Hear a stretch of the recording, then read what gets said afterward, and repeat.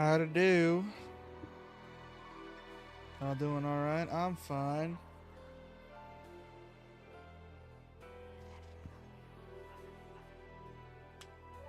Yeah.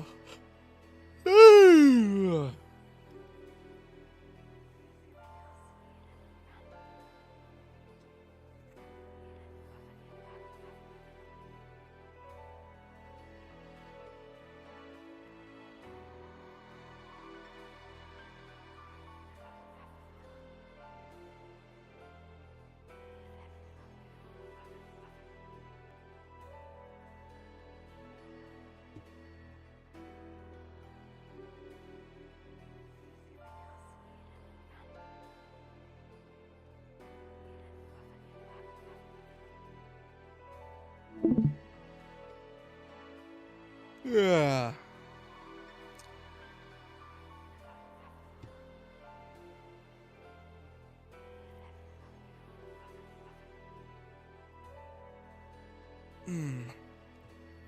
My day's fine, and I'm just setting shit up.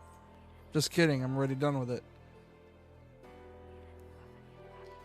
But yeah, we're playing Bayonetta tonight, and I just realized I misspelled Bayonetta. Fuck. You know what? Fuck it. I don't feel like changing it.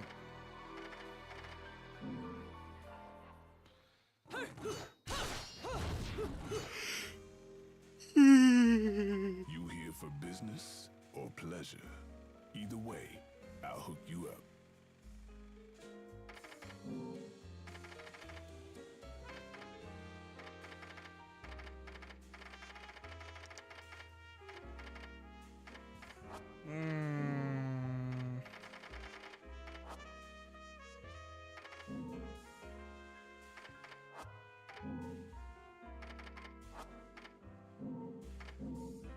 There isn't really much point in being here, but god damn. Alright, so we're just gonna get started. We're gonna get into it. We're just gonna start it off. Whatever crazy shit happens, crazy shit happens.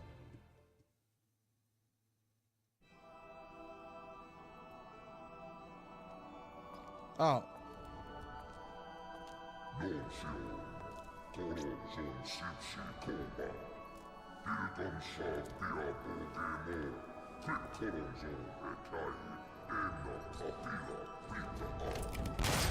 You again? And here I thought I'd seen the last of you.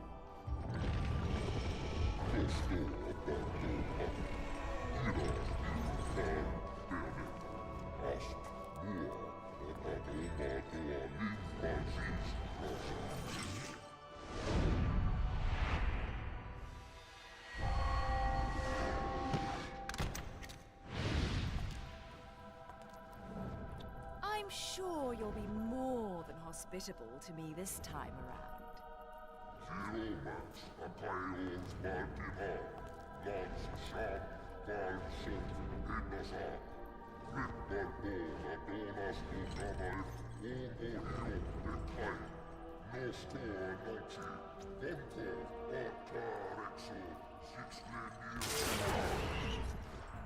Dude, shut up. I'm sorry. I forgot to mention one of the reasons I hunt your kind. You're much too ugly not to put out of your misery.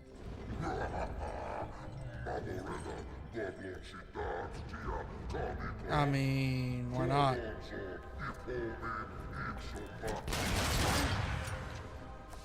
Lock off, Featherface. Or do you want to stick around and find out the hard way? Oh, we're doing this. Whoa!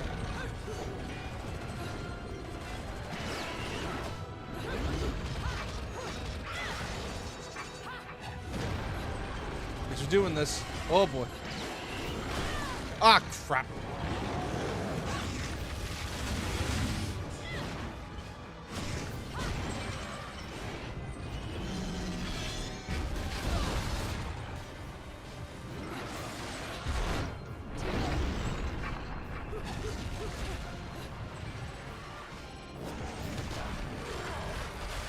Hey, can you not do that, please? Like, I need that platform to kick your ass, so could you kindly not do that? Thank you. crap.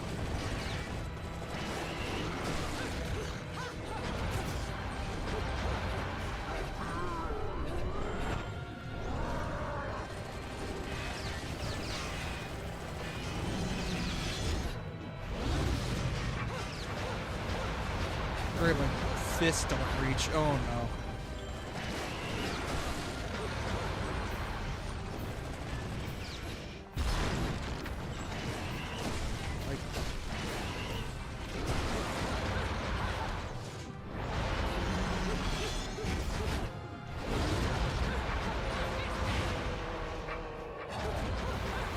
Come on, get down here.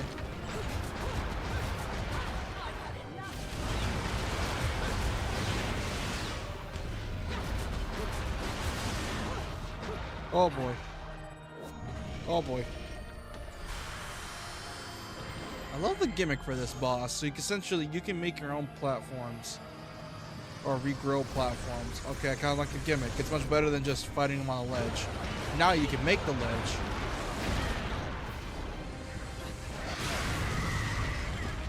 Fun. Okay. Keep trying to fix it again. 'Cause I'm dumb. Oh boy.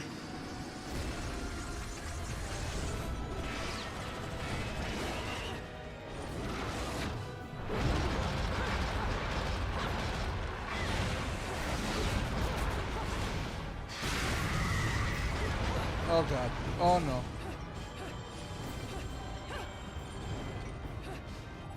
Okay, bring back the platform, bring back the platform, bring back the platform, bring back the platform, because I don't want to die. Oh boy.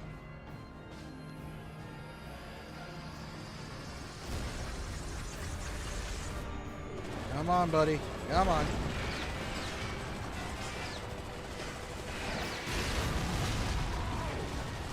Okay, it's very funny. What the... Oy.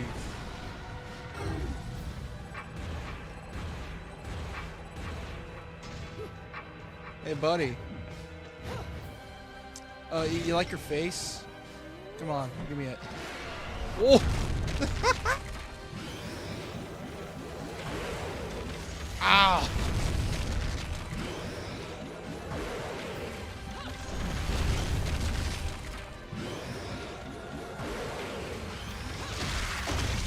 Oh! Ooh. There you go, boys. Eat it up. Come on, eat it up. You're good. Eat it up, boys.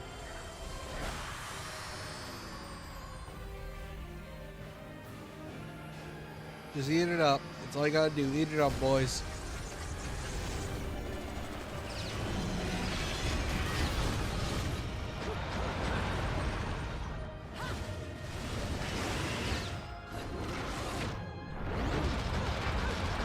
Come on. Oh!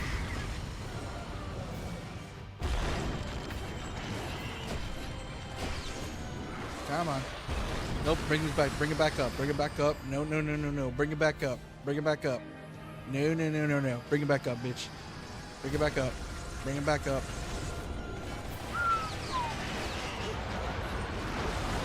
Nope. Wait, did I parry that?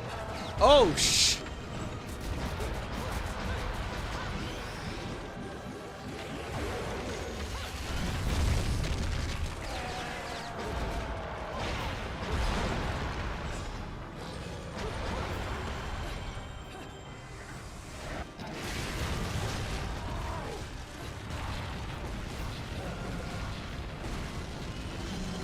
Oh, crap. Okay, time to fix it again. A lot of fixing going on. Bob the Builder looking ass. Oh. Okay, I gotta fix this. Anyways, Chen, how was your day? I'm fighting this thing. I don't know why I'm fighting this thing, but okay, we're fighting this thing.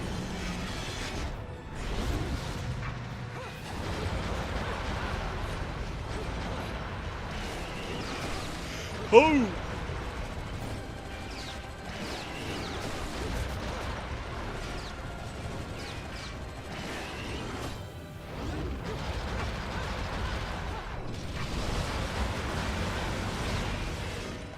Come on, buddy. Come on.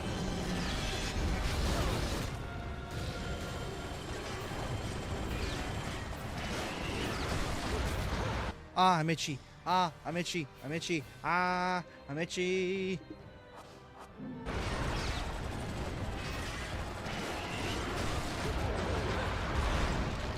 Knock down.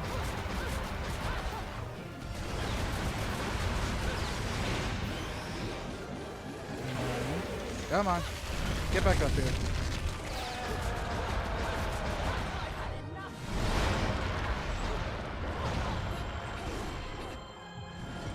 Oh boy.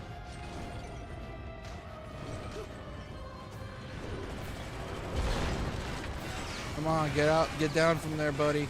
Come on.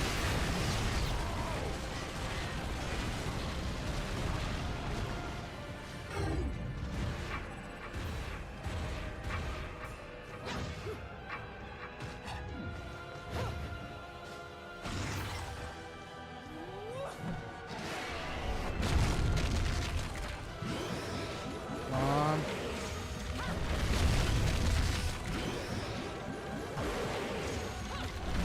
Ow.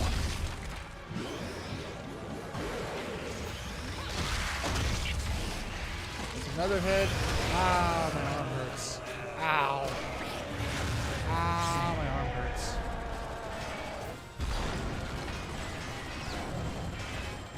Okay, how am I gonna beat you? Let's do some bullshit I gotta deal with. Alright, what are we doing?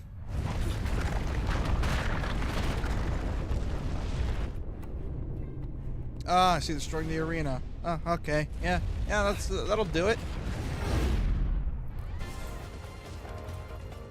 Oh, what's she doing? Oh no, what's she doing? Oh. Oh. Oh, we're on a timer now. Oh god. Hey buddy, come on down here. Come on down here, buddy. You know you want to. Come on, bud.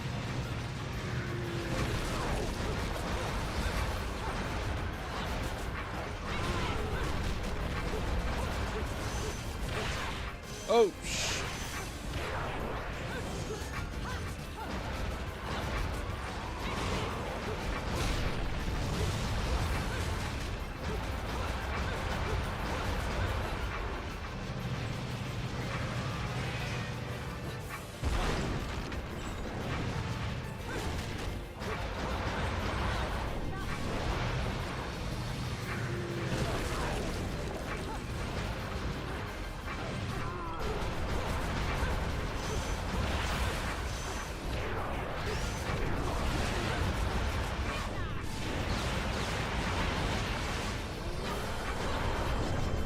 Nope. Okay, what are we doing? What are we doing?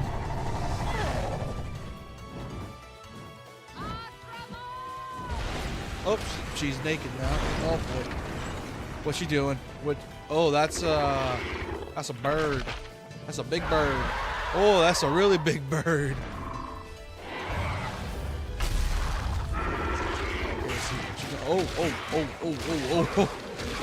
Oh. They. Jesus.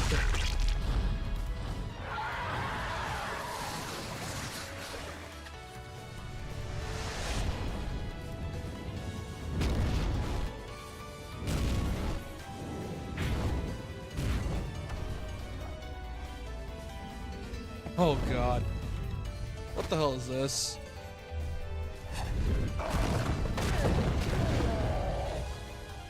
No, you're not nearly so ugly when you're screaming.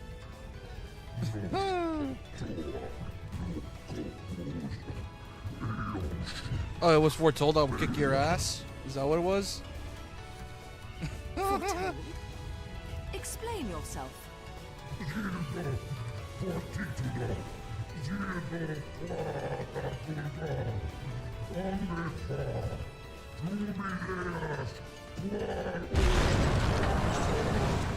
Oh. Hey, Hellspawn. Come, it's Din Dins. Come have your Din Dins.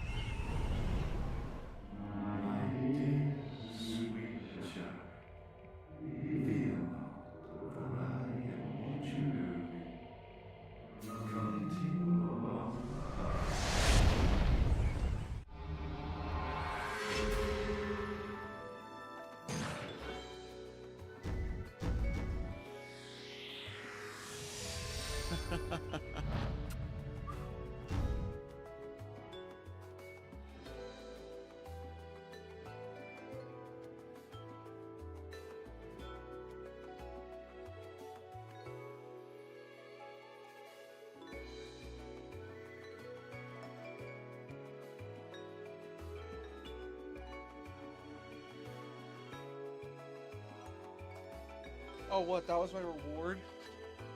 Come on, really? A silver? Funny game, funny. Well, Blizzard got a shit ton of Halos. Ladies and gentlemen, it's what you've been waiting for. Angel attack! Ready, fire!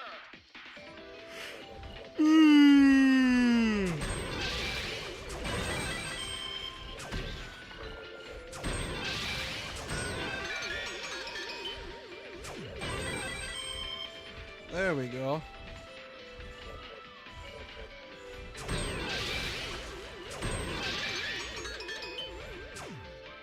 Shit, missed it. Round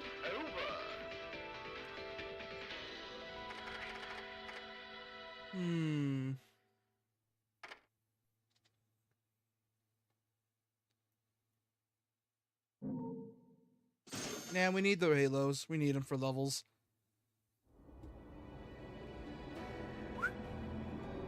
Barely starting the stream, and that's the first fight we get. Jesus.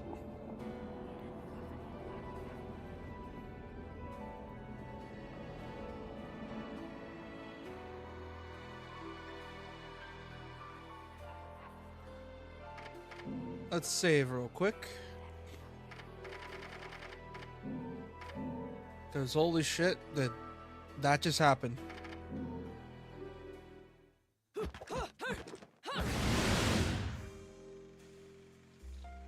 You really want to make a deal with the devil? Relax. I'm just fucking with you. Oh, I love you, Rodon, but please don't fuck with me right now.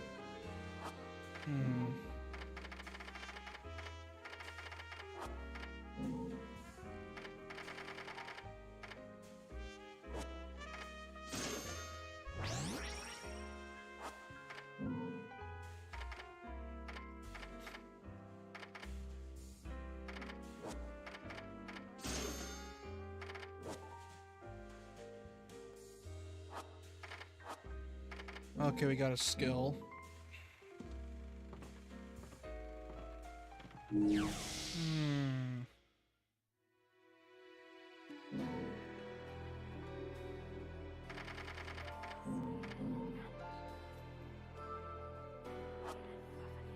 All right, let's get on. Let's continue onward. See what craziness we're gonna be into. Oh god. Oh god. I wonder what was going through Kamiya's head when he was making this game. Probably a lot of things. Quite a few things, actually. Like I said, I fully believe Bayonetta's full of the ideas he wanted to do from DMC, but he couldn't do them. Flyer miles for that flight. Like, I fully believe that's the case, because no wonder they didn't want to make DMC the way it was, because holy shit, Kamiya is a fucking crackhead. Like, the fact that Sega was able to give this man a shot with Bayo is amazing. Makes me wonder what happens if Kamiya stuck with DMC. Like, obviously we wouldn't have the DMC we know today if Kamiya stayed, but... Whoa. But it would be an interesting thing to see.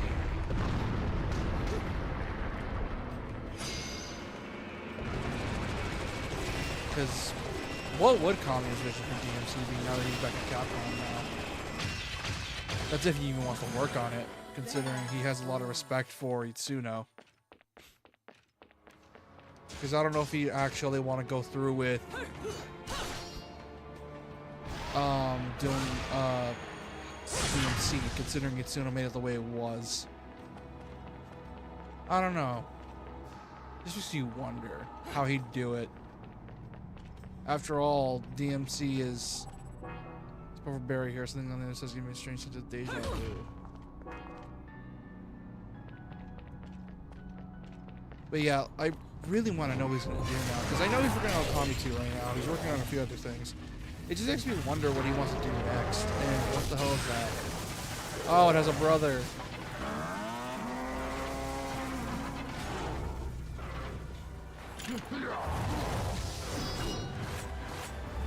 I hate these things. They're annoying as shit.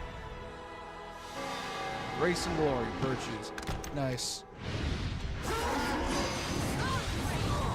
You know what? Let's get rid of you first. Because you have that weird bullshit lightning. So I'm gonna deal with you first. Why? Because you annoy me. So bye-bye.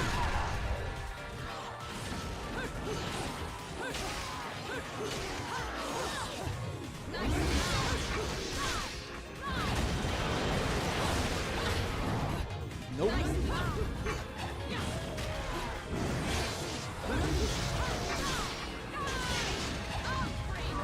And dead. Hey brother.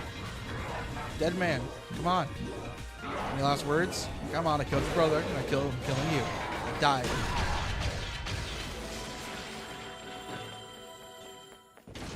Ooh, he gave me a gift.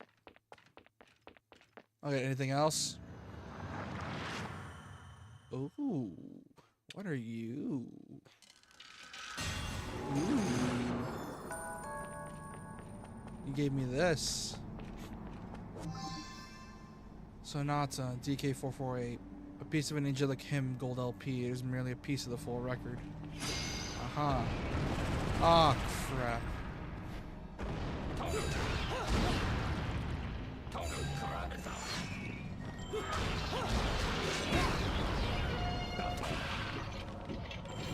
Come on. Get over here. You coming over? No? Okay. God damn, this game looks beautiful. Like I've mentioned this plenty of times before, I'd rather have an art style that's really good than a realistic one, because holy shit, I love this game's vibe. Like, Bayonetta 1's vibe is so different compared to 2 and 3. Oh. Huh. My lipstick.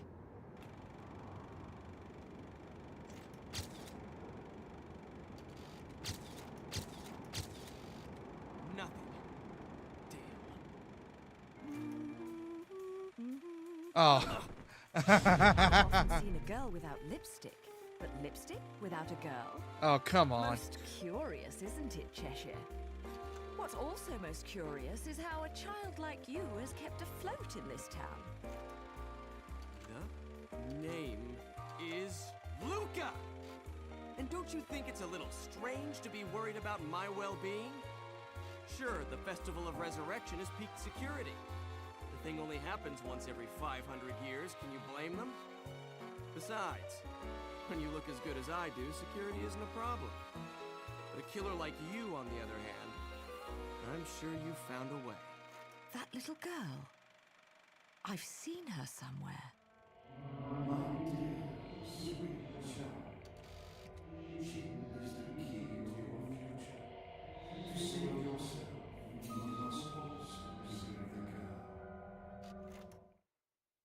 Hey, don't go freaking out on me. We both know you came here for something. But what you don't know is the closer you get, the harder it's gonna be for you to get away from me and what you've done. You'll have to fess up to it all. I can't wait for you to get your hands on whatever it is you're after. Let me guess. You want a cut? Well, if you're still alive by then, perhaps you can appeal to my generosity. Still alive? You may be standing right in front of me, but you're definitely not living in reality. Which is a shame, because the truth is always going to be the truth. All I see when I look at you, the real you, is the truth. The truth is, you killed my father. I don't care who believes me. They can't reject the truth. The truth will set me free from your black stain on my life.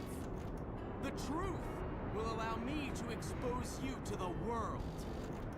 Then, I'll have won.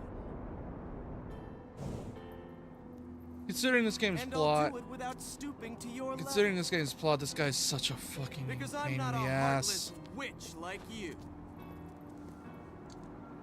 God, you could tell Bayonetta's not What are you gonna amused. do? She Kill is me in not plain sight? amused by this fucker. Go ahead. It would only prove everything I've said about you. Well, that and sadden the hearts of a number of young ladies. Claire, and Trish, and Sylvia, and Amy.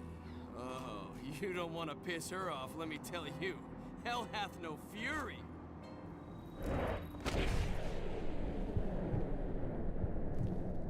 Damn, bro. Why you got your hand on her ass, bro? Oh. What the?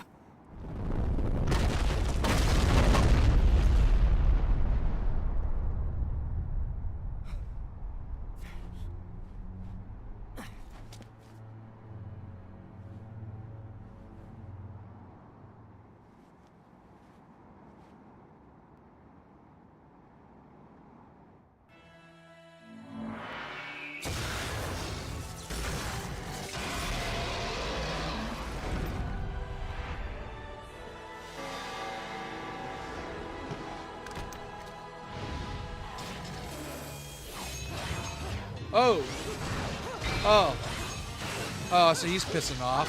Cool. Ah!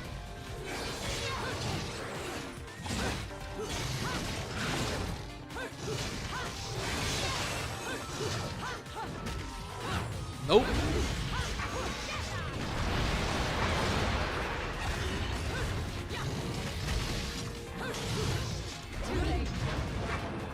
And woo! God, Luca, you're such an annoying little bastard. You know that? Oh shit, can you be annoying?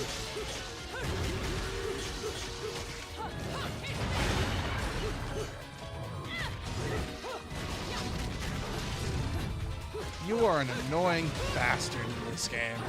Especially annoying. Like, I get it, that's her whole plot. You think Bayonetta killed your dad. But goddamn, are you a fucking idiot? It's understandable why you're an idiot, but come on. Like, I get it. Your plot makes sense. I'm not hating because it makes sense. I'm hating because you're such an annoying piece of shit. Because you're actually decently written in this game. You're annoyingly written, so it makes me mad.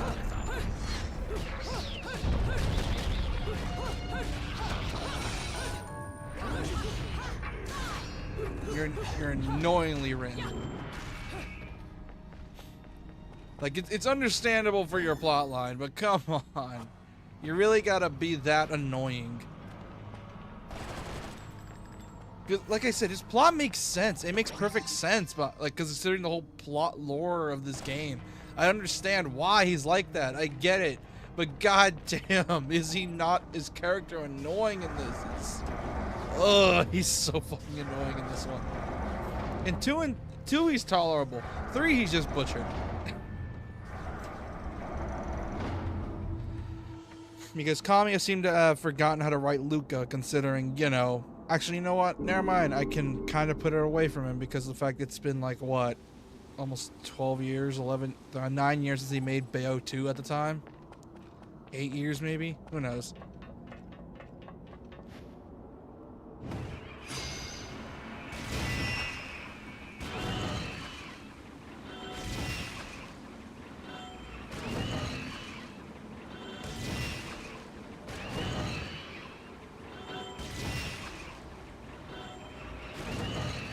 There we go. And ba-boom. Oh, what the hell spawned? Oh, it's you assholes.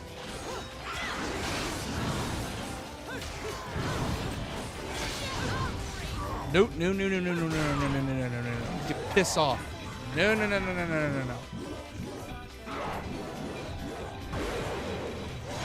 Bye-bye.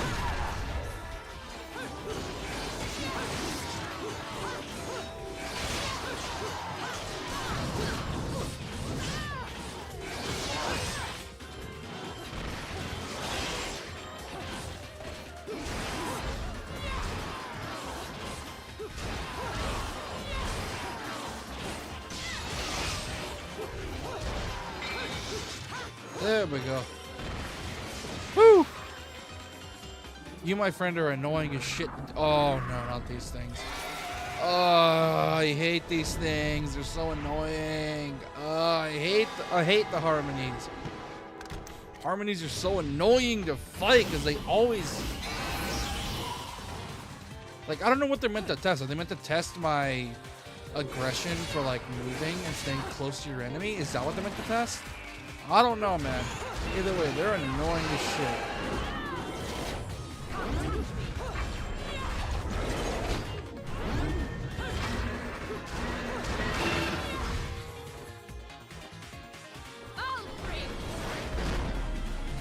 Oh, Christ.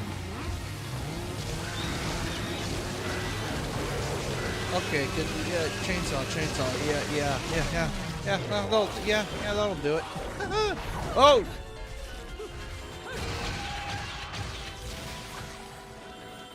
I got chainsaw now. No, what are you?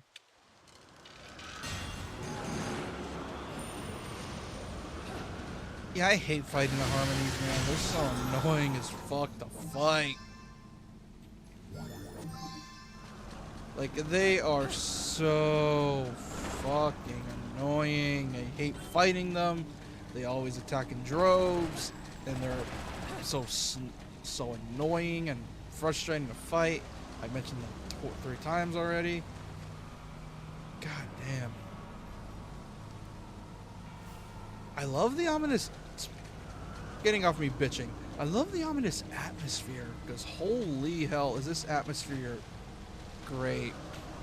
Like, I love the whole 60s, 40s, 60s vibe that Bayo was doing. And it makes me kind of upset, in a way, that they didn't keep this for the rest of the series. Because I don't think any game had this sort of vibe. It's like, it has that DMC1 sort of thing, where, yeah, mechanically, well, minus all mechanic, is that gameplay-wise, it's amazing still, like, for the time, and with Bayonetta 1, it just aged more gracefully. These are the real works of art. But goddamn, like, the atmosphere is so good. It makes me so upset they didn't keep this vibe. And it makes me, yeah, like, it makes me just upset they didn't keep the vibe, and they went to like a more modern approach. Like, I get it, it was set in modern days, but the whole, like, atmosphere felt 60s and 40s inspired. And it makes me kind of upset they never kept that vibe. Like, if they ever, I know that if they remake this game, it's gonna be really picky. If they ever remake this game, which without Kamiya, I think it might be a bit of a struggle, or a bit of a, what's the word? Bit shit, because, well, obviously current Platinum no longer has the leads anymore, like the head honcho, so they got to really raise some new talent. I wonder how they're gonna do a new Bayonetta, considering no longer have Kamiya at the helm anymore.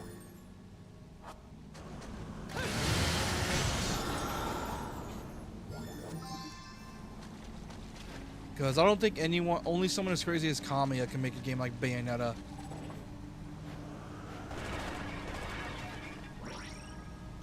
And it's gonna be weird. Like, they might remake it in the new engine, or for the Platinum Engine 2. But who knows what they're gonna do after NG4? Because after NG4, I am drawing on blanks what they can do. Because, like I said, they're probably gonna go for the whole live service mantra, which is why, like I said, if they are gonna go for it, the first thing they can do is just make Peak of Combat but better, because of course anything's better than Peak of Combat, or do contract work, because that's the only thing I can think of they could do. Like doing contract work, because unfortunately that's the only thing they're good at, like helping with other IPs. It makes me kind of sad that they can't really hold their own most of the time. Like, it's a shame they can't really self-publish, it's a shame they can't self-publish.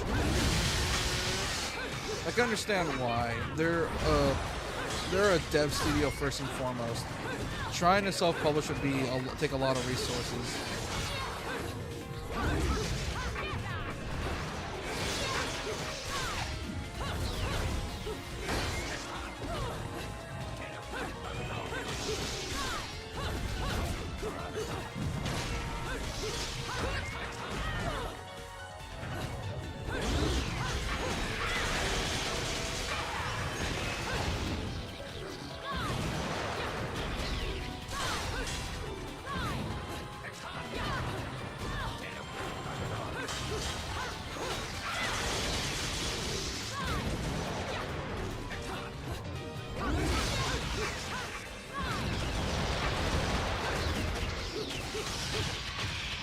god, my brain keeps going to DMC, and I'm so used to launching enemies so easily that I forget that, oh wait, Bayonetta has to make you earn those launches. You can't just manually do them. Because I keep trying to launch, and I'm not used to it. I'm so used to it, like, because my DMC brain just kicks in for this game, because obviously it's very DMC-esque. I'm not supposed to play it like that, because obviously I'm not supposed to. So it's so weird trying to do that. Whoa.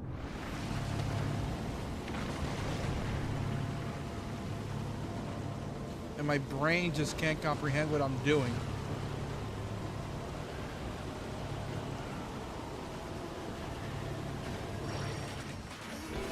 Oh, stingrays.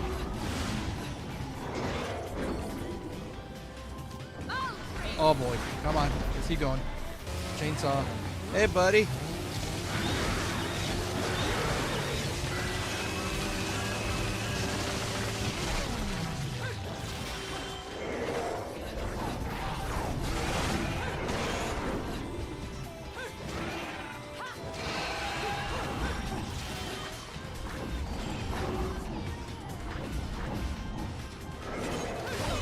Oh shit.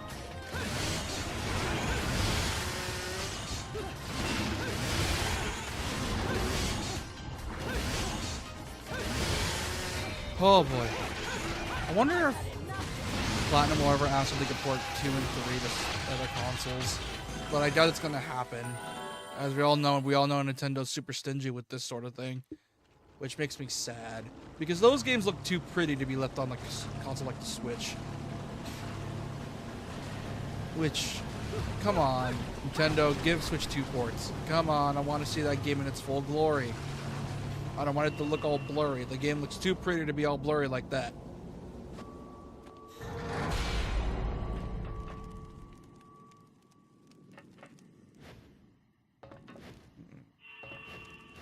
Up and away. And here we go.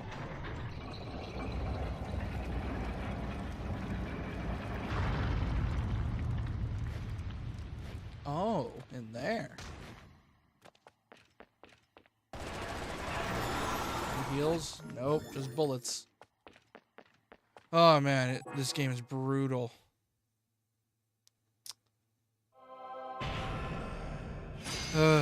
Okay. Who's coming in? Oh, it's you assholes. Ow!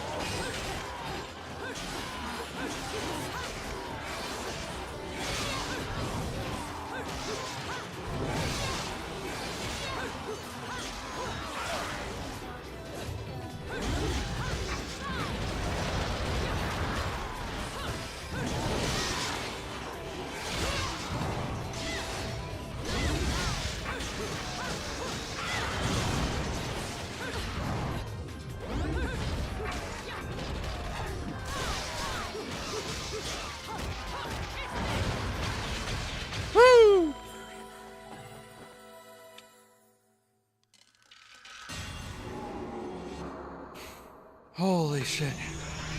Oh god.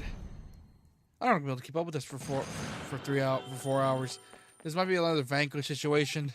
Because there's no way in fucking hell I'm gonna be able to pull this off without being incredibly tired. Woo! Because I am going to be drained by the end of this. Any items here? Oh, there's an Alpine puzzle. Is it your Alpine puzzle? Yes. Okay, let's see. What are you gonna make me do here, game? What you gonna make me do here?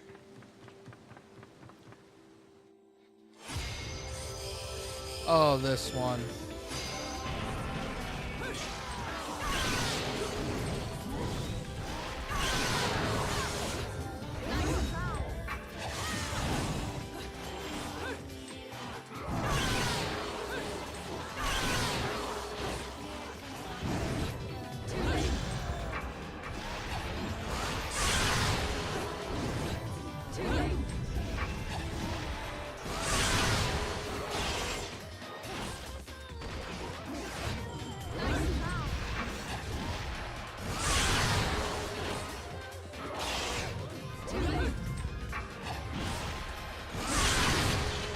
There we go.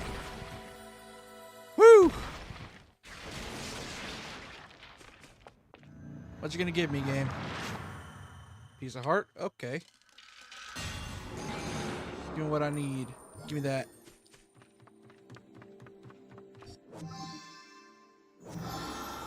Ooh, extra heart piece. Oh, this is so weird. Ah, my back. Ow! I need to get something to drink. Hold on, be right back.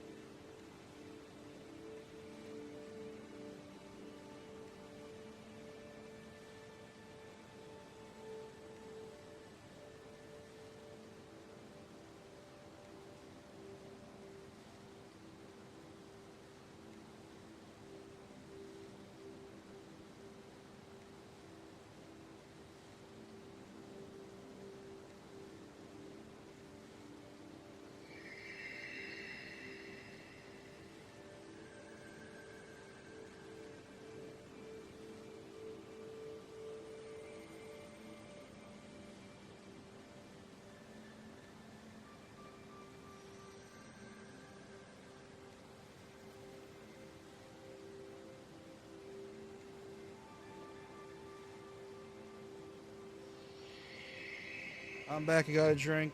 I'm here to drink. I got a drink. So I got Mountain Dew. And get out of here. Whew. Uh-huh. I forgot it's a movie.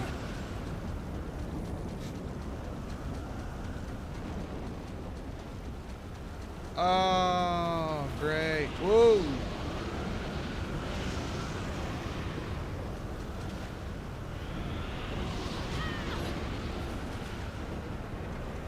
Okay, keep on going. Keep on going. Oh boy. Keep on going.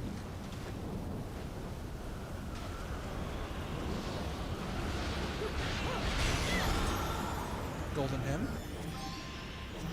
Sonata. Oh, nice. You know, one thing I will kind of wish is that we got for this game is I wish weapons had certain moves you can unlock. Yeah, I get it. You have the abilities like for certain combos like the stiletto and the break dancing, but like I really wish there was like genuine moves for your weapons. Like that's how Bayonetta 3 did it, and I like the way they did it with that system. Maybe if they ever remake this game, which if they ever do, they gotta replace Helena Taylor, obviously, which, oh boy, I don't think they want anything to do with her anymore.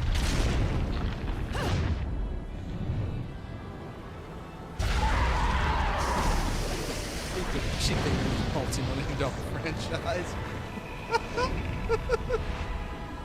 Alright, what are you? Inspire. Okay. Alright. Let's see how this goes. Come on, you big bitch. Come on, get over here.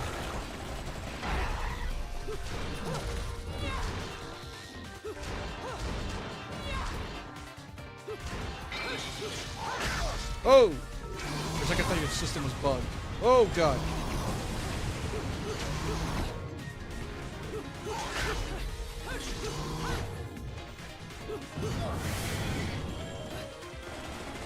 Oh, I need a craft.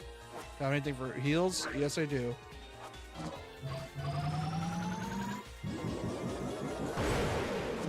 I like the light crafting system in this game.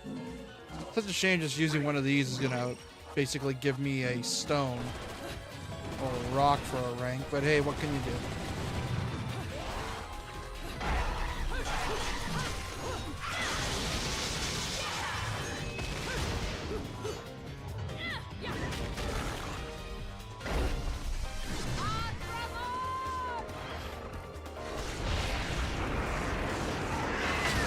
Nope. Oh, he hungry. He's hungry. He's a hungry boy. He a hungry boy. Come on, have your din-dins.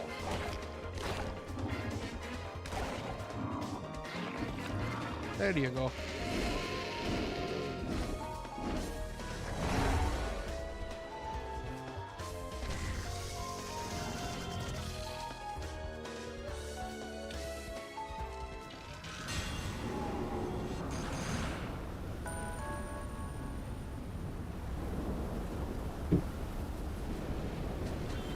Needed a drink after that, because these things can get annoying as well. A lot of enemies in this game are annoying, mainly because of the fact that my DMC brain, or my brain is so DMC coded that when I try to do a combo, I instinctively try to do a launcher. Because this is very obviously high time, and it pisses me off because when I try to do a high time, it doesn't launch, and it makes me sad or upset. I get mad, I want to do it. But I'm not supposed to play it like DMC, at least not exactly like it.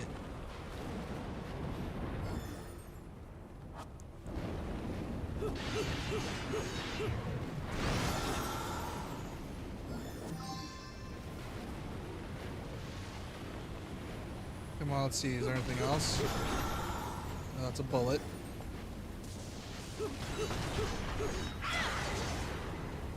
Oh boy.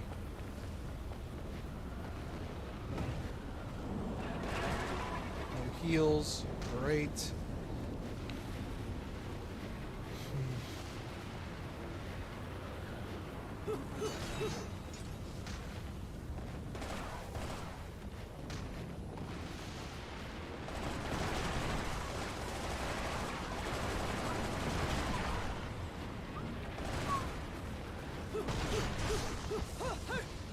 At the chest. Is there nothing for these gargoyles? There's nothing. Great, nothing. Actually, nothing. Oh, another one of you.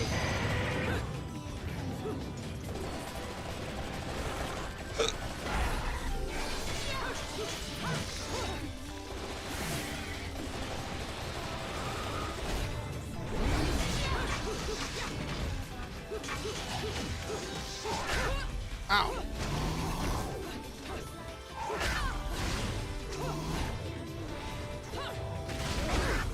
Jesus Christ. Okay. God, these animations are so annoying. I have a habit of just dodging way too early. I dodged way too early for this.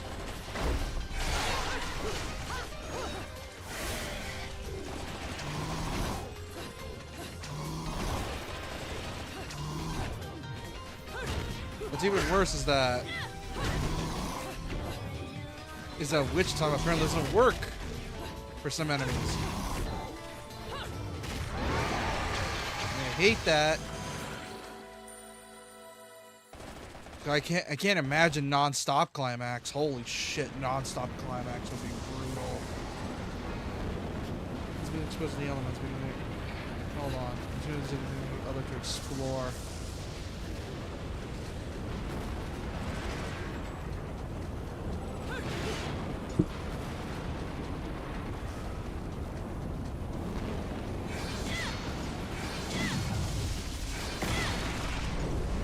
Oh no. It's a giant mecha angel thing. Oh no. Oh god. Giant mecha angel.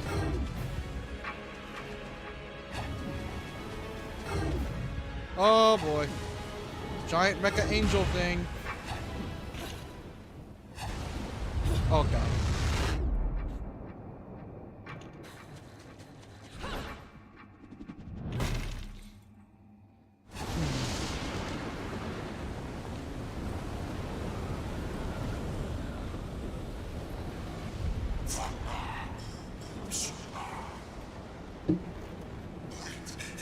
Hey, Jean. The only ones meddling are your hapless minions. This will be taken care of in the manner I see fit. Your assistance is not required.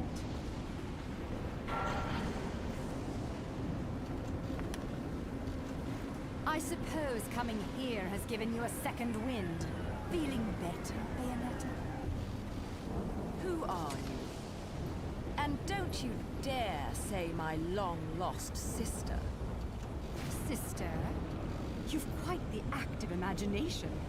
You and I once fought for the jewel upon the crown of the Umbra throne. And now that you've returned, my sleeping beauty, it is time to finish that fight.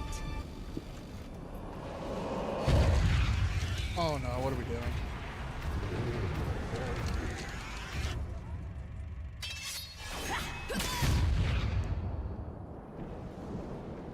No time for daydreaming.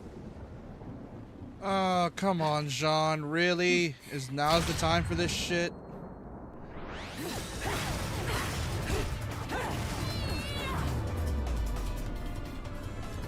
Come on, Jean.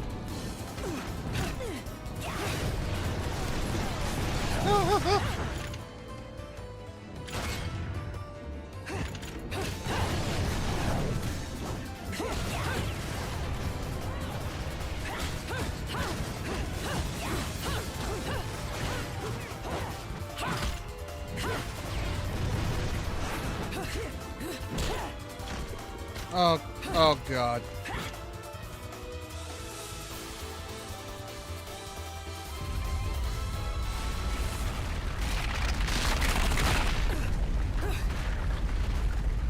Ah, crap. Oh, there goes Jean. Fouled it all up again. But perhaps this can be to my advantage.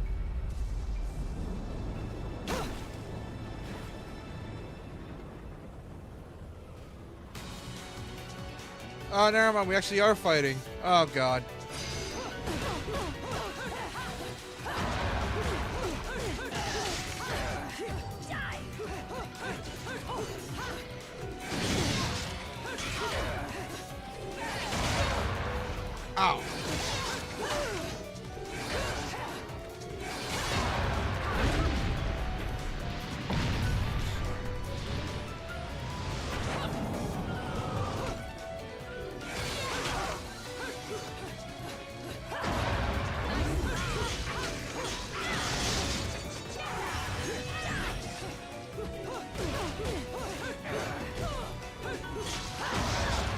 Ah, crap.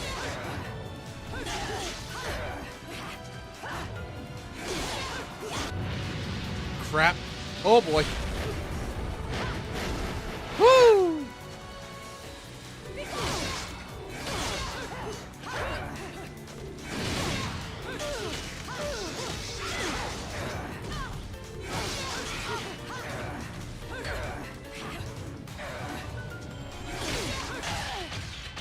Oh god.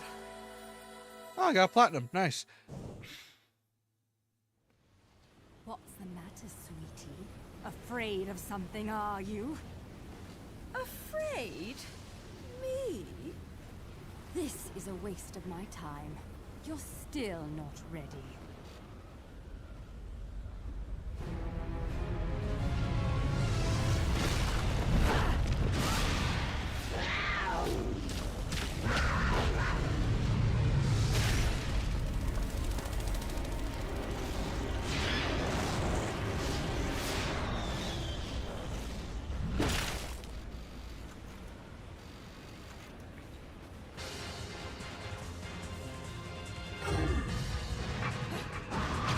Oh shit, Beast Within. This is transforming an animal from forming unlocking mysterious mythical powers. For instance, if one were to unleash the power of Panther transforming the beast, it would be granted speed as fast as the wind. The ability to summon even the most dangerous cliffs with ease. Okay. Oh my. That was bloody amazing.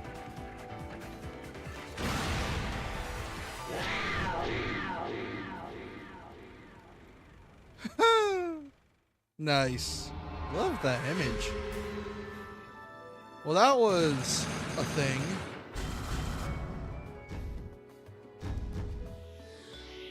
Oh, bronze.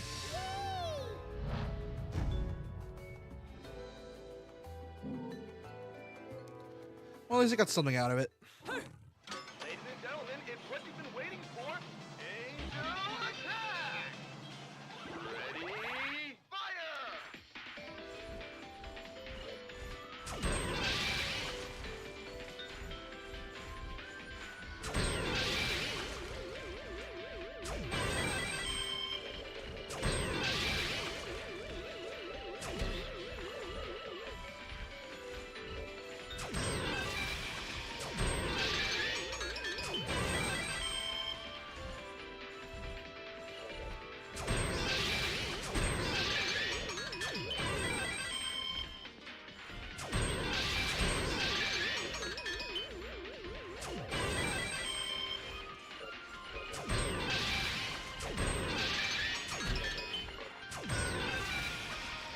Round over.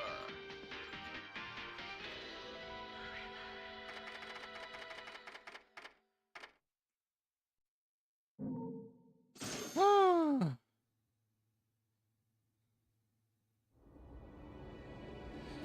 Oh, God.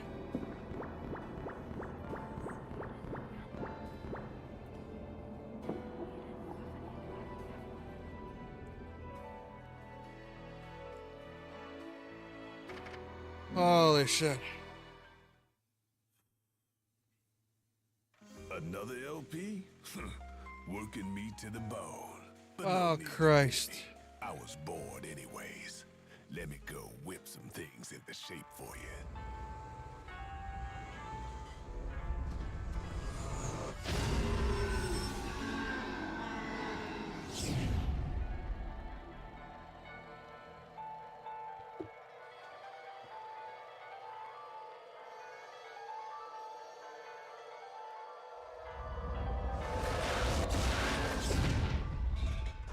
Oh, This shit. took a bit to pound into shape, but the workmanship's solid.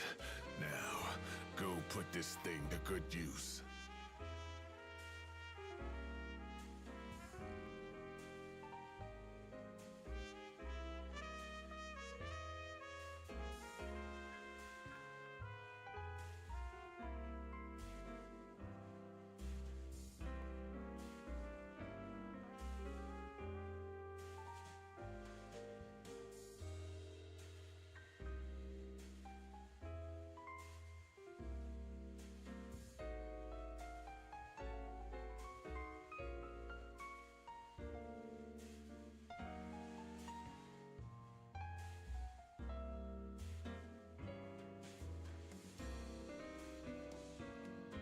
Alright.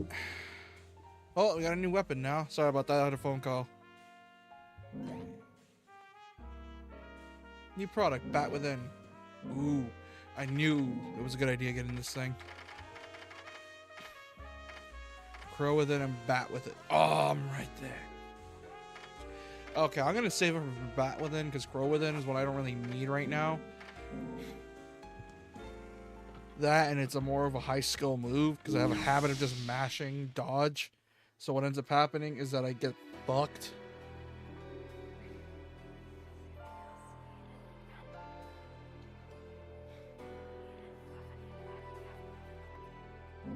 Oh boy.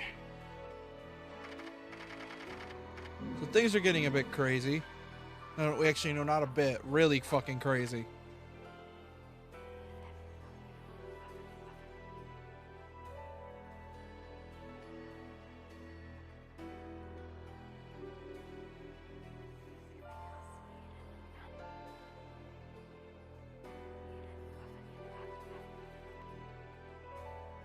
Oh, Christ.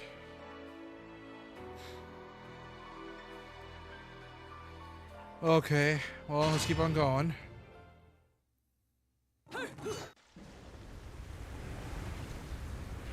Back at the proving grounds. Isn't that nice?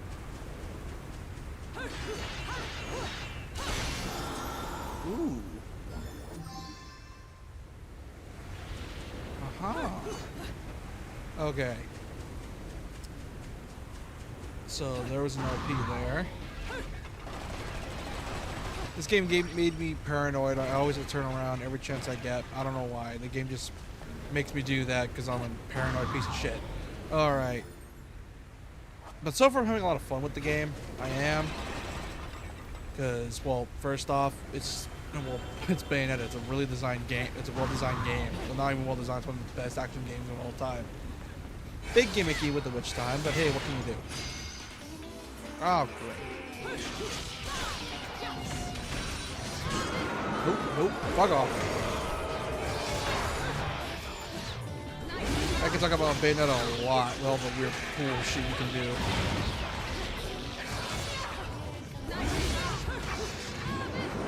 Hey, buddy. Bye-bye.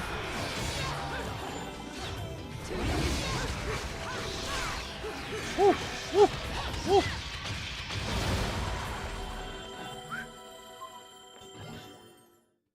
Oh, God. Yeah.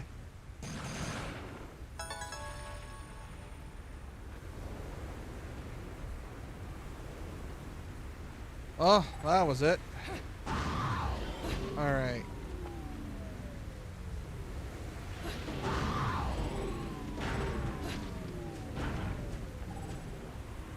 Give me the whip. I want the whip.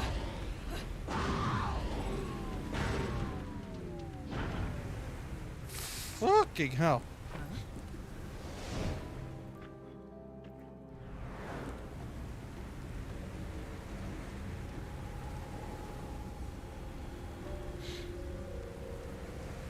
Oh, shit.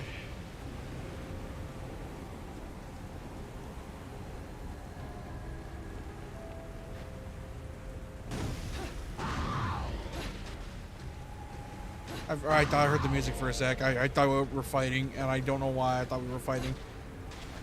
I thought we were still in a boss fight. Fucking hell. Alright. Check it. Witch statue here is also in terrible shape. Restoring this one should be easy right now. Oh, two of these fuckers. Great. Okay, how can I deal with you?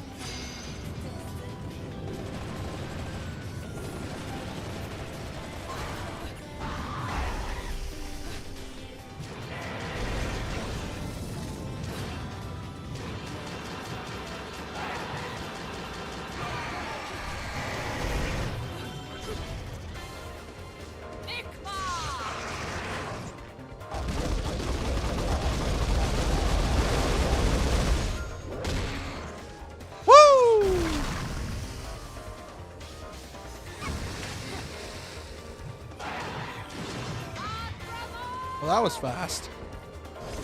Usually these things are annoying as hell to kill. Hey, I got num-noms. Nom noms.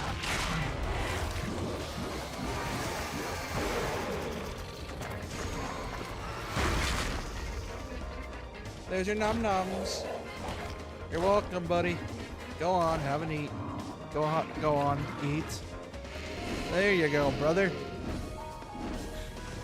Nice din-dins.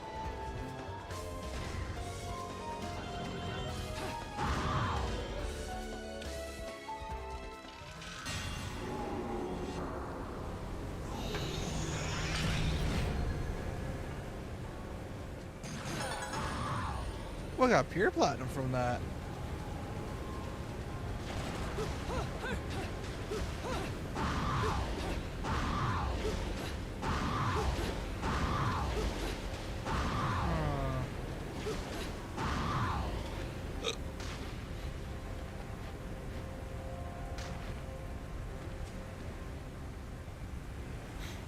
I know there's a weapon you can get here. 'Cause I looked up how to get all the weapons for 100%ing because of 100% reasons. So I know there's a way to get weapons. Because I know there's a weapon here.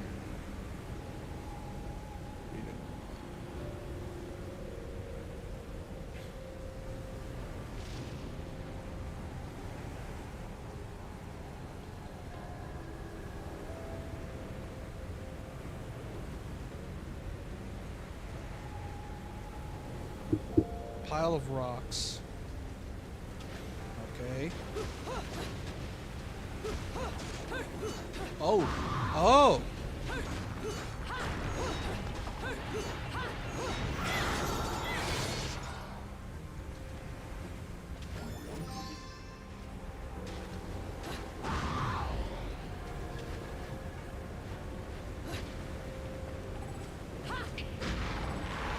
And activate. Oh, whoop. Okay. Anyways, where was I? The platinum. Oh yeah. Hopefully they're gonna do more with Bayo, considering the fact that, well, they've been treating Bayo as a mascot as of late. I think that's what they kind of need, because Bayo is, well, when you think of platinum, you mostly think of Bayo. Yeah, Metal Gear Rising is also one, but when you think of platinum, you think of Bayo, and vice versa. It's just one of those franchises that the developer behind it's so ingrained in the series that anyone else that tries to do it, it just doesn't feel right.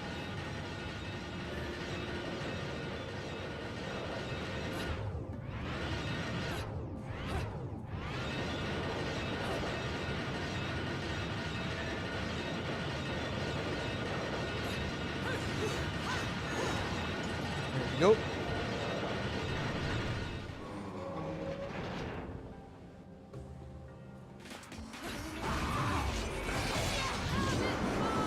Fog off.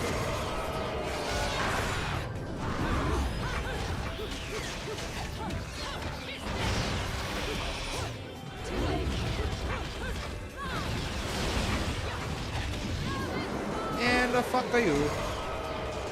Woo!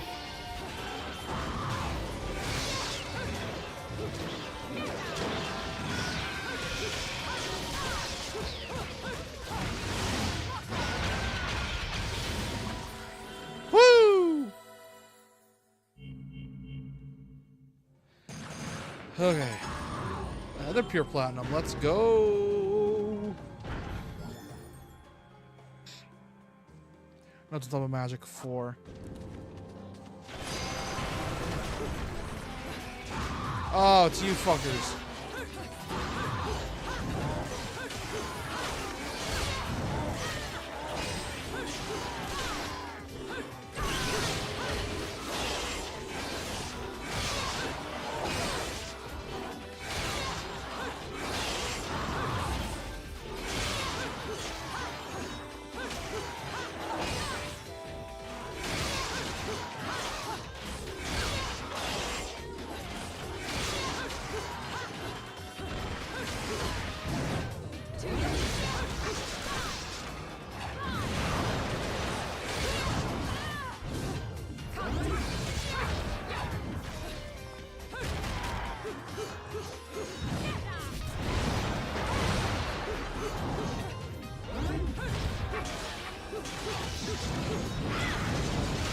Nope.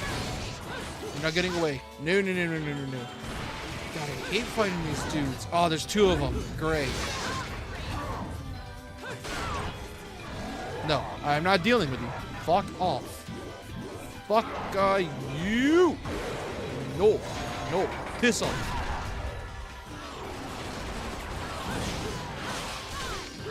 There we go.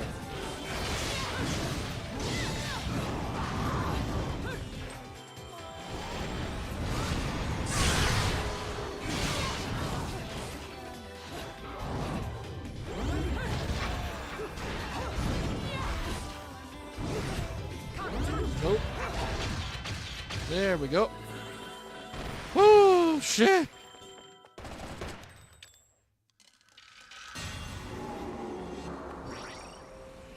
Oh, shit.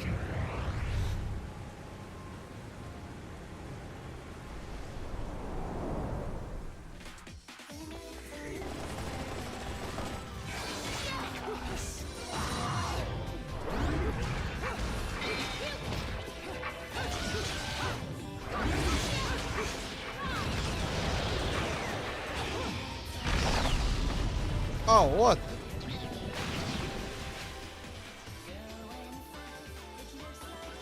Huh.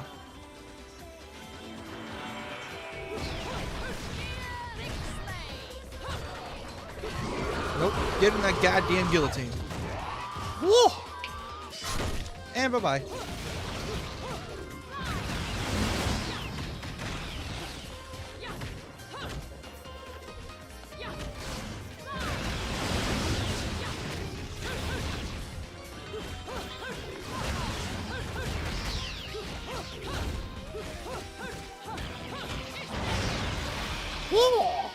Let's go. Holy shit.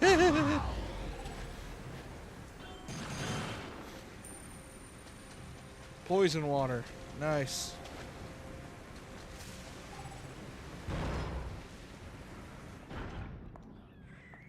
What are you boys doing in here? Are you hiding something from me?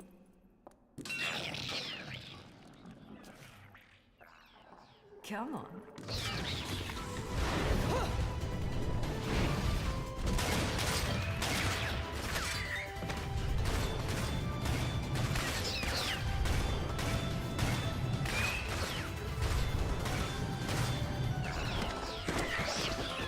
Oh shit. And Bayo just doing her thing. Oh, okay. You got it, Bayo. You have a fat ass. You didn't have to do that. We know. You've been cheating on me, haven't you? Someone else to watch your eye? We get it.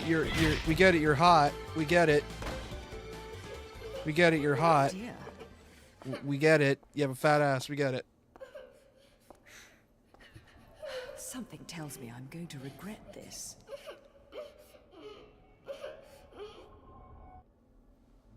Oh, hello. She is the key to your future.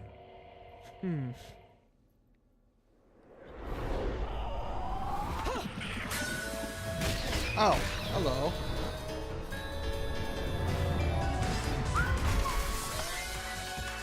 Huh.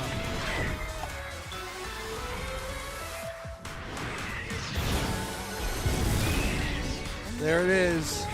There's the OST. Yes. Only one to play savior. But I suppose I can make an exception and cure all of you. Just this once, please. Whoa. Bye bye. Oh shit.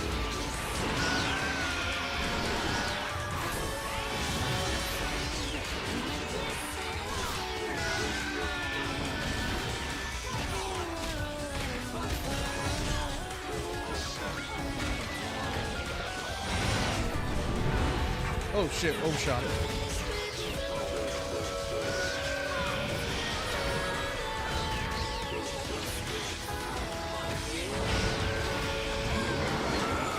Bye bye.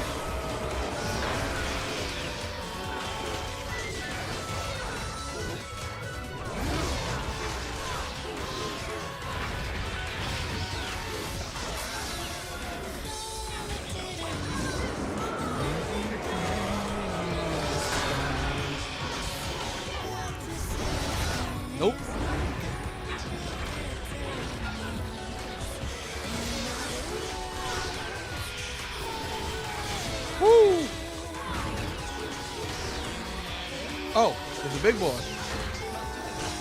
Nope. And piss off. Woo! I am on a roll. Holy.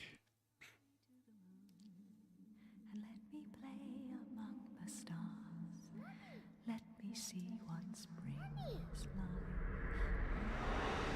Mommy! Was I just singing? Mommy! Whoa, whoa, whoa. Slow down, little one. I am not your mother. But, Mommy... Will you quit calling me Mummy? You're. Aw, you made her cry. Ugh. Oh, come on, There's man. You two made her things I hate cry. in this world, it's cockroaches and crying babies. Well, a crying baby cockroach would be truly terrible. So don't you dare cry. Yes, Mommy. Oh, she's adorable. You've got to be a strong little one to survive in a place like this. What's your name, anyway? Teresa. Cereza? You're not from Vigrid, are you, little one? Where are you from? I'm from my house. Well now, I'll hazard a guess this isn't your home. So what on earth are you doing here? My daddy told me to come here. And whereabouts is this daddy of yours? He was at work, but now I don't know where he's gone. I want to go home. I can't just drag you along wherever I go, little one. So you better not be getting attached to me. Yes, Mommy? Come now, little one. I'll help you out of here, but that's all. Aw. And you have to promise there'll be no crying. A single tear and you'll be crying alone. Got it? Okay, Mommy.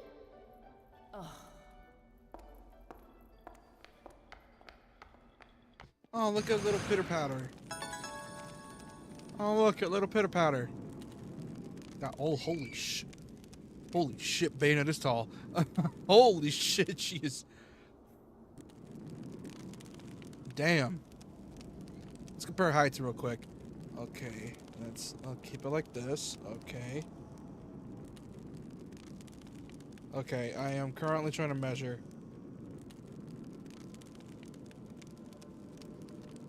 Bayonetta is 2.5 Cerezas tall. Oh god. Like, I get it, she's not meant to be like that tall. I think it's an over dramatization. Like, the meme is that she's 8 feet tall. That's obviously not the case.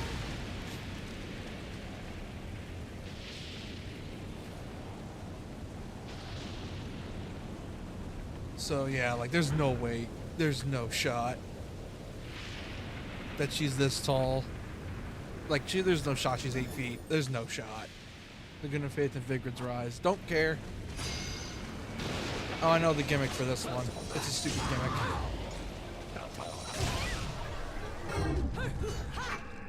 Where is it? There it is.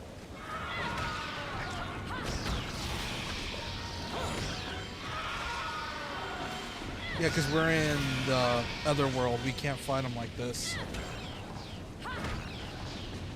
It's stupid, but hey, what can you do? That it? Or is there more? Nope, that seems to be it. Alright, let's get to it.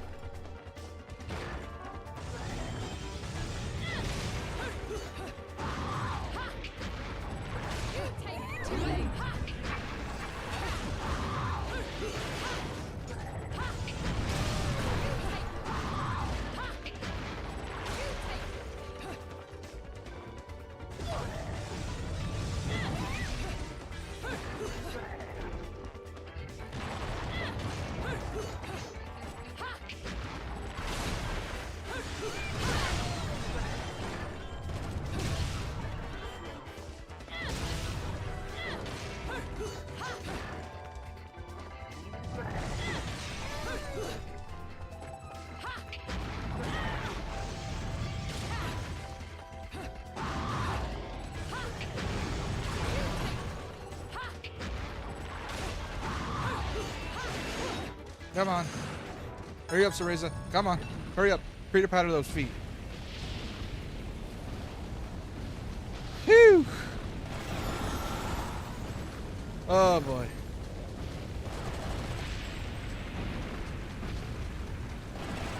In fact, this thing can't fit. Oh, but at least it's good to know this thing can't fit. And it's struggling through getting over a small hole, so there's that plus. Tutorial.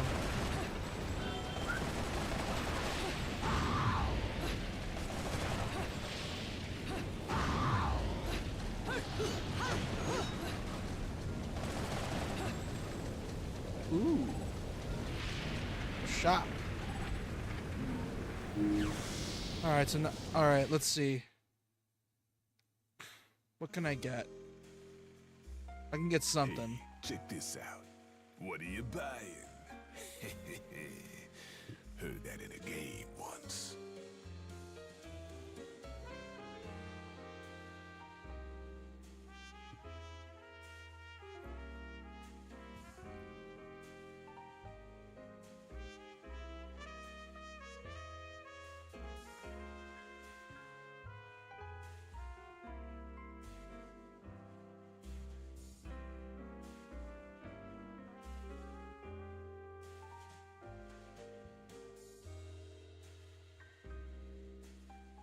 Oh.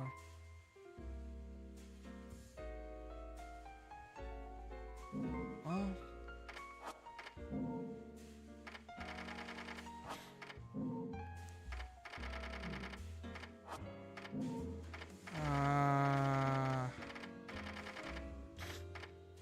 Oh, I need my bat within. Oh, but I'm not gonna lie. Oh, I'm right there. I can buy crow within. For now, bat within.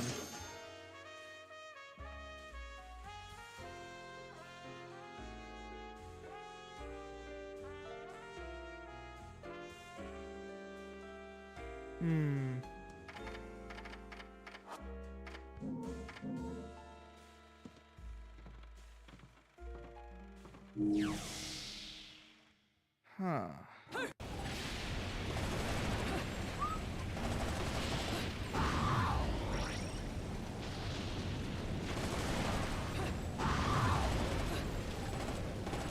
Shit. Oh, I missed it. Fuck up. Please let there be enough halos here so I can level up, because I want to level up so badly. Please, for the love of God, let me level up. There's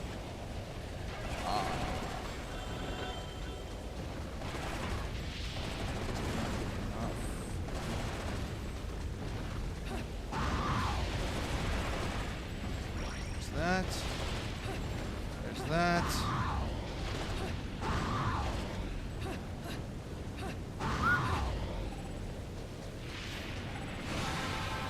Okay. Oh, Christ. We're in heaven. Hello, heaven. We are in... Oh, that's a lot of angels. That's not good. Hey! It's the big boy. This is probably how you got lost to begin with.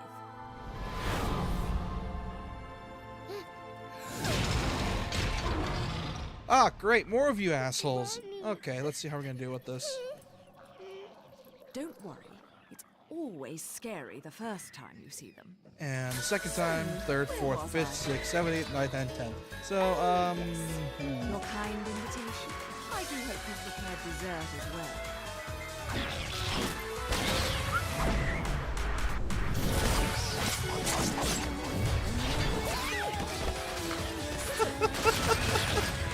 God, I love Bayo. Whoa! Whatever ears, dude. It's gonna make her deaf. Oh, what a lovely tea party. And dancing, too. Cereza, my dear, watch and learn. Considering this game's plotline, I think Cereza grows up to... Oh! Hey! And piss off. I didn't kill. Fuck.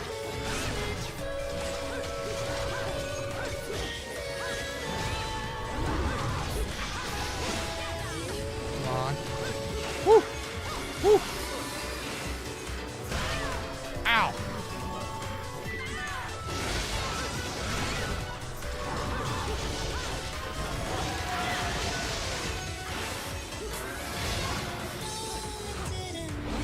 Nope. Fuck off.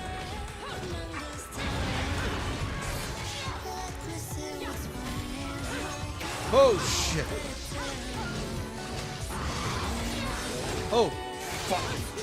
Oh shit. Fuck.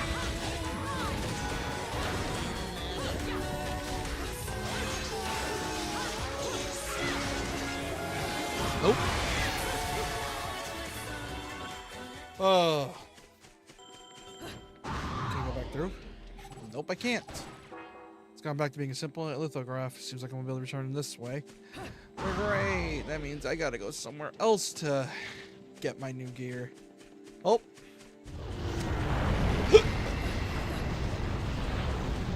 Oh hell. Oh god. Oh shit. Oh no. Hey. Fuck.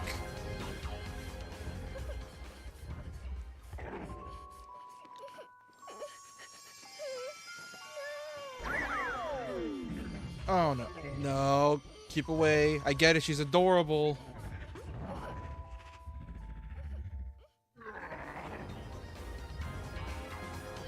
Oh, come on. Oh, shit.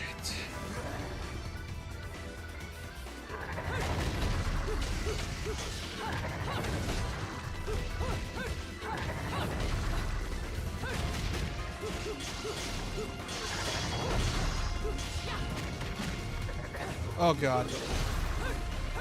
Okay, look, buddy. Look, I get it. But Soraya's is a kid.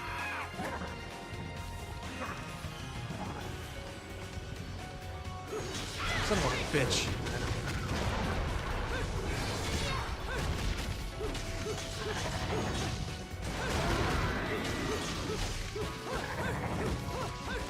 Ooh, ooh, ooh. And you can eat it.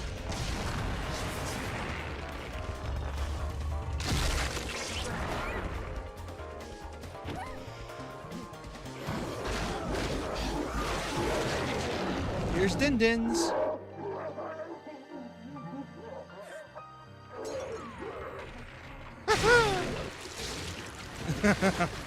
It's like, no, I want to care for the child. No. And it's like, aw. And then just dead. Oh, God, I love this game. Oh, that's not good. Hey. Oh, fuck. I'm a dicker. Oh!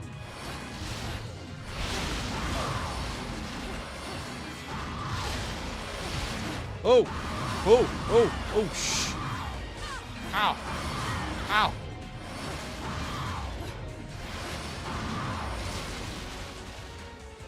Get the fuck back here.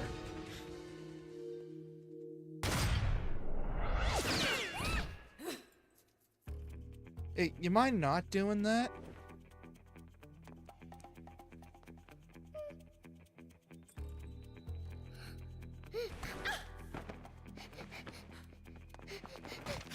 Nope.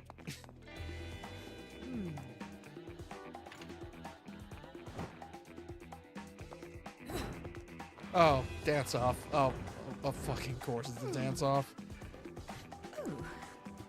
A sexy off? A bay off? A, what do you call it? Meta off? What the? What do you call this? Because I legit do not remember this scene. Well, hello. The fuck just happened? Oh shit!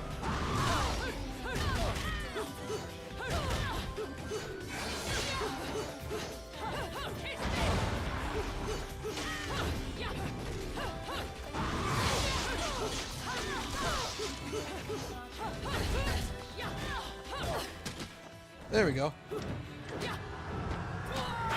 Holy! What the fuck? What the fuck? What is going on? Oh! Oh! What the hell's going on?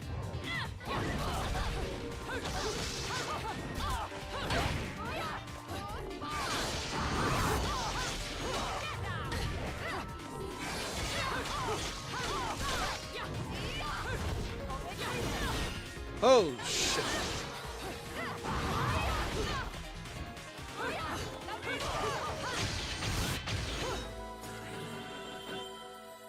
Huh. Oh, that was something. Ugh. Ugh. Ugh. That was weird. What the fuck was that? What the shit?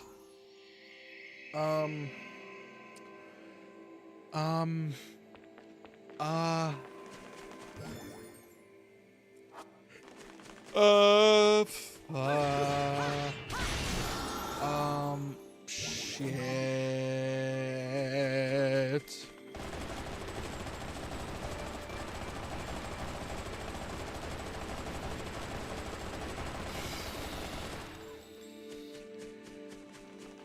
What the shit was that? And back in Vigrid. Shithole Vigrid. I like how there's a tornado and no one gives a shit. Which holds a moon-shaped object shows the true majesty of the Umbra with its powerful, fierce appearance. A pair of statues depicting the sun and the moon seems to have been made in the worship of moon sages and Umbra witches. Is that so?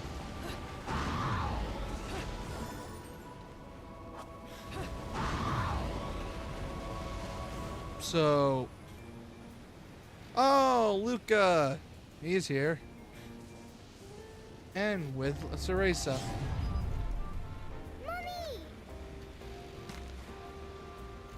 Mummy? You're a mom? You? Come now, Cheshire. Look at me. Do I look like I have any interest in children? No, you look like now a. making one? Well, that's another story. No, you look like a. Whoa, whoa! You're getting the wrong idea.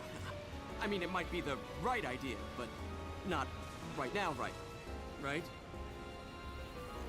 Yeah, speaking of right, I'm glad I've been standing around waiting for you, because I knew we'd cross paths. See, the only way to reach the upper crust and their gated island of champagne wishes and caviar dreams is over Prominence Bridge. Oh, yes. The island. Lovely place, isn't it?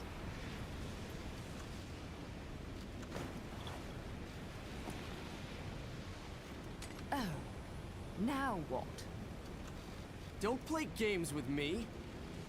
You've worked your magic on this poor defenseless child, haven't you? Oh God, Luca. You're a sad, sick woman. You know that? Shut up, shut up, Luca. I was her age when you killed my father. Wait. No. You couldn't. Oh my God, you did, didn't you? You killed her parents! Come to think of it, she's better off with you. You two are more hassle than you're worth. What?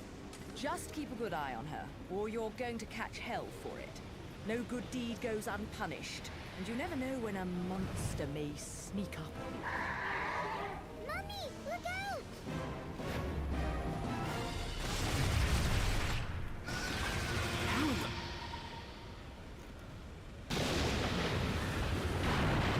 Oh shit.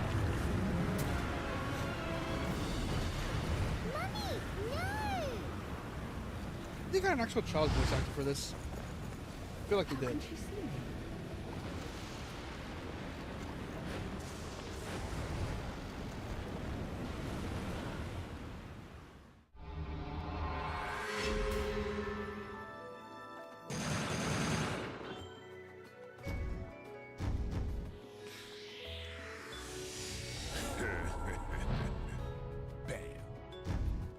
Well, that was something. Ladies and gentlemen, it's what you've been waiting for. Angel attack! Ready? So, Fire! as we know, Luke is an idiot. Mostly.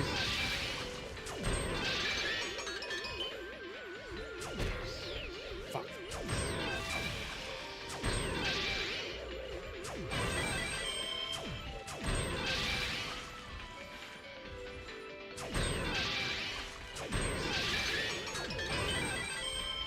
There we go. Alright, got a few more.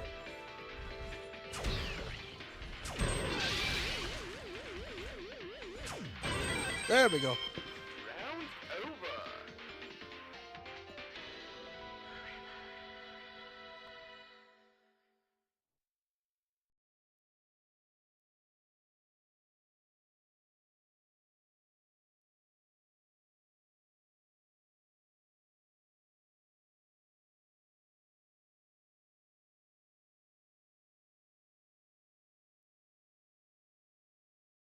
Hey Aries, welcome to the stream. How you doing? I just saw Bayo's clone thing flash me. So yeah, I'm having a fun time.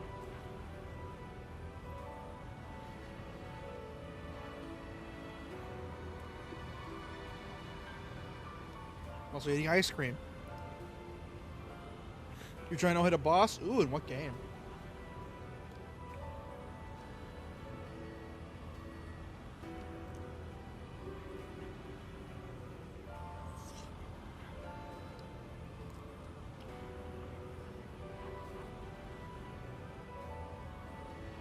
Oh, Deltarune. I need to get the newest game. I need to buy it. But I think I'll just bite the bullet and wait until the last few chapters come out.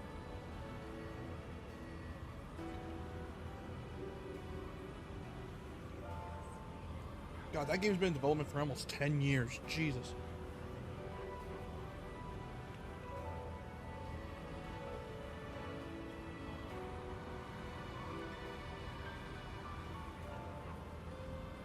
Like, holy hell, that game's been in development hell for so long.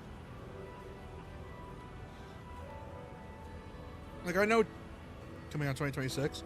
Ah, okay. Because I know Toby's cooking. He is cooking. I'm letting that man cook. After all, he's a great game developer. But holy hell, is Deltarune gonna be... Like, once Deltarune's done, like, it's gonna be up there in the Hall of Fame for indie games. Another LP? Working me to the bone. But no need to pity me. I was bored anyways. Let me go whip some things into shape for you.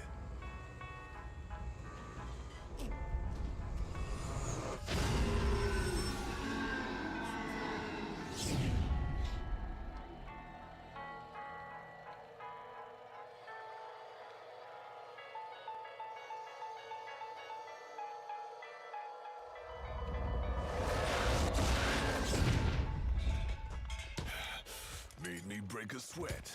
I gotta give it to my tropical friends. They sure are fun to play around with. So much fun, I brought back a special playmate just for you.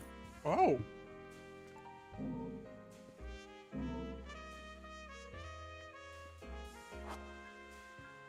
Cool. Thanks, Dog.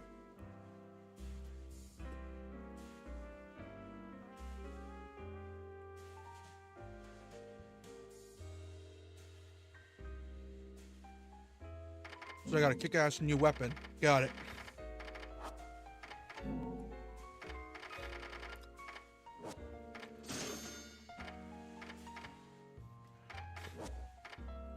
Oh wait.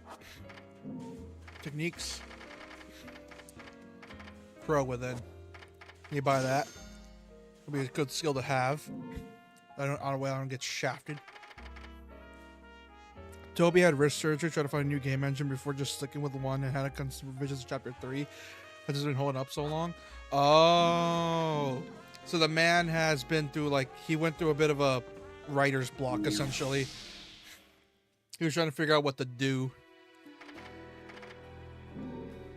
Well, at least he figured out what he wanted to do for the game.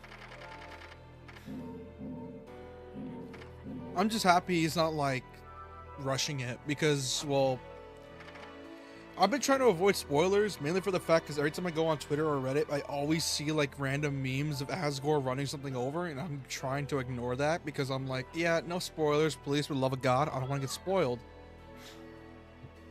So please, try not to do that, please. It gets annoying. But yeah, I've been trying to avoid spoilers. I've just been seeing a bunch of memes involving that. I don't know why. Jesus, babe.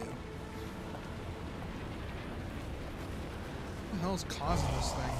Still, BAyonetta. Oh, it's you!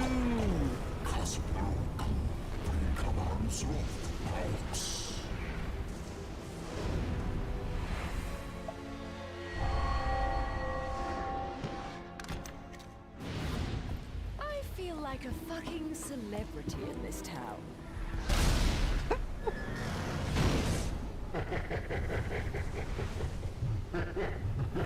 Yeah, I saw that. I've been. Everyone rushes at me like crazed fans.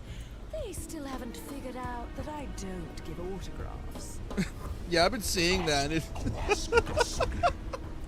It's crazy.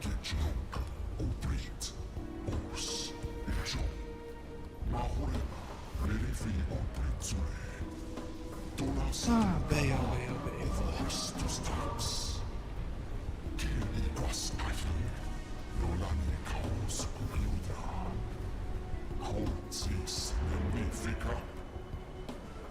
I'm not much for the talkative types. How about we have a little fun instead? You did plan on having fun with me, right? There'll be plenty of time for pillow talk afterwards. Okay, Bayonetta, we get it, you're horny. Also, Stone makes all his music on piano by hand, so having a surgery means he can't code or make music. Oh, yeah. That's gotta suck.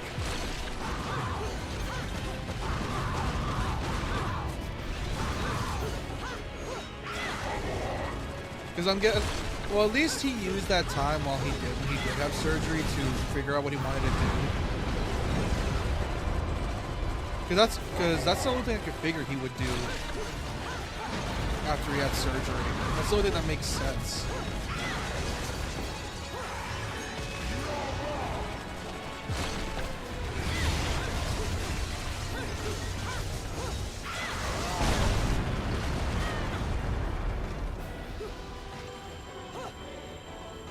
So I'm guessing he was just like brainstorming ideas while after he had surgery. Either way, it's good for him that he improved and he figured out what he wanted to do for the series.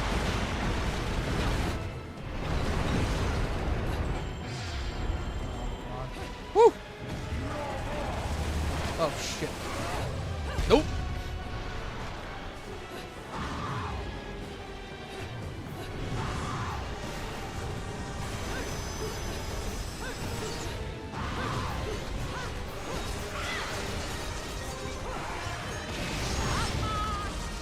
Destroy the arm. Destroy it. Destroy it. You're dead, man. Yeah. Speaking of games I'm hyped for, dude, I've been seeing Ninja Gaiden 4 clips spawn in every day or every few days, and I'm getting mad. Not because I'm upset with how the game's looking. I'm upset because it's making me want to play it more. And every single time I see one, I get upset at how fun it looks, and I hate it. Why does it have to look so good to make me wait? Why can't it come out in September? At least September, come on. Why October? Like, I get it, Ninja Gaiden games come out around that time, but come on, I want it already. Give us a demo at least, for the love of God. Apparently it's going to show up for Gamescom on August, I think. Or I think in August. I don't know. Either way, it's pissing me off, and I want it already. Just give me NG4 already. Come on. Like, I'm tempted to just stream Ninja Gaiden games again on very hard. Because, oh my god. Like, I did that with 2 Black for very hard. but it's making me want to stream the games again because I just want to scratch my NG itch. Like, I get it. The Rage Mount's coming out in July. NG4. I'm a little sad from what I'm hearing. The Team Wars will be as hot as the old games. Well, it's because they got a new artist. Because it's not done by the same team, obviously, so no Dead or Alive characters. There's no DOA characters, unfortunately. So, no Momiji, no Ayane, no Rachel. Like, there's none of them, unfortunately. And it's a shame because it would be a good way to introduce fans to DOA, but they're never going to do that because, well, DOA's not really all that alive anymore. Mainly for the fact that, you know, they're trying to start a new slate because I think they realize that they can't rely on Itagaki's legacy forever, so they're trying to like build a new slate or like a new path for themselves. Like, I don't mind it, but it's also clear they understand their legacy and they understand that, hey, these games were built from us. We need to like actually try to bring this back so that way we show that we still care about these games. After all, Neo still references it. Rise of the Ronin references it, I think, as well. Yeah, she was from NGDS, but it's weird. Like, Morichi's weird in a weird spot. Like, I understand where she's from and I understand why they don't want to beat her. Like, I can understand if she can show up, but I think they're just saving the surprises because they've been very tight-lipped with NG4. Like, they've been very, very tight-lipped. Like, they're barely showing shit for anything. Like, they're only showing like small gameplay snippets about like what stuff already you already know. Like, they're hiding what they have, and I don't know how to feel about it because I'm glad they're at least trying to keep it as a surprise. But yeah, I just want NG4 already. Just give me a demo at least.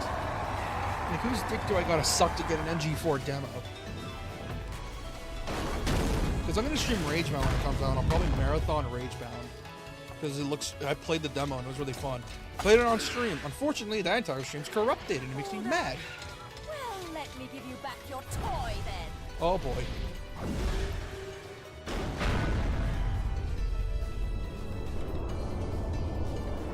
Like, yeah, I know, but yeah, like, it makes me upset. And I want it. Oh, very funny, Bayo.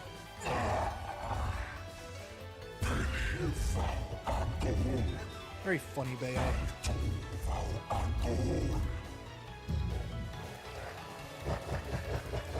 Oh.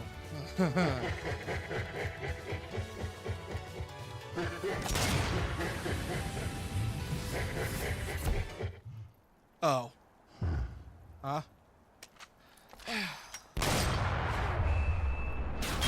Oh, not the dick. Oh, it's crying now. Off to hell with you. I sentence you to the Shadow Realm. Bye-bye. Oh, you're trying to sneak off.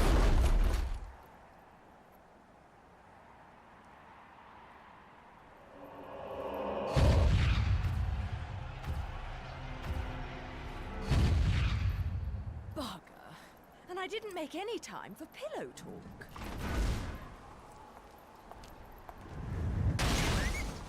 Woo!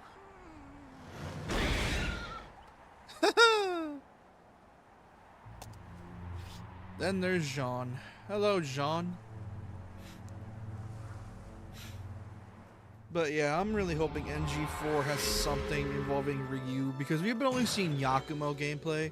They've been really tight-lipped about Ryu and it's making me worried because a lot of the fan base is getting really ruffled right now because they're worried that we might have another NG3 situation where Ryu only has one weapon and it's making them really restless along with me too.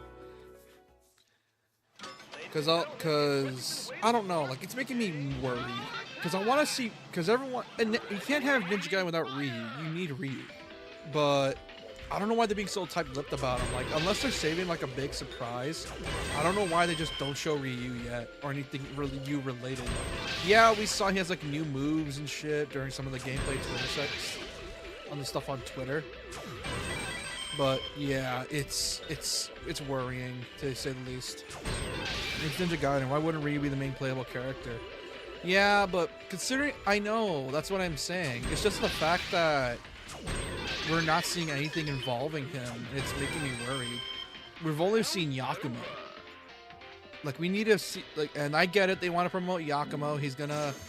He's the main new thing. I get that. But come on, let us see Ryu. Let us see him. You all know we want to see Ryu.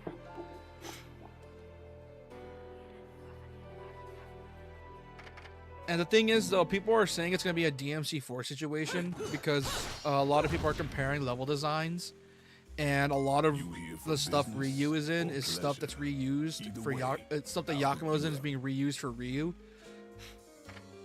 So that's already giving us ideas for plot, where like apparently Ryu's gonna be chasing Yakumo. That's what I'm assuming, at least. Umbran Spear, by that. Yeah, I don't know how to feel about it. It's just like I know the game's gonna be good. I know it is. I know it's gonna be great. I fully believe it's gonna be a really good game. I fully believe that. I just wonder if it's gonna fill in the gap or fill in the hole for the Ninja Gaiden name, because well, Ninja Gaiden is such a really important series in the hack and slash genre. Yeah, it's not as influential as DMC or God of War or Bayonetta, but it still has its place. Like, just like I get it, like I understand it. It's a series that not everyone can get into. I understand that, but it doesn't deserve to be forgotten. It does not. After all, Team Ninja always references it at some point with Neo and Rise of the Ronin. It maybe even will long if I remember correctly. That bridge in these hills. Like they're always I don't referencing suppose I Ninja could call a Gaiden. cab to They get don't me want to people the to forget about it.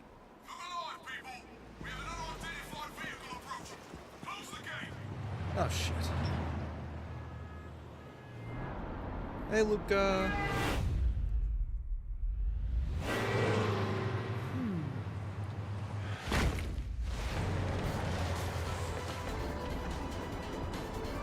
And I'm hoping, like, I'm really hoping this is also Platinum's big break as well, because all of us know that Platinum is suffering right now. They need this big break, like, because they've been suffering ever since the Wii U. Like, I get it. Like, I get Nintendo was what helped keep them afloat, but I feel like it was a double-edged sword. Personally, I feel like signing up with Nintendo is the best and worst thing they've done. It was the best thing they've done because they were allowed to be able to live a while longer and make a lot of amazing games. Like Bayonetta 2 and 3, which say what you want about those games, but they're still like of quality. Astral Chain and a few other things, and along with Nier. Nier's also one of them as well.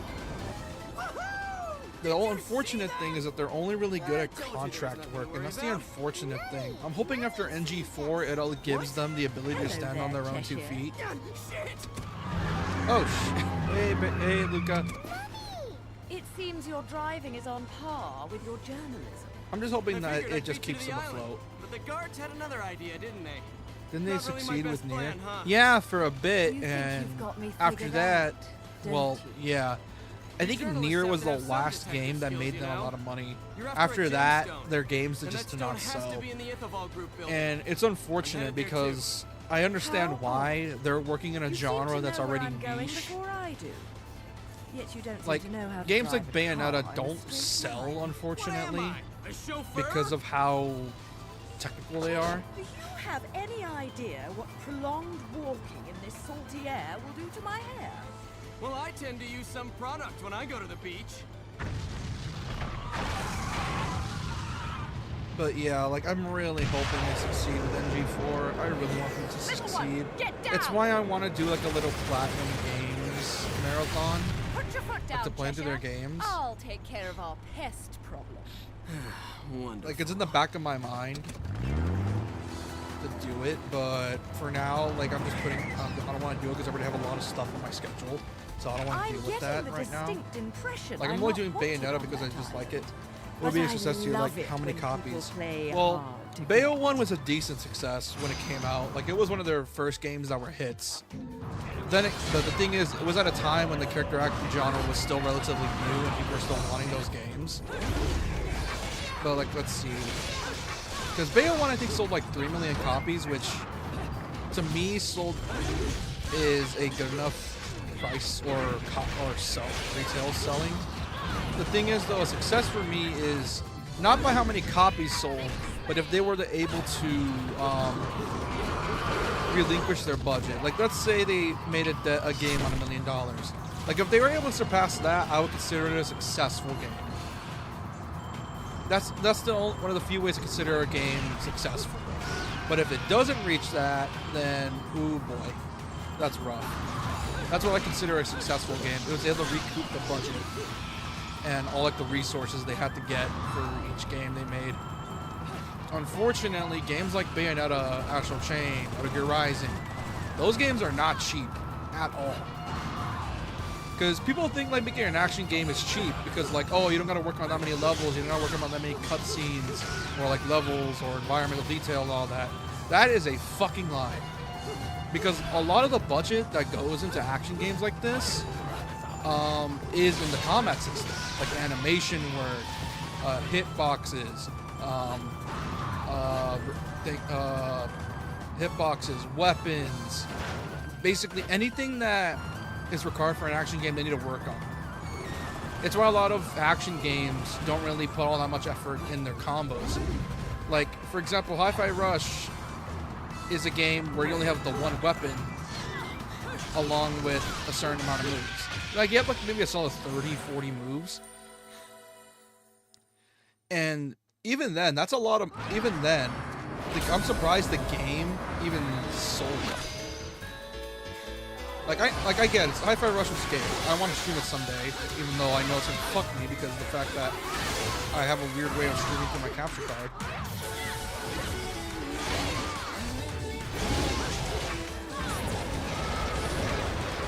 Yeah. So I can already, like, not only that, apparently Hi-Fi Rush is made on a smaller budget than the average game nowadays. And I can understand why it didn't take that long, or at least came out the way it did. But then, that's Hi-Fi Rush, where you only gotta worry about the one weapon, and then the devs can, like, prioritize that one weapon. That way they can balance everything around that. Games like Bayonetta, DMC, Ninja Gaiden, OG God of War, especially God of War, those games cost a lot because you're not worrying about just one weapon. You're worrying about multiple weapons and, like, moves. So try and, like, do animations for God knows how many weapons, plus to figure out their uses, plus to figure out the hitboxes and the frame data, just to get everything to work together it takes a while to do. Like, it takes a while, like a long time to figure it out. It's why games like DMC and Bayonetta don't focus all that much on story. DMC, the reason I say DMC doesn't focus all that much is because, well, the main game, you only get most of the story for DMC you get through novels and the like. You don't get it through the main games. It's why DMC 3 still has the best story, because it tells you the most about the characters. Other than that, yeah, it doesn't really tell you much. You just know, you only get the plot for what's happening during the story. You don't get plot for, like, character backstories and all that. You only get it for a little bit. Which is why a lot of, like, games like DMC get their lore fills through novels. Also, this is a bike. Oh god. Oh god.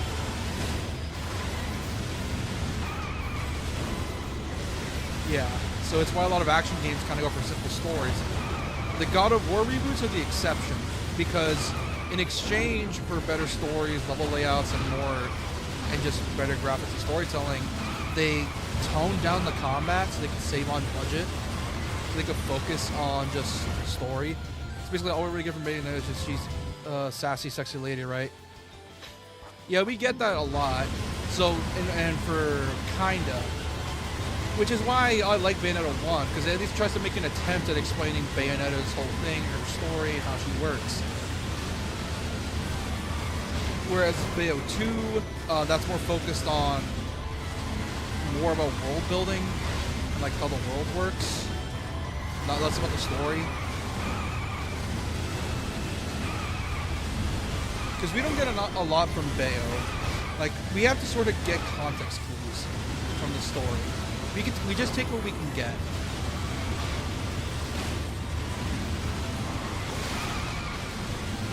And not only that, Kamiya is not the best writer. We know this. He isn't the best. He sort of just thinks of the story on the go.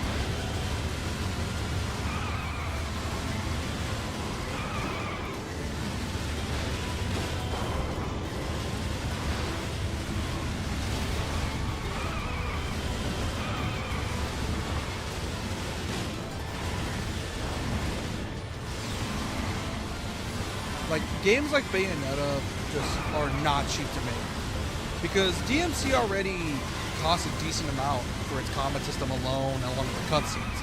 But Bayonetta doing shit like this, along with having such good combat, like, it's not cheap at all. It is not cheap.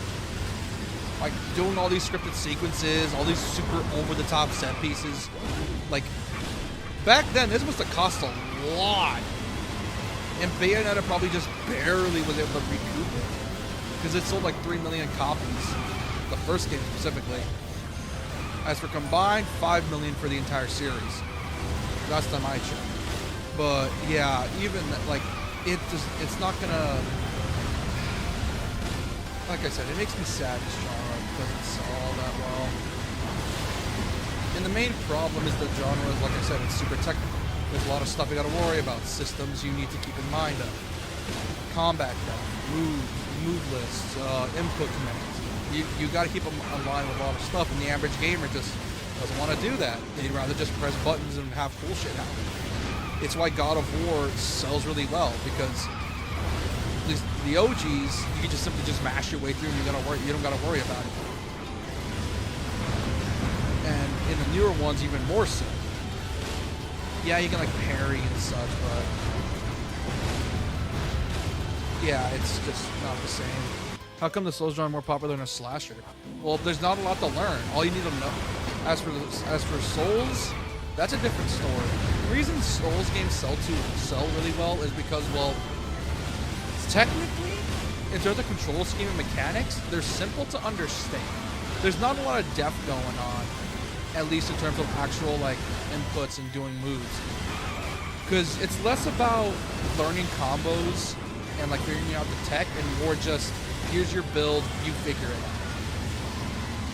It has a much bigger emphasis on build and enemy pattern recognition than, you know, actual like combat mastery. It's why a lot of Souls games are more defensive than offensive. And like I said, Souls games are just easy to understand. It's just like, ooh, number go up so I can use this weapon. It does this much damage. Okay, I'll put points into this number or skill so I can do this much damage next time.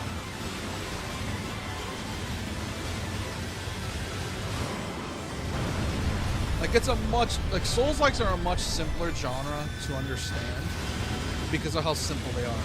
After all, literally the main inspirations for the Souls genre as a whole, Zelda, and specifically Ocarina of Time. And that system's combat, or that game's combat's simple as hell. Like, it's really simple. It's very simple to understand. Whereas games like DMC and Bayonetta require learning all these like moves,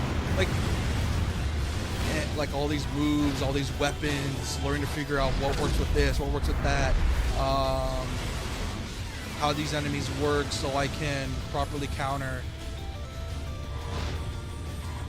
And it's a whole thing. Like, the character action genre is not an easy genre to learn from. Like, it's not an easy genre to understand. And I can understand why people don't get into it. Unless you're like an action game junkie like me. It's understandable why people don't get into it, but it's a shame. It's why I'm happy some Souls-likes are tricking Souls players into liking it. For example, Neo is a good example.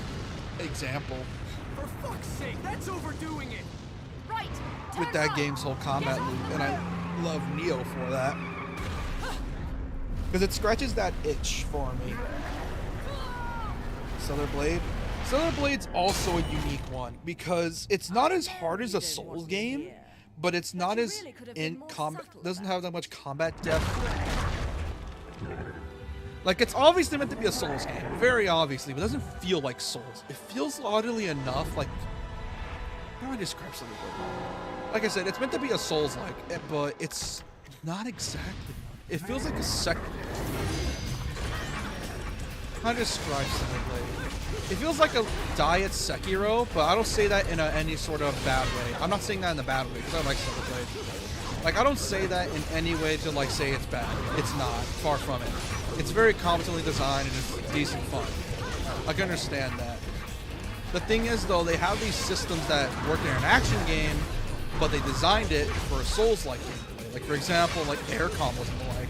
There's no, even though there's no launchers for said air combos, so there's not really a point for that system.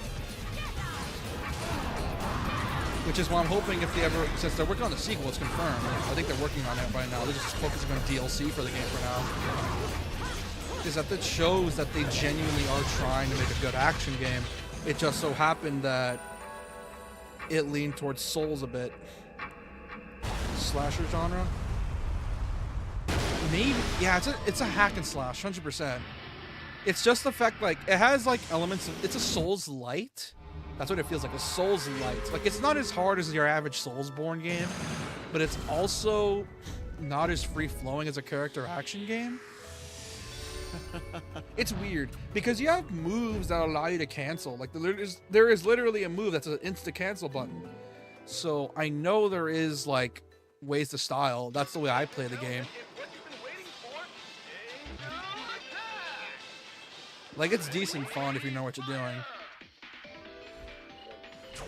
The thing is, though, I feel like they should have put their resources somewhere else in the game instead of the whole Soulsborne elements of it.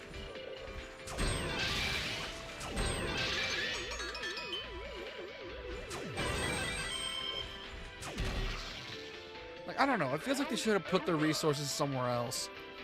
I'm hoping maybe with Stellar Blade 2 they fix that and lean more towards character action. Because, well, like I said, the systems are very character action based. It's based, the combat systems are based in character action, but the enemies are not. It's not, the enemies are designed for Soulsborne, not designed for like these stylish hack and slash games. For example, like in the combat system, specifically in the whole, with like, how do I describe it? How do I say this? It's like putting Dante in Elden Ring. Elden Ring is designed for you to not have that many moves to begin with and rely on the build whilst being difficult. But if you put Soulsborne enemies in a DMC game, then those enemies are just not designed for it because, well, you can't launch a Soulsborne enemy. You can't really do much with it. They take a lot to stun. As for in a DMC game, like, let's say you're fighting Dante as them, they're just going to be a joke. Like a genuine joke, because there's nothing you can do. Because a lot of Soulsborne enemies rely on pattern recognition for the game's difficulty. The thing is, when you play as a dude like Dante, who could just do whatever, whenever he wants, without limits, a lot of that difficulty goes away because it's like, oh, why would I bother learning his patterns when I can just launch the dude and style on the man? And I feel like that's what Stellar Blade tried to do. It tried to combine them both, but it didn't do it correctly.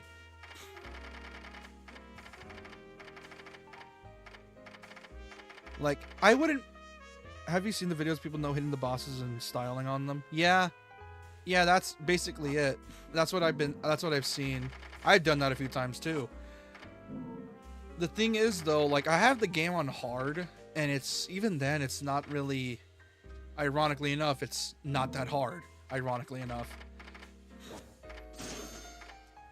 I don't know. There's something about... Like, I like it. Don't get me wrong. Hey, Shadow. Hey, Shadow. How you doing? Have you seen the videos? But yeah, like, I like Stellar Blade, but it's very clear they should have just leaned more towards character action because the combat system they made was hard, just gives them more HP and defense. Yeah. Oh, you're tired, Shadow? Well, hopefully I can help keep you awake or chill. Yeah, because that's the thing. If, like I said, it feels the game was designed with character action gameplay in mind, but the enemies are from a Soulsborne game, so they had to tie everything, the mechanics, to a Soulsborne. And I can understand why. Like I said, if Neo can do it, why can't they? I understand why they can't, and it's very possible that you can do it. After all, I see some crazy shit in Neo 2, which, oh god, Neo 3 was so fun. I played the beta of it, and it feels great. I love it already. But yeah, like, I can understand. Like, they need to put their resources into more of the combat side to lean less towards Soulsborne, more to hack and slash. Like, level design for Soulsborne, keep it. I love the level design for Shadow Blade. I want them to keep that. But enemy design, either lean towards more character action, or just make the movements from the character more to a Soulsborne. Because trying to combine it the way they did it makes the game a bit too easy, to the point where it just kind of makes certain enemies a joke. According to developers, the game would have been out 6 months earlier if you didn't have a long ponytail. It took a long time to get the physics right. I don't blame them, because here's the thing. I'm pretty sure Stellar Blade was their first AAA game. I'm pretty sure that was the case. Because I know they were working on some shit. Yeah, I had a feeling.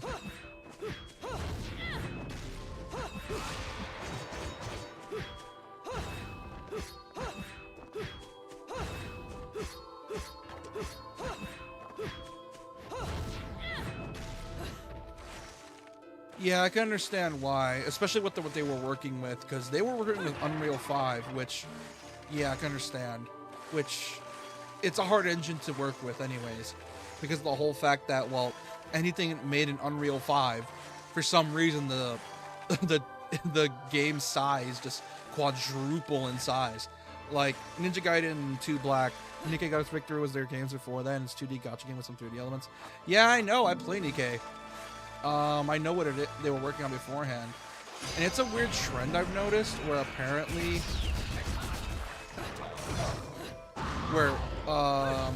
mobile game devs are working on going AAA, like they're trying to expand, and I'm all for it.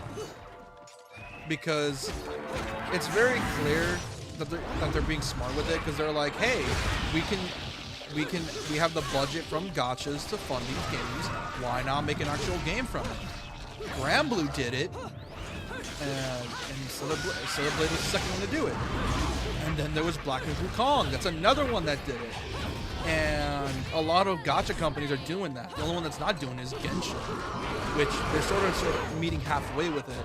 At least MiHoYo. They're working halfway with it. Like, yeah, they're working on actual games that would gladly be full price for, but still making them gacha. Like, I understand that.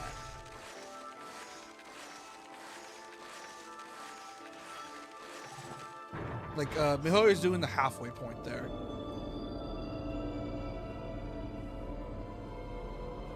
But, yeah. By the way, so Momiji won't be doing anything for Ninja Gaiden 4. Well, at least it's accurate how she wasn't Dragon Sword. Oh, yeah, in Dragon Sword, wasn't she just kidnapped and just fucked off the whole game, and then Ryu had to go save her? I remember there's a cutscene if you beat the first boss as her. Apparently, it's a pain in the ass. Because, well, it's Ninja Gaiden Dragon Sword, which, oh man. I'm hoping NG4 as a DLC turns Dragon Sword into a DLC. That way Dragon Sword won't be forgotten.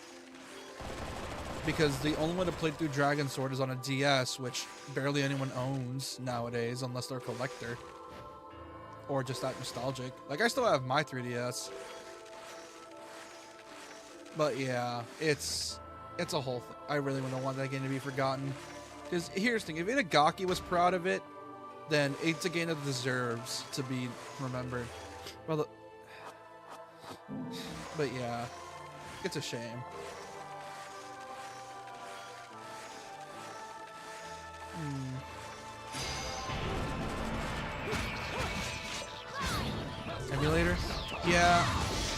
Speaking of which, I was gonna try to stream Dragon Sword after I streamed MG3. The problem is that there is no controller support, nor a mod for controllers. So I have no choice but to play with a mouse or something. Here's the problem: is that that's a horrible idea.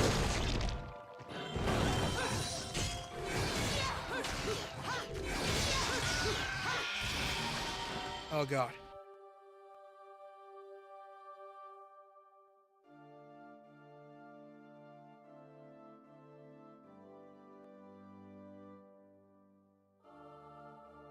But yeah, there's not really a way to play it all that well, at least in a comfortable format. Like, that game has to be reworked from the ground up to get it to work with controller. And I want to play it, I really do. But with the way that game is designed,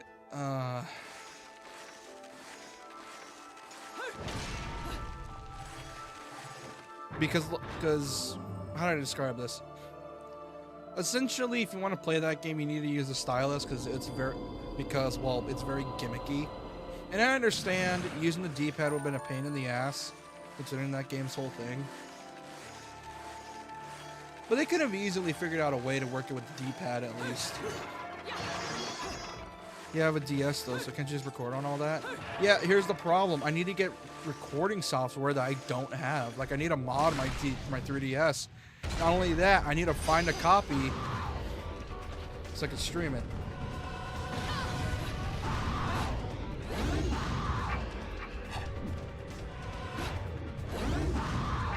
But yeah, like, it's like, I don't know what I'm gonna do if I ever want to stream that game. It's just really hard to do unless I just tough it out and use my mouse.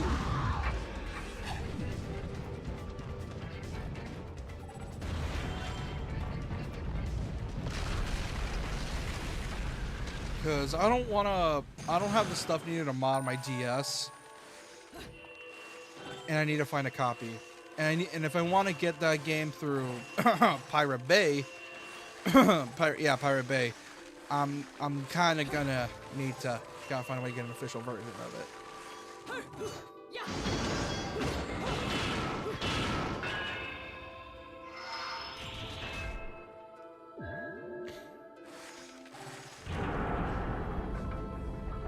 You know, good old-fashioned yar har fiddly dee. Life, pirate's life for me. Dragon Sword was my first Ninja Gaiden when I was like 7. That was my first Ninja Gaiden as well. Not because I owned a copy, because a friend of mine brought it over to my house once, played it for a bit, didn't get past the first bit, and I just gave up because I was a stupid kid. Ironically enough, shortly after that, I got Ninja Gaiden 3 for the Wii U. That's the ironic thing. I got Ninja Gaiden 3 after. Oh, man. Oh, that's so fucking funny. Not gonna lie, I'm hoping that Team Ninja decides to someday remake Ninja Gaiden Black as well. Because with Sigma, there's not a lot of changes they need to do.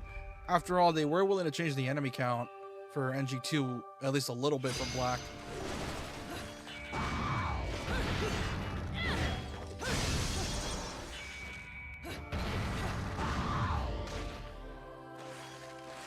Because they were willing to change for that stuff.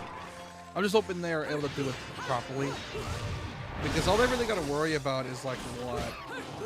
Enemies working.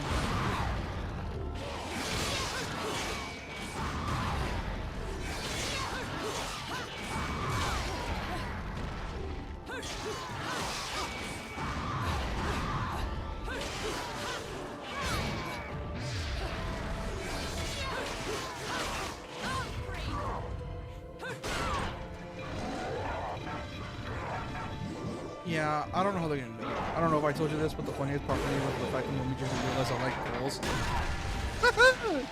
Nice. Well, actually, that answers your question. In the heterosexual type of way, or in the lesbian type of way. Which either way, you do you, man. I don't give a shit. Because then again, it's Momiji. You can't deny Hidegaki. He had tastes. You can't deny that. Man had taste.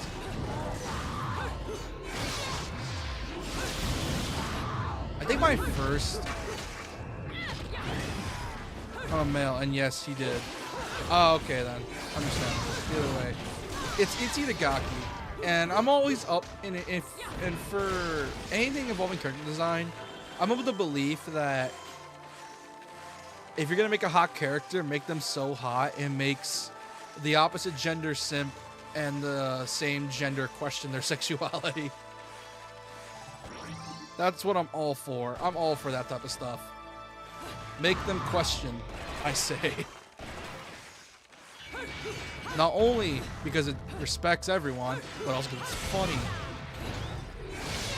I like Bayonetta. What you're just saying reminds me how a lot of girls acted when they played Stellar Blade. Well, I mean... Come on. It's understandable why.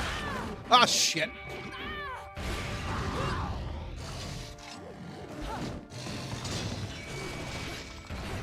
Because here's the thing, because here's one thing. Everyone can appreciate the fine arts. Everyone can appreciate it. And those that say they don't appreciate it are liars.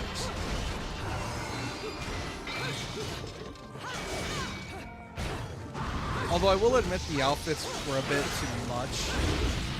Because yeah, I like my outfits like that, but it has to look good as well. I don't like just straight up just bikinis and that's it. No. That's the boring and simple way to do it. Add a bit of spice to it. After all, if that was the case, then fucking Senran Kagura would be $1 million franchise by now.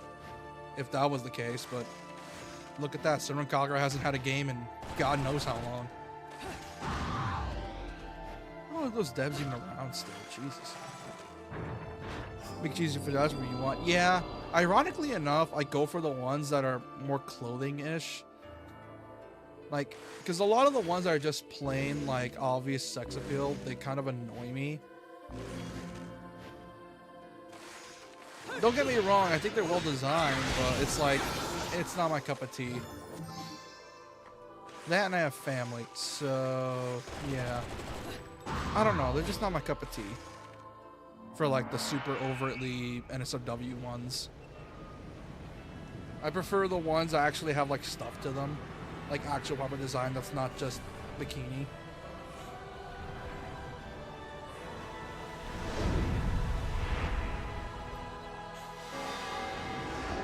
Sweater. The gray sweater. That's the one I stuck with. That and like a bodysuit, the black bodysuit. Mainly because of my love for Bayonetta. For the bodysuit.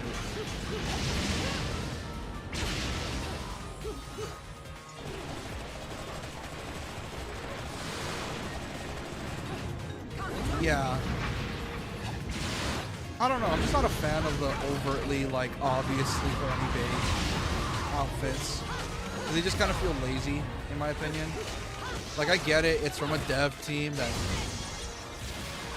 I get it, that's from a dev team, that's their bread and butter, I understand that. But, come on. I gotta learn to appreciate it.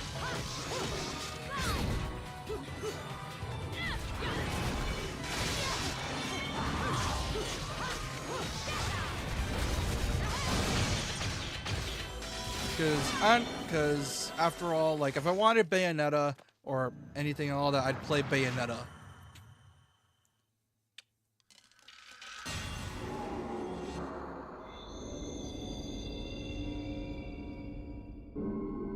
If your outfit was actually Raven's. Oh yeah, I haven't gotten to Raven yet. Mainly because I've been putting the game off for a bit. I only know of Raven because of the Nikkei collab. Messiah. That's where I know Raven from.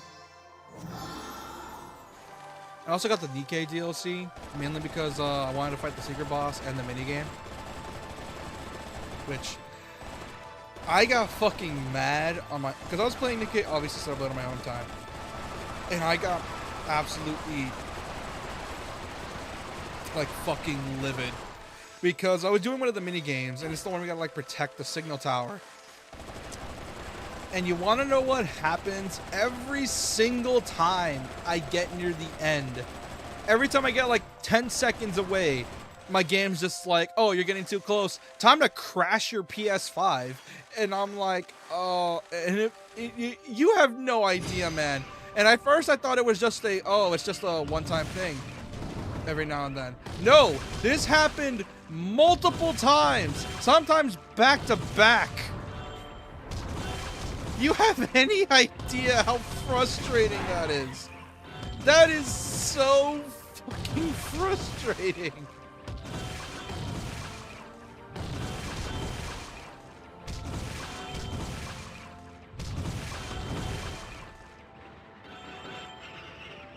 Really, that didn't happen to me, but you got the Nikkei outfits? Yeah, I got them.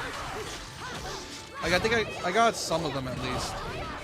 Like, as much as I could. But either way, like, oh my god, that fucking minigame. I haven't even beaten the minigame yet because it keeps crashing and it makes me mad. Favorite's Dorothy. Oh yeah, well that's because it's Dorothy. Which, god, not gonna lie, I'm hoping that because of the success of Stellar Blade, they have confidence to make a AAA Nikkei game. Like, obviously it's gonna be a cover shooter because, well, because Nikkei is a cover shooter anyways. But I'm hoping they do something unique with it, with the whole the skills and the uniqueness for each character. I'm hoping that they do that. Because, like, I can imagine a sort of over-the-top, like, shooter, like Vanquish, and they can do some really cool shit with it.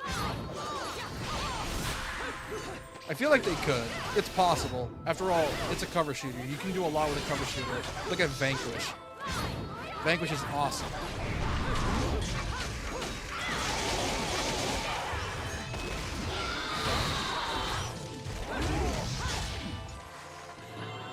Dodo got a swimsuit recently in Nikkei. Oh, Dodo. Yeah. Speaking of which, fucking Roppy.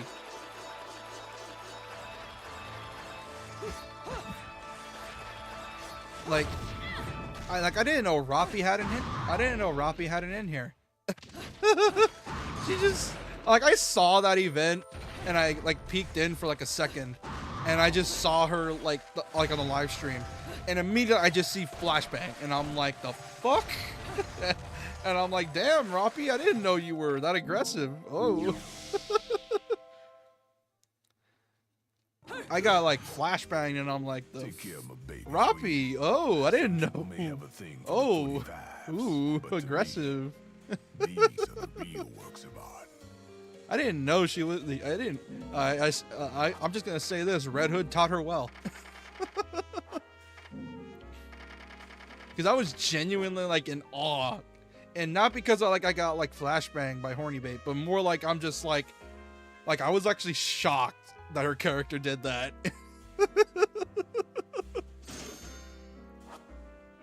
Because the whole event, she has been aggressive, and I had no idea how to feel about it. I'm so used to her just being chill and just like serious and all that stuff. The moment I saw that, I flipped.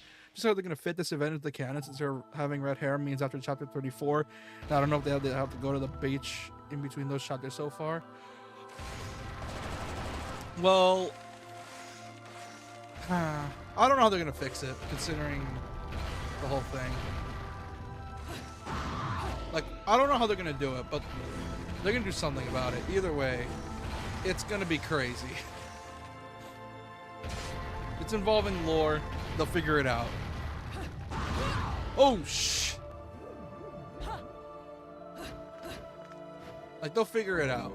I know they will. It's the Nikkei devs. Those guys are chads.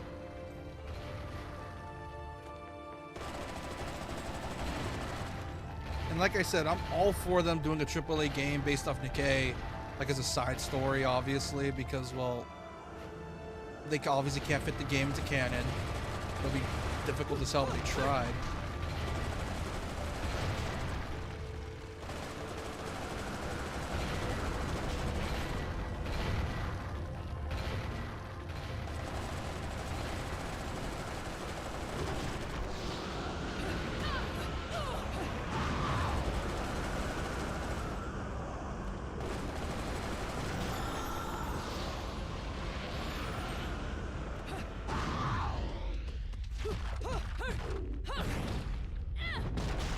Woo!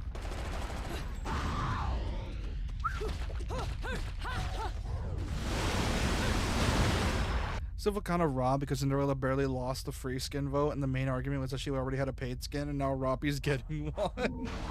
Oh no. Is that why? Oh, that explains it.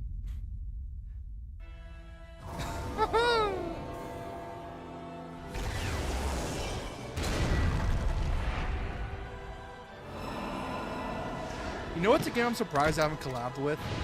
The game I'm playing, Bayonetta.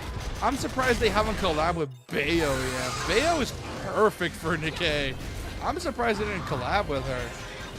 Like, they can make a deal with Sega. After all, they were able to make a deal with Nier. Like, fucking Nier. They can obviously make a deal with Sega, considering all the fucking money they got from Stellar Blade and Nikkei.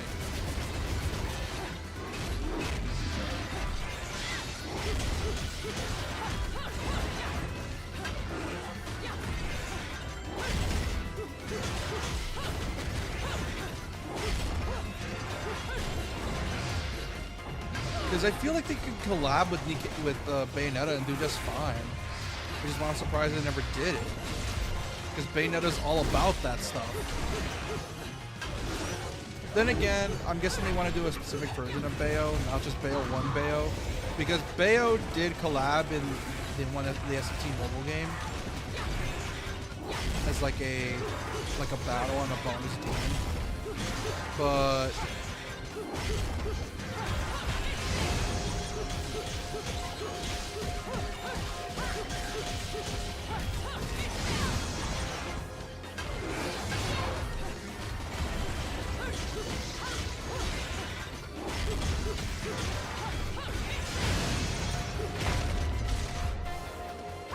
yeah, it sucks. I'm surprised they haven't done that yet.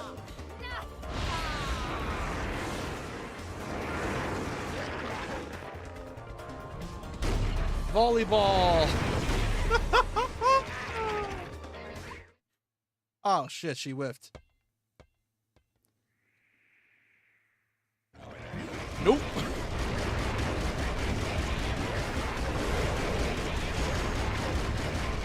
There's the whiff.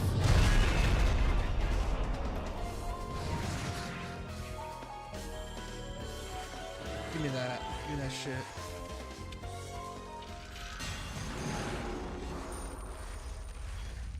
Either way, I want them to collab with games like that. I think another game they can definitely collab in my opinion, is... Let's see, what other game?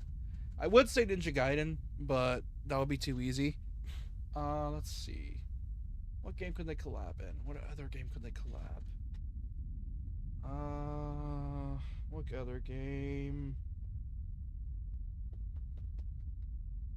Fuck, what other game could they collab in? Yeah, there's not a lot of hot Android action games out there. Actually, Metal Gear is one of them. Actually, no, I don't even know how they do Metal Gear.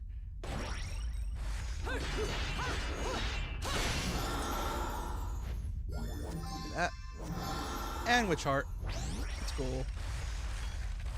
Zero character design, such character in Nikkei. Ooh, that's a tricky one.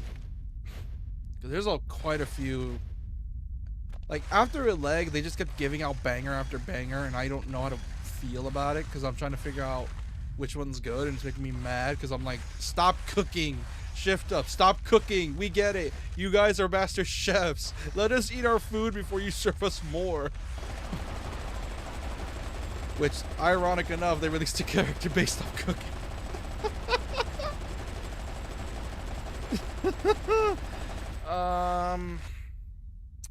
There was, I think I said this during the Ninja Gaiden streams. I think a character's Rapunzel or Noir, Cinderella's also up there.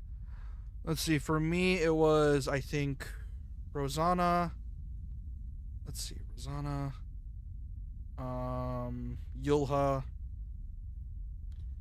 And Eleg?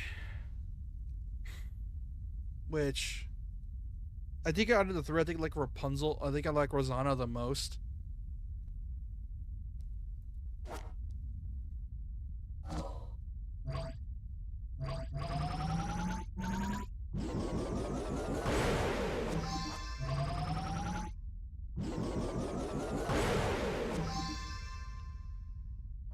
Yeah, because those are like my top 3, but my top 1 favorite is definitely Rosanna.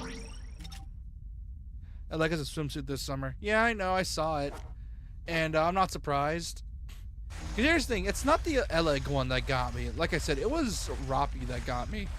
Because I already knew Eleg was going to get something spicy. I knew that. I knew she was going to get something spicy involving that stuff. It's, like I said, what surprised me was Roppy. That's the one that surprised me.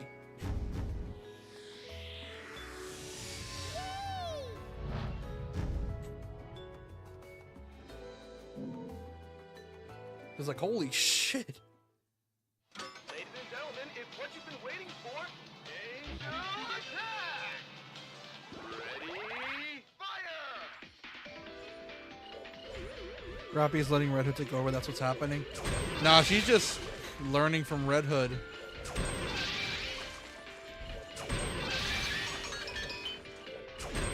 Like, she is clearly learning a lot from Red Hood. And she is putting what she learned to her advantage. Because holy shit. It is a goddamn, like...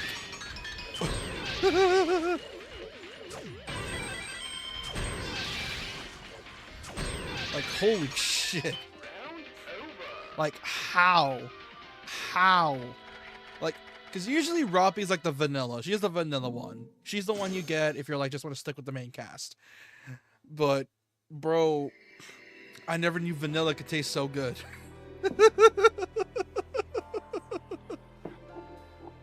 Because holy shit, this is gonna get crazy. Like, absolutely fucking crazy, and I love it. Kind of want them to collab with Persona, considering they're not both putting the girls in nice outfits. Yeah, I don't know about Persona, though. Persona is weird. Because I don't even know how they do it. Like, it would be a strange way to do it, because I do not know how. Like, DMC would also be a good pick. But that depends which version of DMC. They either go with Netflix or the main games.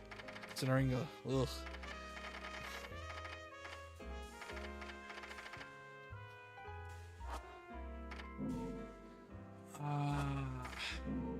Yeah, I don't know how they're gonna do. If they ever did Persona, I don't know how they do it. It's just too weird, and it doesn't fit the theme. I was surprised they didn't do Armored Core, because Armored Core seems like one that's up their alley, because of how similar the worlds are. Except there's no cover shooting, just giant mech fighting.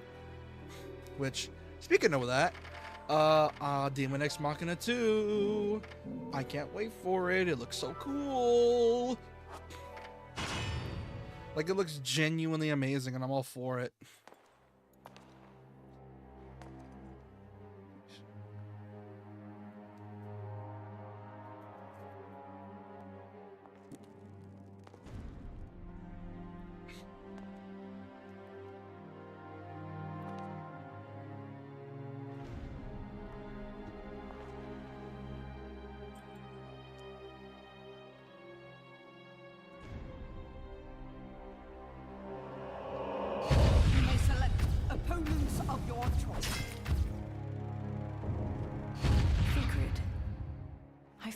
Before. Yeah, but like I said, they just don't fit right. Like, I can see why with Evangelion why they did that. Chainsaw Man is also Chainsaw Man. I'm pretty sure that one was just because they get to. With Chainsaw Man though, I'm pretty sure that one was just to take advantage of the hype. That one, I'm pretty sure that was the case. Cereza, the little one.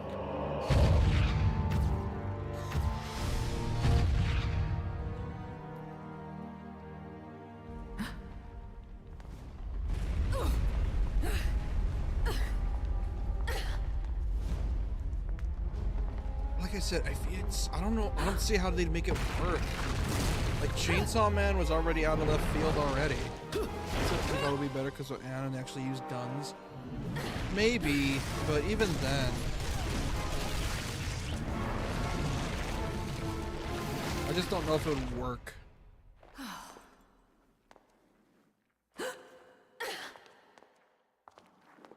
Tentacles. Why did it have to be tentacles? Yeah, it's the easy hentai trope.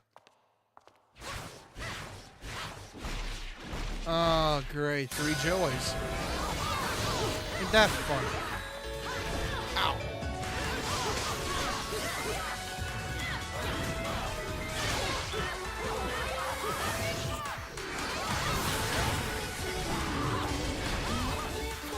Taking issue with Bayonetta is they do have multiple female characters because they need like 3. Oh yeah, Viola, Jean.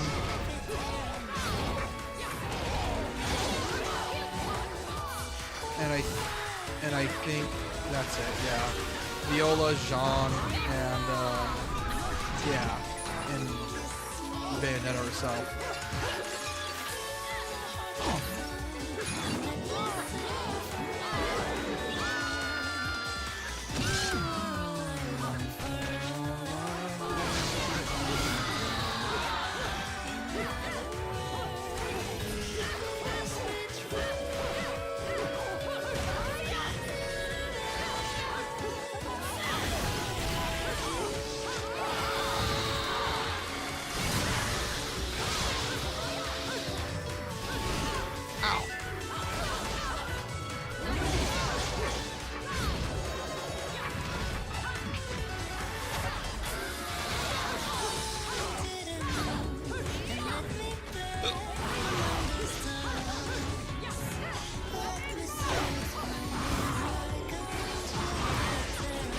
Persona 5X? Not yet. Mainly because I just forgot. I keep forgetting to. That and well, I'm replaying through P5 already because I just feel like playing through it again, even though it took me 300 hours for my first playthrough.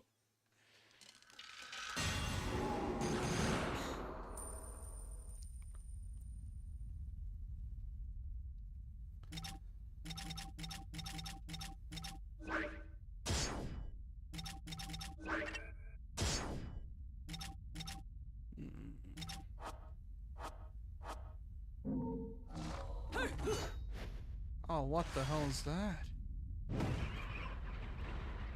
Oh, where the hell?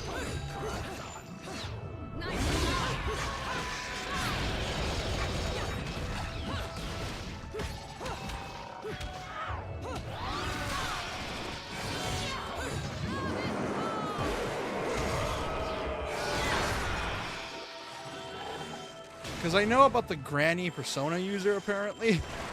That's apparently a thing, a Granny Persona user. I have a friend of mine that's playing through it, but I'm not playing through it. Mainly because I'm just... It's a combination of not being interested, because I know it's a gacha. Which, I have seen one thing, though, and it makes me laugh every single time. I'm going to say that P5X actually set a new record for how fast one girl fails to fall through the protagonist. I'm not surprised, considering it's a gacha. Little fun, little thing that made me fucking laugh, is that one day I went to Twitter because I was looking for memes, and apparently there were people saying, like, looking up, like asking people for help, like, how the fuck do I beat Matador? And I'm like, oh, probably just some weird thing. Then I see more stuff involving it, and I'm like, oh, wait, are we getting the Matador effect? Are they knowing our pain? Let's go! It was so good. I was like laughing out loud because I was trying to, because I was like people were discovering the tormenting that is Matador, because obviously P5 fans don't play mainline SMT most of the time, so they're not aware that the name of the game for SMT is buffs and debuffs. That's the name of the game, obviously. And because they were not aware of that, they just kept trying to just brute force Matador. And every single time, it would fail. And the even funnier part is, isn't there like a way to tell what they're going to use in their next turn? Because even if that's the case, then oh my god, how dumb can you be? Do you not read, my boy?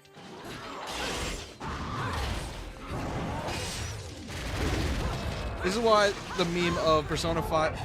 This is why the meme Persona fans don't play their own games exists. Especially P5 fans.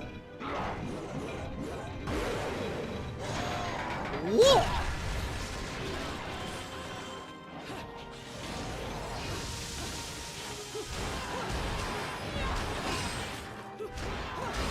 Maybe stupid when I had the second try. My first try was when I just said Acid Kajas for nerds and died. Yeah, you learn my pain. Here's the thing. SMT3, when I did it, I had to get lucky because it was hard to get a demon with Sukukaja that early. So I had to like just get lucky and hope I landed a hit. And I did. And it was on my Switch playthrough. As for I made a playthrough on YouTube for streaming it. I decided, fuck that. I'm not wasting my time with that. So I used the Cheetor DLC because I didn't want to waste my time fighting Matador again because it's fucking Matador. And I just decided just to say, fuck it, time up, just cheat.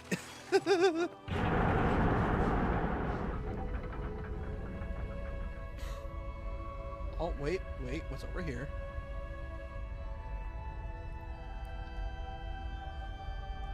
But yeah, like it was so funny to me. They were learning my pain. They were understanding us SMT3 nerds, and they realized that, oh shit, Matador's a threat because obviously mainline Persona nerfed them. Hold on.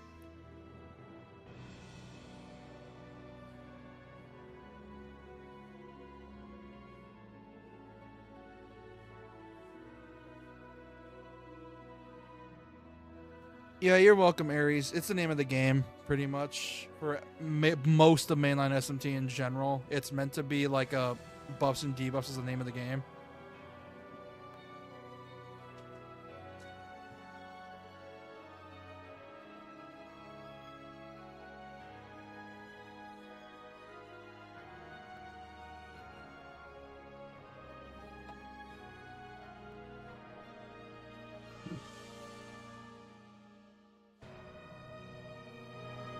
That, yeah, but yeah, like I said, it makes me kind of happy that we're seeing a rise in other SMT properties, like specifically Double Summoner with the remaster. I streamed the remaster; it was great. Although when I was streaming, I kind of got a bit shafted. I say that because, well, when I streamed it before it released because I pre-ordered it and I was waiting for it to come out, and I didn't just want to wait an hour of just waiting for the game to come out, so I just decided to fuck it, boot up Tears and just wait.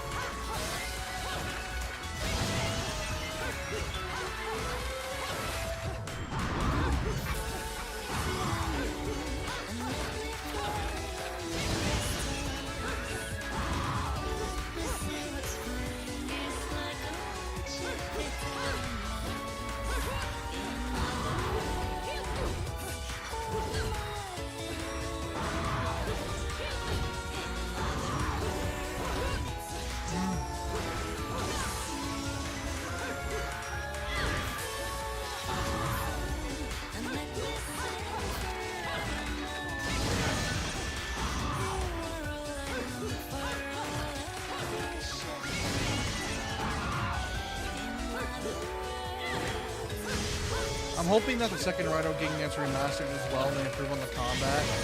Because the first game's combat was decent for what it was.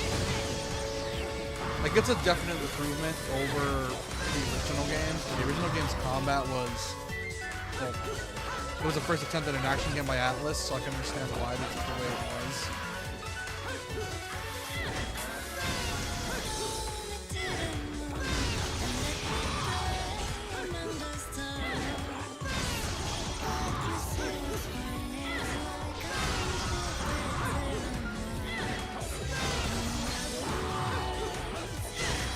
Gotta lock in with this one.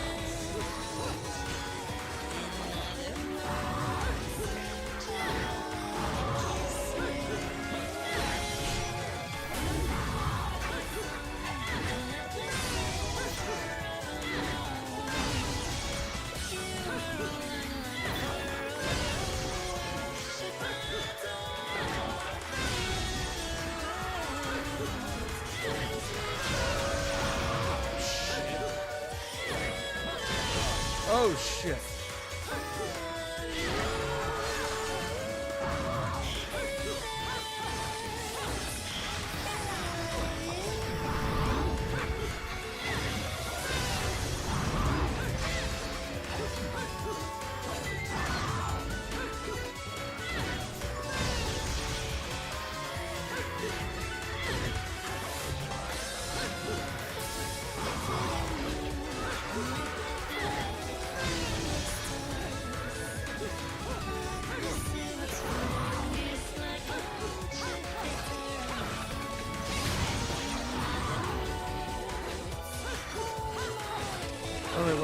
it's a gotcha when I said how one of the real common protagonists is the fastest. Because usually gotchas, well, at least specifically of that caliber, always have a sort of whole thing where it's like, oh, self-inserting the protagonist for making the player feel like I am protag. That's usually how it goes. Nikkei is one of the more egregious examples.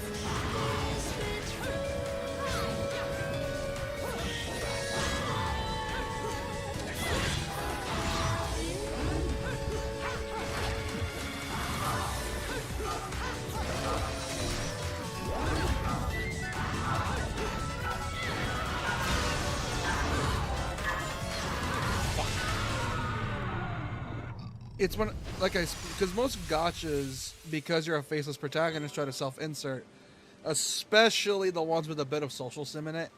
For example, like the main obvious ones are Nikkei, Azure Lane. Let's see what else. Blue Archive. Let's see what else.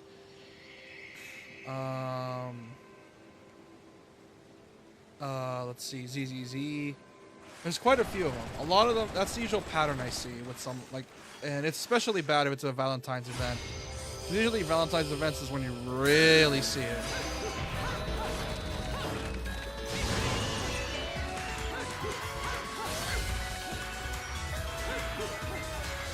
Apparently for realized animations too localized, like one that would say ooh, rip.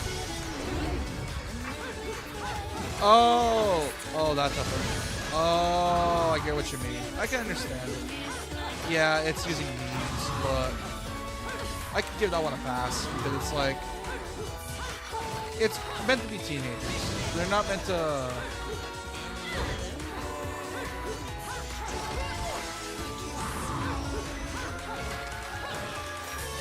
I can understand that. That and most of the personas take place through the era they were made, minus like P3 and 4, because those were like set a few years after they were made.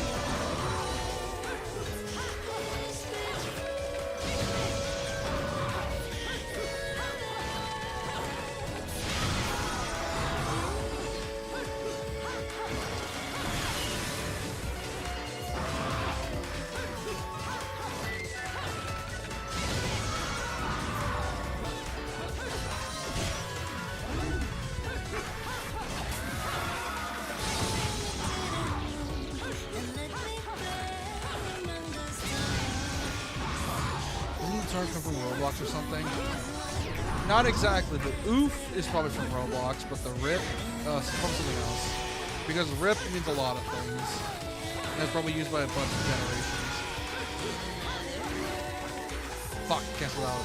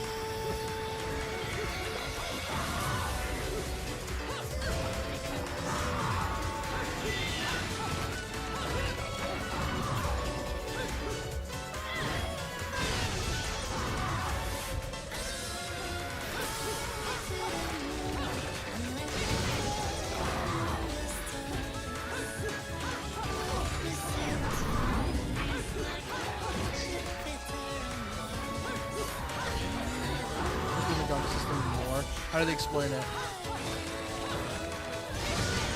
Because I know there's got to be some weird explanation for the bullshit.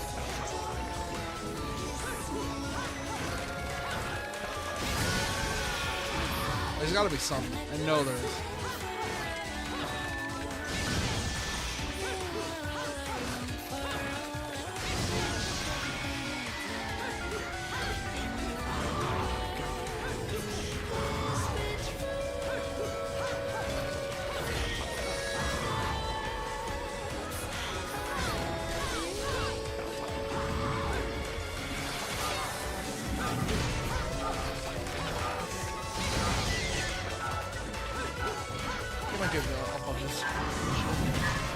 Reeves, no, I'm gonna do it. Because I'm not that good. I don't know all the combos that lead to Wicked Reeves. I'm gonna just give up on this one. But yeah, you get to explain how the gacha system works. I'm curious how they made it, try to make it make sense. The characters you pull are phantom idols. Basically, they're the protagonist cognition of the characters. Like how Princess Anne was a cognition, so that's why Joker only has Arsene.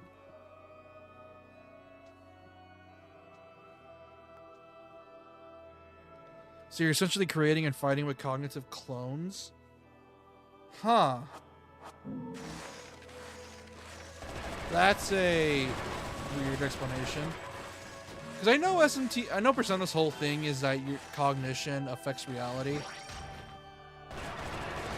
That's sort in that, and I know that's the basics of it. I didn't know it did that though.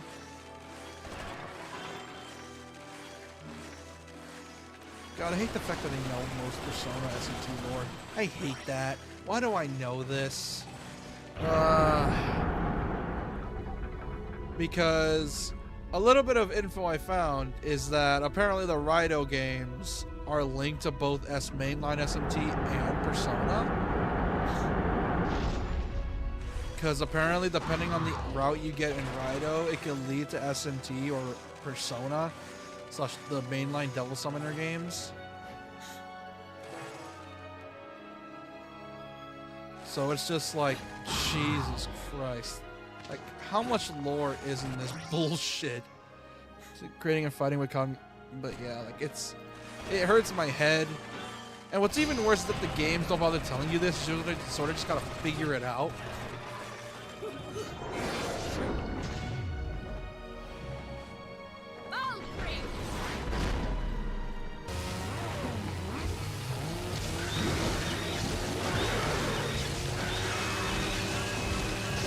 I find that oddly funny.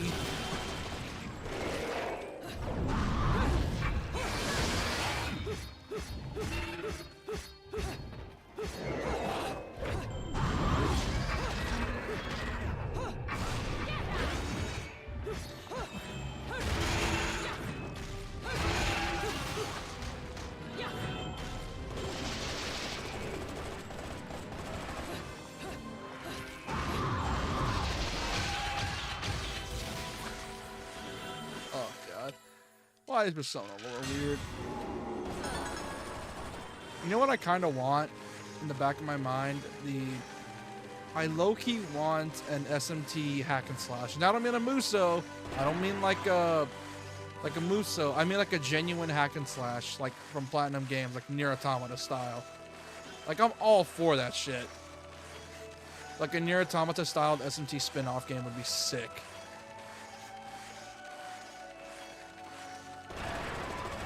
And if they want, just copy Raito's format.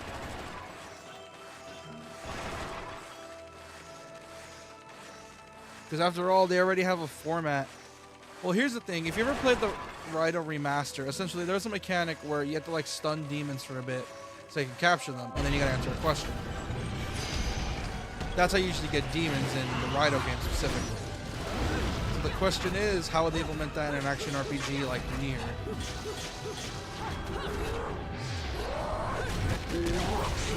Because if Persona can have a Muso game, then they can have a regular hack and slash. After all, the Raito games are shown that they can do hack and slash, even if it's tough for them.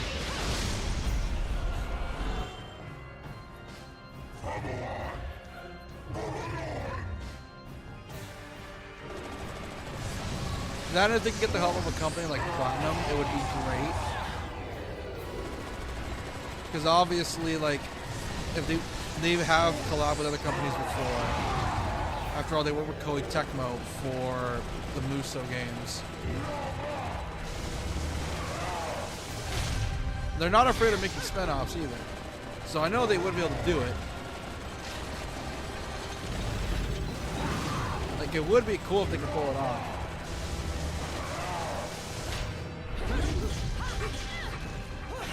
Because the Raito remaster is decent fun. The thing is, though, it feels like Baby's first action RPG, or at least By the way, did they just give our striker when the main bosses summons her cognition in the Phantom Thieves, but because she doesn't know what personas are, the clone doesn't have personas? Yeah, that checks out.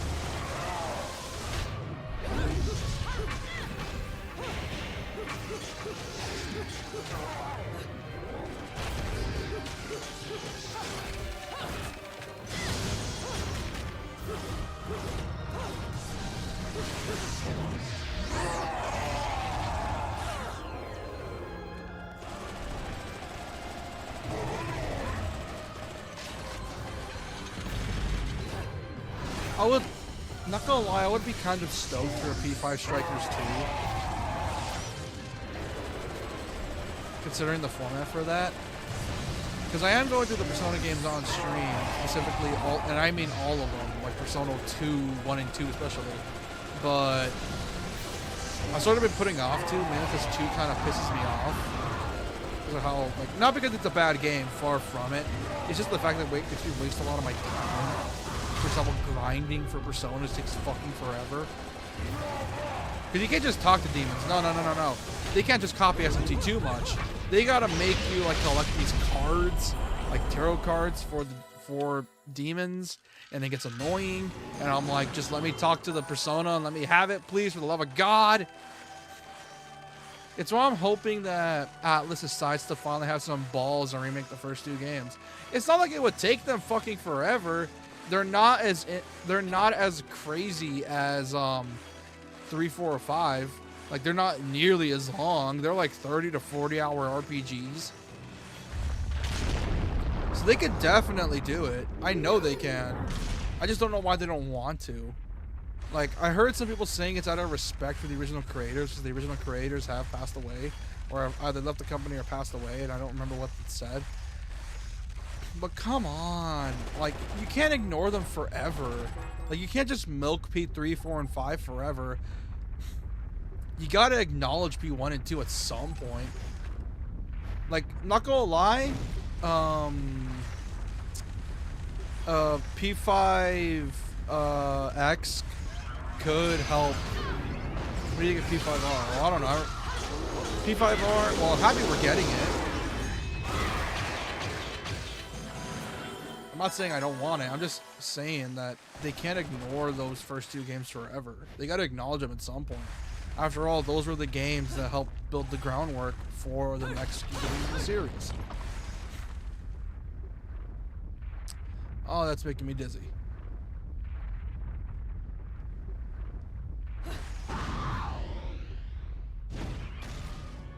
P1 and 2, what are you talking about, Lol?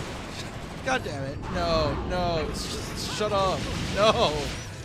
I can't be the only one that played them. God damn it.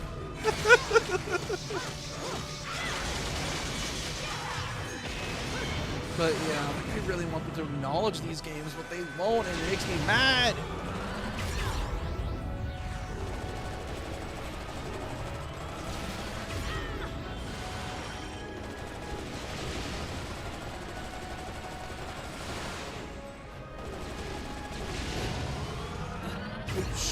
Oh shit.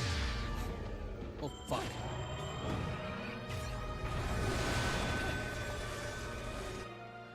But yeah, it makes me so upset.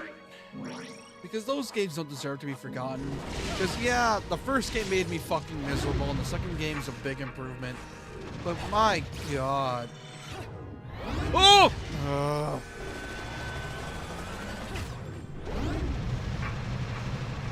I don't know. I just don't want those games to be forgotten because, well, those games provide a unique perspective into the franchise. But they tried to keep them alive with the remakes, but obviously the remakes didn't sell. Because they're just so different than P1, P3, 4, and 5.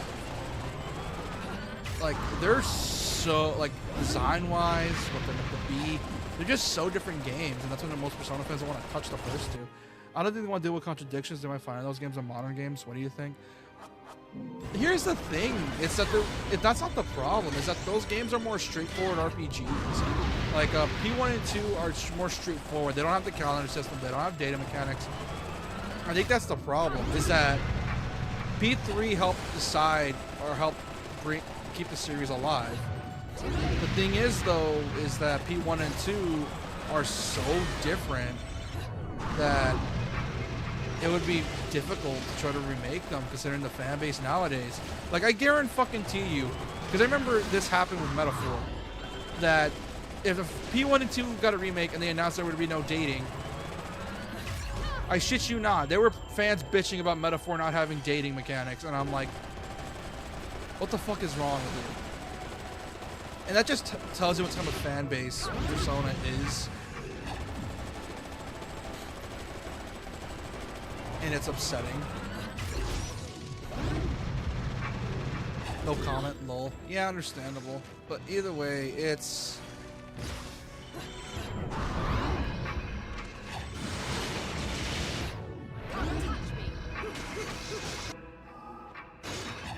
like, it's upsetting.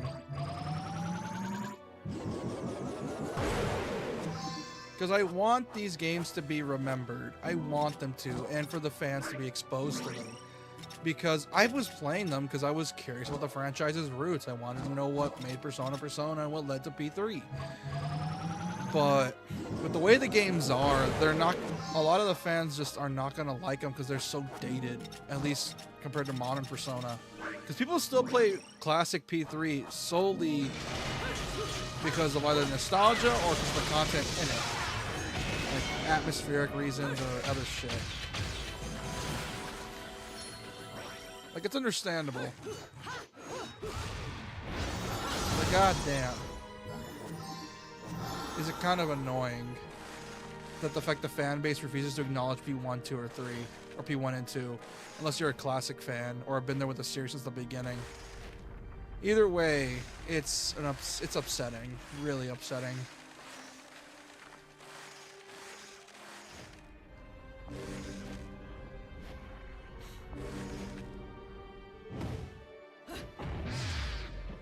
And this is coming from someone that likes mainline more than Persona. Like, I understand both series have their strengths and weaknesses. I mostly like SMT because of its gameplay. And yeah, and the only reason Persona is really good because of its story and world. The gameplay side, well, there's a reason people struggle with Matador and P5X.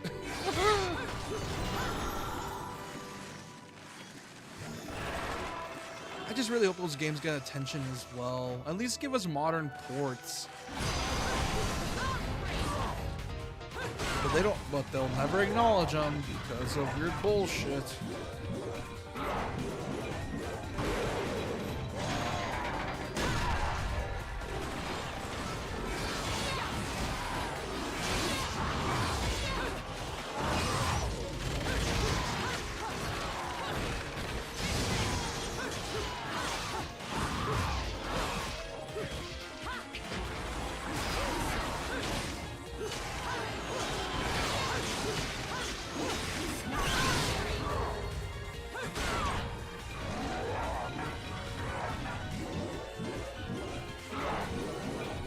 For the best part of over Persona, when the combination of life, dating sim, and RPG combat was going up, you usually have one or the other. Yeah, and that's why I think that they don't want to touch it because, well, like I said, classic Persona is so much different than modern Persona because, well, they're more straightforward RPGs, like dungeon crawler RPGs. They're much more straightforward. That, and they talk about a little bit more darker themes as well. Like, the atmosphere of P1 and 2 are so different compared to modern Persona. Well, you see, she just went to look for something, that's all. I can't believe that witch. Like, yeah, I get it. Persona 3, 4, and 5 talk about dark shit. But that's usually dark for the sake of, like, philosophical dark. The themes Persona 2 specifically talk about are things like themes of growing up, like getting older. Darker than Kamoshida? Not quite. But it's... how do I describe it? Because modern Persona's themes are more philosophical in nature. And yeah, some of them represent themes in Japan as well, like involving the fucked up side in Japan's loss and like school systems. But that's more about like the school systems and like society in general. I don't know. Whereas P2 and 1, they talk more about the ideas of growing up. Or actually, no, I'm wrong. It's not. Modern personas aren't philosophical. The old ones are more philosophical, because P1 talks about like the idea of getting everything you want and trying to make a Cheshire. and living in a world of your design because that's how you feel happy Stupid Nick. is not the way you want to live in. Well, Which so P5 much stole for that. taking the highway. As for P2, it talks about themes of growing up and learning to let go. And learning to realize that you have made mistakes and you need to take accountability for them. Now, all I have to figure out is what to do about you. And I feel like those are stuff that needs to be So, brought back for Cerecita, Persona. That woman's really your mom? Uh-huh. My mummy is strong, and she protects me from scary monsters. Monsters? I don't think you know who the real monsters are. Huh?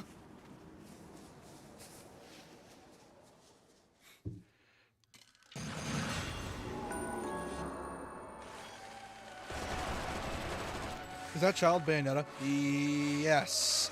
For plot. But for now, for plot reasons, they don't know yet. But yeah, Modern Persona has to deal with like a lot of current era themes. Not only that, themes that a teenager would be going through. Like they don't talk like it's more like about society in general. That's what Modern Persona is like. What's modern society in general? Like for example, Persona 4 is involving like, you know, with like Kenji or what's his name again? Fuck, what was his name again? Kanji. Yeah. Yeah, a Japanese team to be specific. Yeah, it's because I remember JP, my co-host, the reason he praises P5 to a lot of extents because he's been through the stuff that's happened in P5, unfortunately, and it's a problem I have with P5, where the beginning it talks about stuff that could happen anywhere. Like it's not just a Japanese specific high schooler life involving like that stuff. But it's why the first 3 or 4 dungeons I feel more relatable to, because well, it was a lot more grounded, because you're more likely to have a Kamoshida than a Kanashiro in your life. You're more likely to have either a Kamoshida, unfortunately, because that's sort of a thing all around the world. As for Madarame, that's also a thing as well. Only difference is the manslaughter. And for the 3rd dungeon, that's more about like that's sort of like okay. Like this is common in some areas in the US as well. Like yeah, there's some horrible people using teenagers to do bad stuff. I get that as well. And then there's and then the peak for me was Futaba's Palace, which, like I said, that's one everyone can go through, especially if you've been through Futaba's shit, because obviously Futaba's situation's special. That's very obvious. But like sometimes you do have family that will resent you if that ever happens to you. And it's unfortunate because, well, like everyone's grieving, everyone's like upset, everyone's not in the right state of mind. And I was like that with my dog, because my old dog was unfortunately killed.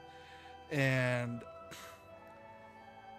I felt like that as well, and I knew who to blame, and I just felt like that, and I felt like a piece of shit afterwards. So I know how that feels, kinda. So it's a lot more realistic. And then the 5th palace, it just drops for me. Like it just starts dropping, because it starts focusing less on society and more just, yeah. Even though Putaga had paid actors to say that she should die, people act like that in real life. Yeah, that's like Futaba's the peak of P5 for me. After that, it goes downhill for me a bit, because black companies, how do I say this? Because like I get it, you can have a shitty boss. I get that. You can have a shitty boss.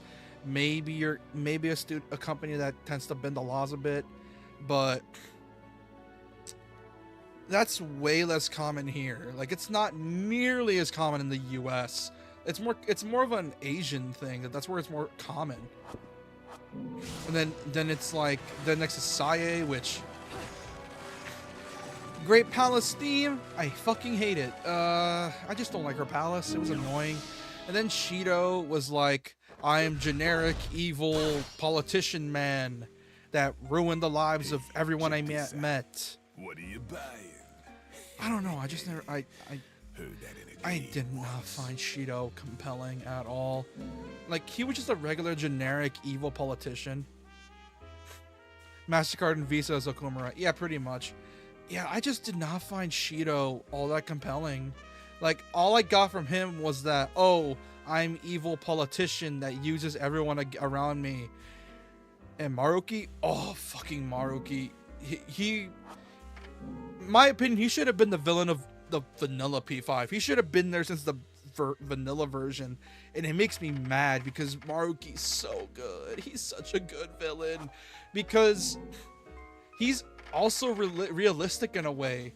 Because, well, when you experience so much suffering and you don't want anyone else to go through it, it's like you want to prevent them to do that. It's like a parent, who was like not raised kindly, or the world was not kind to them, and they finally got their life together when they were older, and they don't want their kid to go to the same thing. And it's he's such a good villain. He's so good. Because you can understand why he did what he did. It's understandable why he acted the way he acted and why he did what he did, because he was just trying to help people. Like, that's what he was trying to do, but you can understand that his way of doing it was just not the way. Like, that was not the healthy way to do it at all. And it just makes me happy that the Weak Royal exists. Because I get it. Persona does that all. Like, Atlas does that all the time. They always have re-releases of their games every couple years. Like, I guarantee P6 comes out, everyone likes it. A few years later, get an enhanced release. Guarantee there's going to be an enhanced release for P6. I know there is. They do this all the time. Because I don't believe them when they say, oh, they want to do a re-release. That's bullshit, and you know it.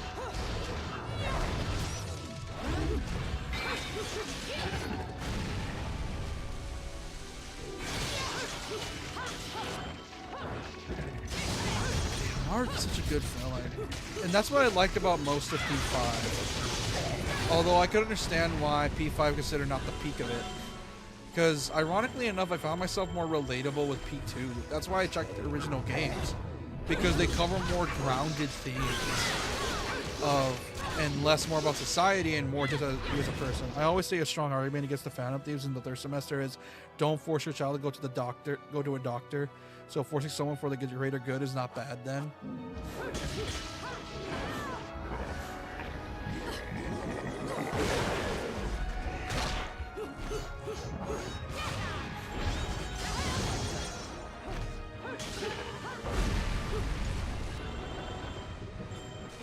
Yeah, I can understand that. That and the Phantom Thieves, at the end of the day, they're still kids. They're still kids at the end of the day. Like, they're still kids at the end of the day. They don't understand the world fully. Yeah, they were wronged, but they weren't driven by, like, justice or, like, yeah, maybe a bit of justice, but it was mostly just, you know, the want for glory, the feel like heroes. Like, they're, like, because we already know, they had already a distaste for adults. We already know that.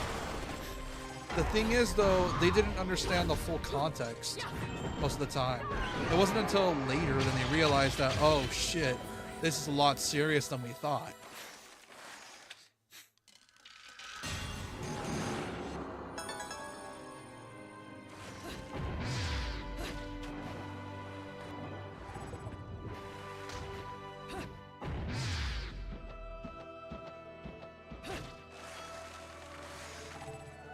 It's also kind of why I like P4 the most. It's the most grounded, technically. Because at the end of the day, it's just... A lot of P4's whole thing is literally just... We're not trying to save the world, we're trying to solve a murder. Like, there's not these, like, these super huge events happening Whereas like with P5, where it's like, oh, they're like leveling up from threat to threat. Yeah, they are doing that with P4, but it's mostly just trying to solve a murder before it happens and trying to figure out who's causing it. That's what I like about P4. It's very grounded for what it is. Then there's P3, which P3 was, ironically enough, P3 suffered through a bit of first game in the series-itis, where, well, at least not too much by it. Yeah, it was the first of its kind for the series, but boy, does it suffer a bit. You gotta feel bad for Yukari since Makoto probably returned with Maruki, and Makoto just disappears after February 3rd.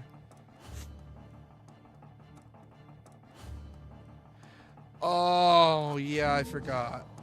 Oh, yeah, isn't that the whole thing with Yukari, is that when Makoto died, she took his death the hardest?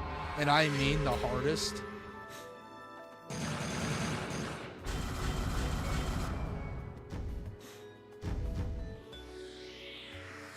Oh, what a day! Are you fucking kidding me? But yeah. It's why I'm all for a Persona game having adults in it, because it helps keep the main cast grounded. It's why I like Strikers. Yeah, they mostly used the grown-up dude as like a scapegoat for jokes, because he was like always trying to fit in. But even then, he helped them realize that, oh yeah, this is serious. And you gotta love how much they grew in P5, because they learned to realize that the world is not as simple as it seems. Like, sometimes you don't need the Phantom Thieves to save the world or to help people. Sometimes you just gotta be you.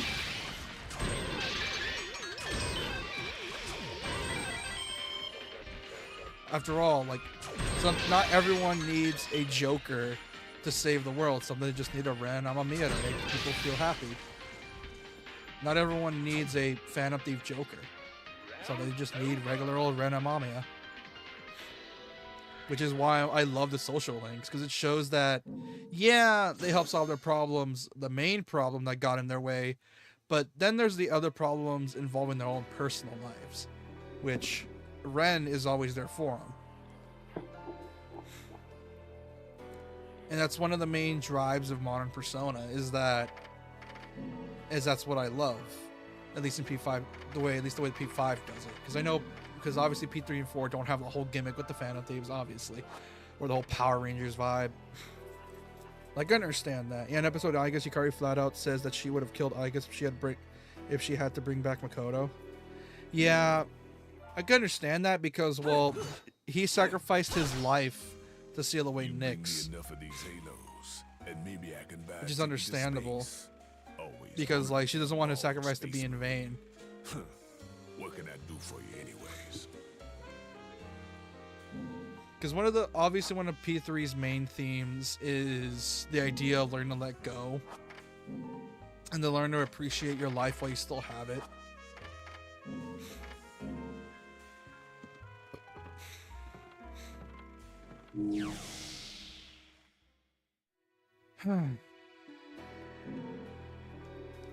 But yeah, like, I'm hoping if they ever remake P1 and 2, they learn to keep those themes, because I feel like those are some important themes that people need to realize as well. Like, growing up is not easy. It's far from it. But I just kind of wish Alice would stop using time travel to bring back. Don't panic. I'm here. There's no need to worry about a thing. Oh yeah, PQ, which I remember. I'm hoping for a PQ3 if they ever make it, because unfortunately I know those games don't sell. I know that. I'm hoping that someday when they make a PQ3, Mommy. Can't you see? Mommy's fighting the bad monsters that they for us. add in the P1 and 2 cast. If you don't open your eyes, you'll miss everything. Look at these.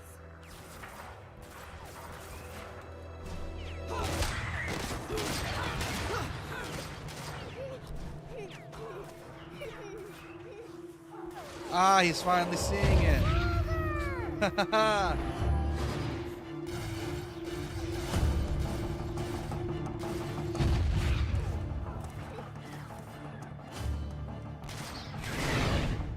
Shit!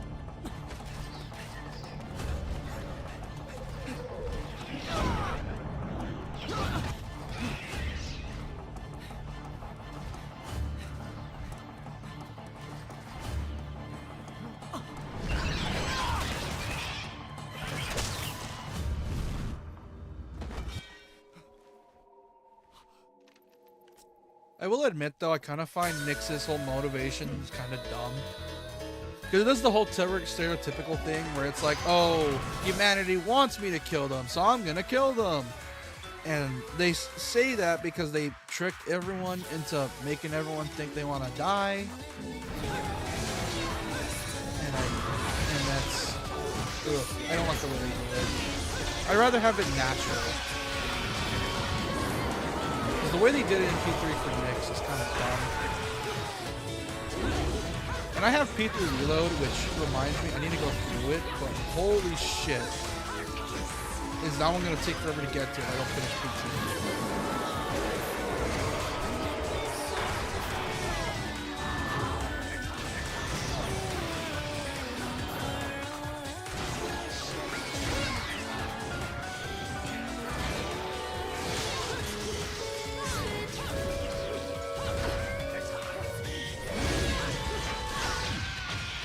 Realistically, Mark, you could have had P3 gang fight the fan with you just by telling him if he loses, Makoto goes back to being the seal. Yeah, but here's the problem. Here's the problem is that because post P2, they try to keep all the games separate. We would never get that. Yeah, they'll reference P1 and 2, but they'll never outright have them be in the game.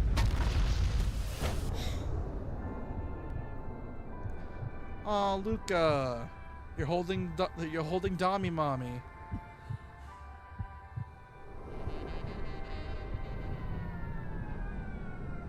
Oh God. No!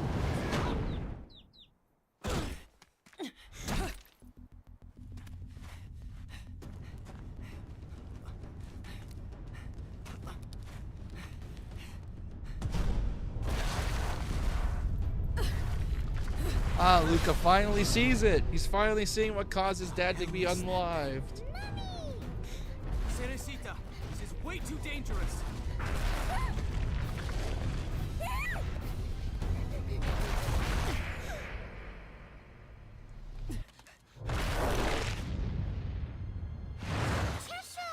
Is that Yosuke's voice? Yup, that's Yuri Lowenthal.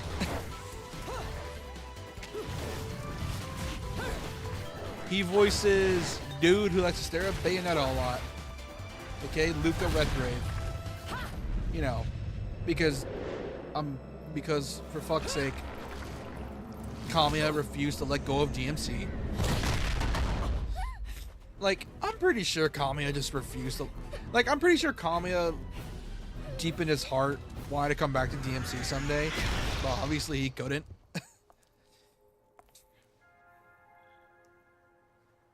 So he just tries to reference DMC as much as possible. What do you think we should do? And he's not going to let anyone forget that he's the one that made DMC. He's hurt you, has he? Well, we can't be having that now, can we? Just on the topic of Bayonetta, I always find it fun. I remember that meme that came out when Joker came to Smash. And it was so fucking funny. The whole, like, I think the meme started, I think it was the Twitter that started it. It was the meme of, I'm glad Sakurai decided to reunite Joker with his mother.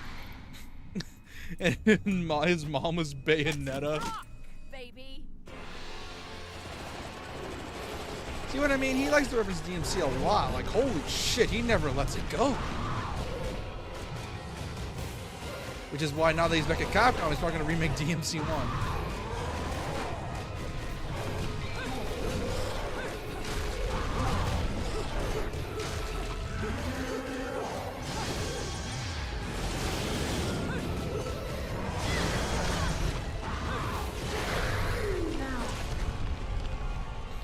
Time to run.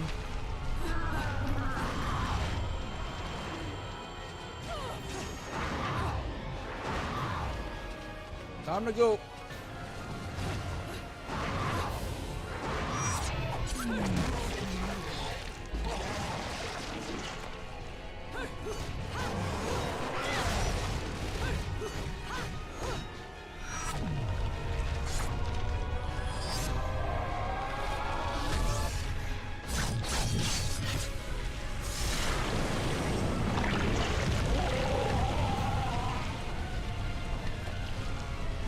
God, the angels are so gross. Ugh.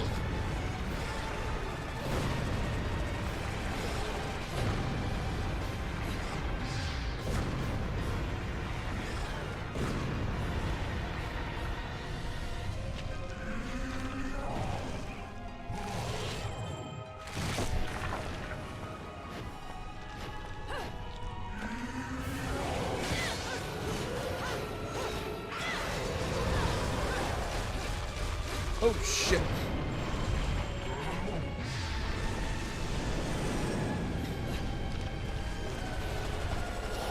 Hey buddy, get over here.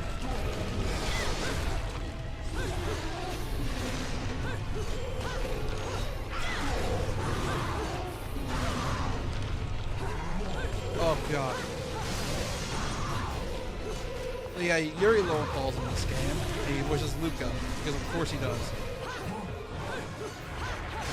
God, going from speaking of, let's talk about Yuri Lowenthal a bit. We gotta look at this man's career. This man went from voicing God knows how many mob characters in like random anime, and then getting lucky with Sasuke. And then after that, once he got Sasuke, his career just kept going up and up and up and up. And now, the man is voicing Spider-Man. Like, his career, like, he's got nothing but mostly W's in his career. There's rarely ever a time he got shafted in his career.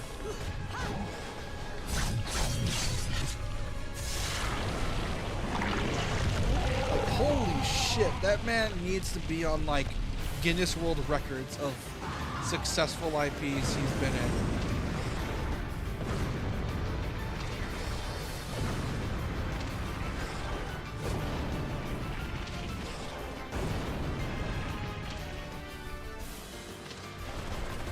He's in the Cool Kids Club of voice acting. Yeah, he's up there with Johnny Young Bosch, Steve Blum, Roger Craig Smith. Like, dude has one voice, but holy hell, does he lean with it.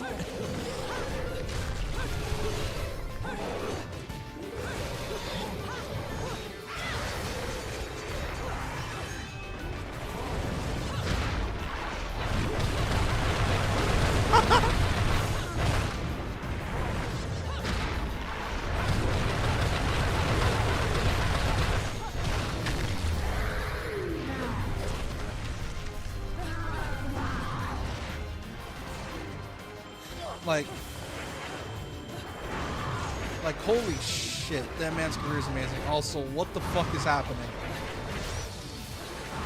Why am I riding a giant tongue made out of stone? And this giant face just vomited.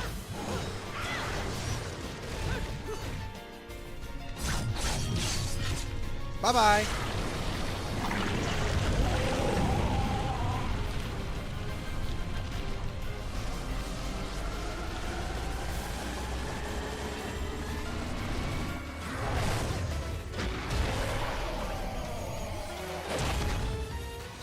Nosebleed. He's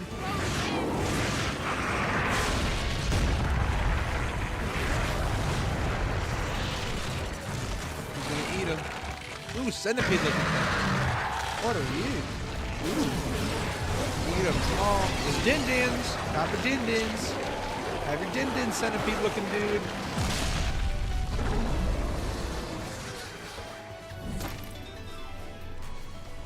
Whichever why Caesar's going, it's like because Maruki didn't want to dangle the life of Makoto in front of Caesar. Like, Maruki's a really nice guy. Yeah, he is a nice guy. Go another round, can't you? I know the dude's nice. You would never want to do that. Not only that, if it was something he only wanted, it was between him and the Fan of Thieves anyways. The Lumen Sage.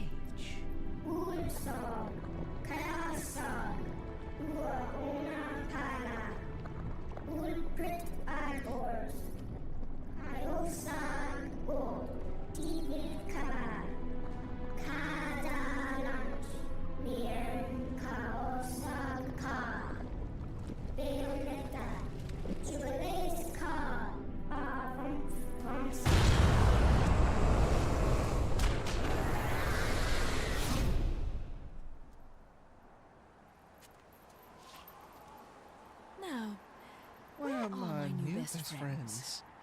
I suppose one of them is an adult, so they should be okay.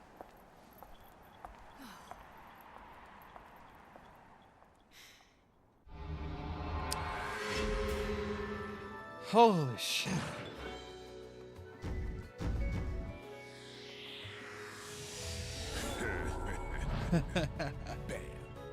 Bang. Yes. Yes, my guy. You are the coolest dude here. Ladies and gentlemen, it's what you've been waiting for. Angel attack. Ready? Fire. God, I would kill for an Persona or SMT. I would kill for a character action Persona or SMT game. Because I feel like it could work. After all, Raito is a decent attempt. And it's not like Atlas hasn't worked on RPGs before. I think one of their first attempts was Babylon's Fall. That's literally... I'm pretty sure Babylon's Fall is one of the only few bad ones they have. The other one was that TMNT game that was dog shit. Ironically enough, Platinum barely has any L's in the gaming industry. Like, other than financial reasons, they've never really had a bad game. Like, their games range from decent to awesome, or decent to masterpiece. Like, they've never really had a bad game. Yeah, they worked with, most of it was contract work, but either way, they are one of the few devs I could confidently say that they had a consistent track record of making great games. Sure, there were bumps, but it's a consistent record.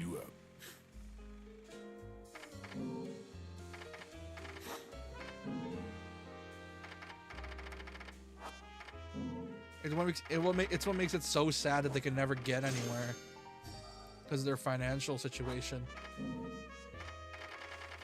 But hey, making games in a genre that's already niche is not going to make a lot of money anyways. But hey, at least they're making games that they love. Because you cannot deny, they put a lot of love in their games. They put, and I mean a lot of love. You're a modern Persona girl? Modern Persona. It's tricky.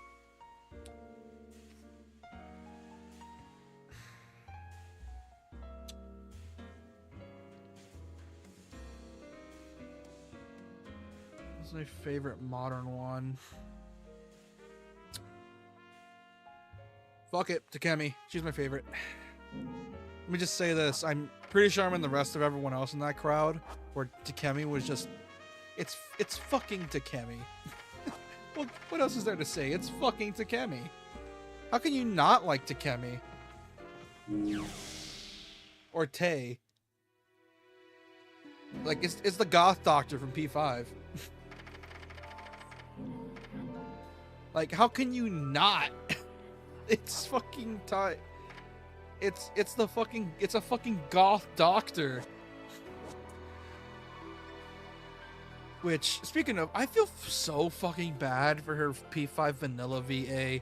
I feel so bad for her. Because when P5 came out, I think we all realized when P5 came out, it was a game that was so influential. Like the game, like, holy shit, did that game do numbers?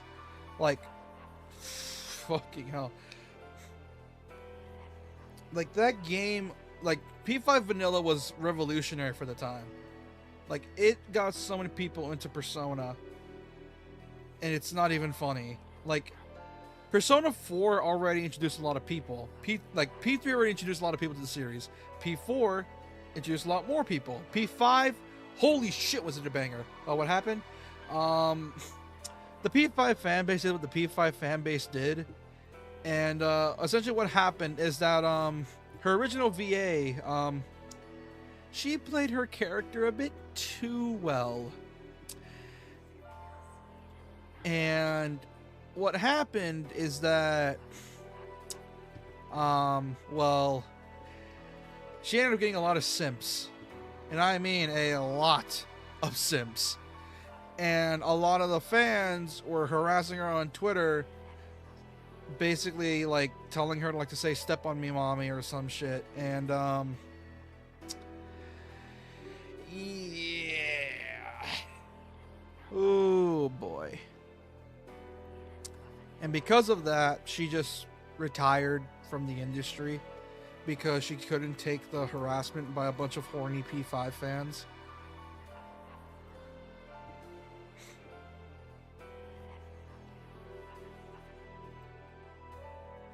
Isn't her new VA better? That depends on who you're talking to. Some say she's not as good. Some say she's better. But either way, what happened with her original VA was a goddamn shame. Like, it was a goddamn shame. Because I can understand why. Because sometimes fan bases be like that. Like, it's not even the game's fault at all. It's just like that sometimes.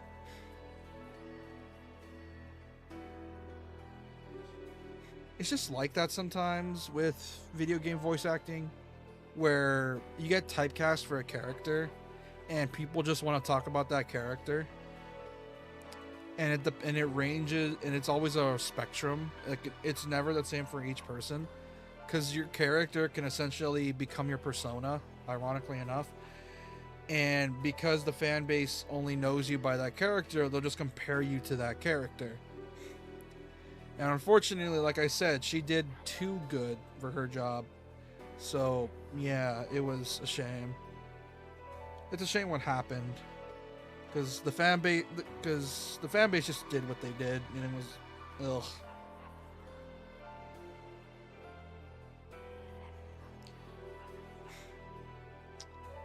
Luckily, I think her new VA handled the thing better, because I think when people were simping for her, she was just went along with it because she knew fans be like that. Like, she knew the fan base can be like that. They knew, like, sometimes it's like, I'm happy with Haru's VA wouldn't get harassed with how cute she sounds naturally. Understandable. Yeah. I think I'll do one more mission and then head off. Either way, like, it's understandable what happened with her. I'm also happy that the VAs got a kickstart in their careers as well, thanks to Persona 5.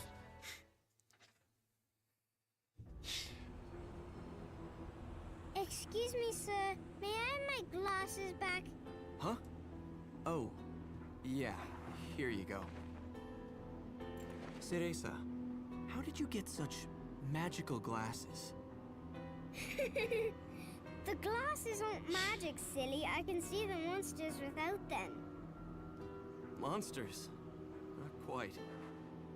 So, has Bayonetta, I mean your mom, been fighting these big bad monsters for a long time? Mummy is a witch, and witches protect people and are very strong. When I grow up, I'll be strong too, and I'll protect my mummy. Wait, you think witches do what? Oh, forget it. No point in arguing with a little kid. I'll manage on my own. I'm sure you will. Mummy! Shit. You never cease to amuse me, Cheshire. I suppose that's your next target?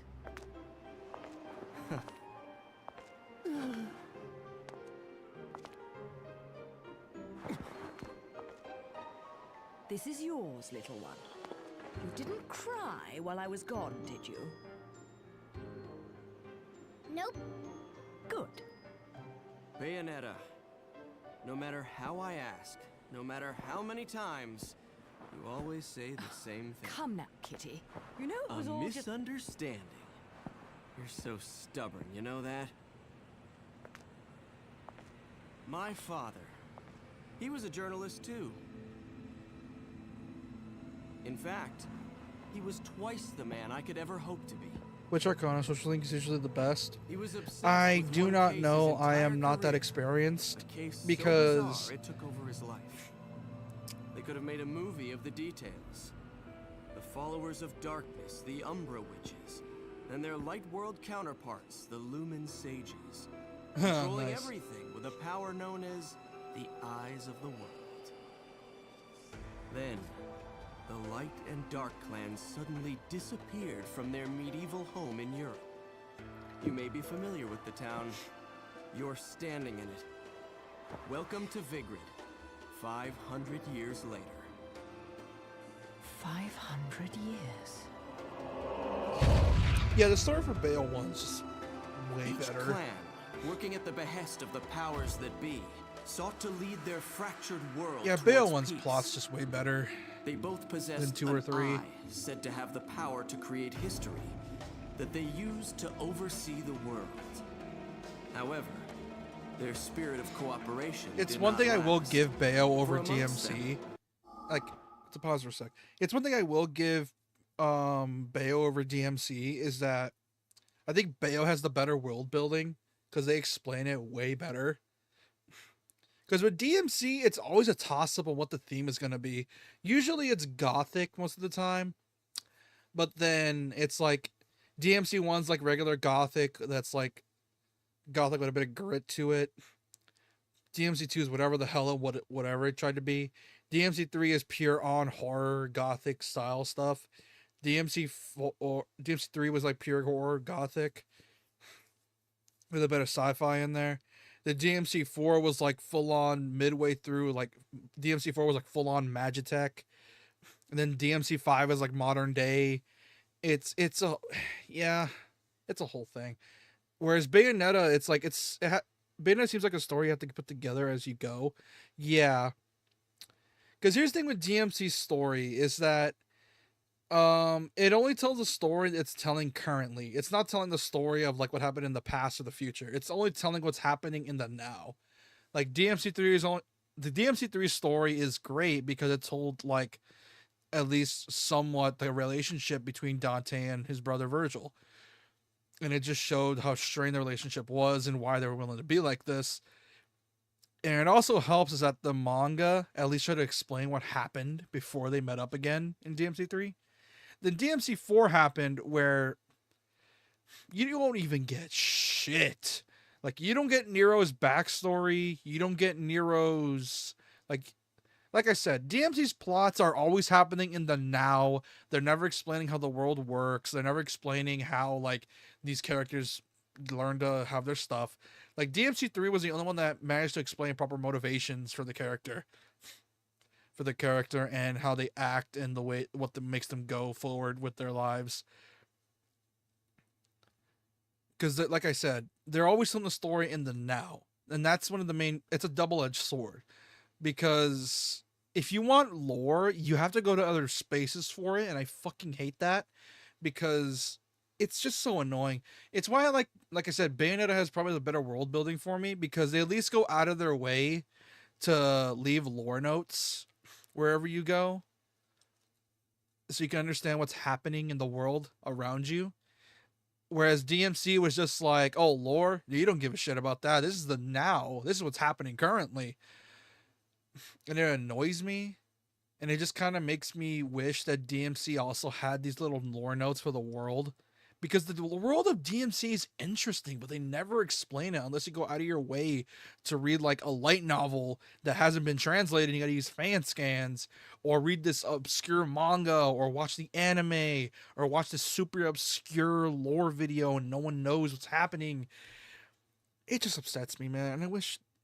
Sounds like Nier. Here's the thing. Nier, it's weird. Nier's weird, but at least it tells its story and what it wants to tell. You get what's happening in Nier most of the time. Whereas DMC was just like, oh yeah, fuck the lore. You're just focused on the now. Oh, you don't give it. It's like, who cares about like how this world works or what this city was like? You got to stop Urizen, the big baddie.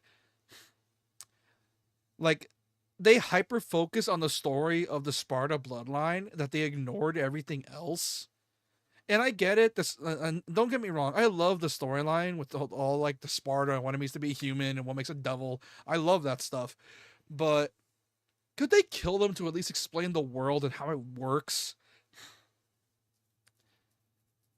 Like, come on. Because like, even Nier Replicant, like, you're missing a lot of context without reading the books. Yeah, pretty much. Not only that, what's even worse is that Nier is a whole thing entirely as well. Because of the whole thing with Drakengard, which... Oh boy, Drakengard. That is a whole can of worms I don't want to get into. Because Drakengard is so fucking weird. They just kept making prequels, and it was annoying. And then one of the routes leads to Nier, and then Nier's a whole other problem. And it's just, ugh. Ooh, near pisses me off because it's so confusing. Like, at least it's not KH lore. At least it's not Kingdom Hearts lore. At least it's not that, because KH lore is a whole nother level. Holy shit, is that confusing. But yeah, like, I really wish DMC had Bayonetta's world building A pair or of young style. star-crossed lovers conceived a child that sent the clans on a path to ruin. Which, speaking of which, I want to try to stream near Replicant someday. I just need to get through my scheduled games first. Because I'm marathoning... Because I'm marathoning Shantae and Resi for Resi 9 and the Shantae... Technically Shantae, the real Shantae 2. So I'm sort of marathoning it, and then I need to marathon Ninja Gaiden Ragebound, which, ooh, have you played it before? I bought a copy of Replicant, but I never finished it. And I'm hoping that I could just, like, you know what, fuck it. I need to get through it anyways. So I want to see if I can try to fit it into my schedule someday. And I'm hoping to get it done through that. The child remained with the Umbra, raised as a black sheep even amongst the darkness. Since the balance between light and dark had been lost, both clans spiraled into decay. Legend had it that the two eyes could be united to control reality itself. And this legend fueled ambition and desire, leading to a myriad of battles between the clans. In fact, it led to their mutual destruction. My father was mocked for buying such a fairy tale. However, I believed his story. And I believe it more than ever now that I've found you. The memory of the clan lingers on, despite the passing of 500 years. What on earth was my father searching for? And why did he have to die for it? He died for it because he knew too much. I have to discover the truth with my own eyes. That's why I haven't given up my chase for it. Or you. The head of the Ithoval Group, the multinational that dominates Vigrid, recently tried to sell an enormous gemstone on the black market. If he isn't selling out in the open, it means we're going to have to acquire it by other means. And that starts by sneaking onto that jet.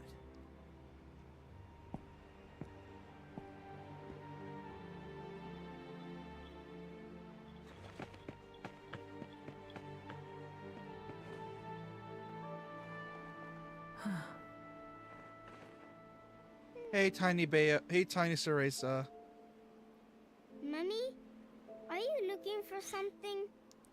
God, Bayo's so fucking tall. How did you lose it? I can't help it. She's so fucking tall. I can't describe it. She's huge. Have anything you really like? Something really important to you?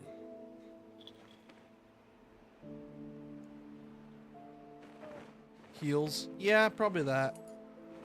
Yes, this. I love it.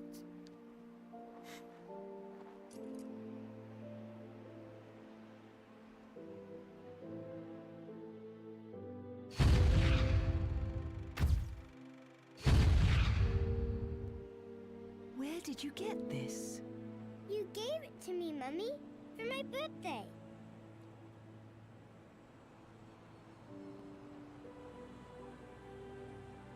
When you love something, never lose it.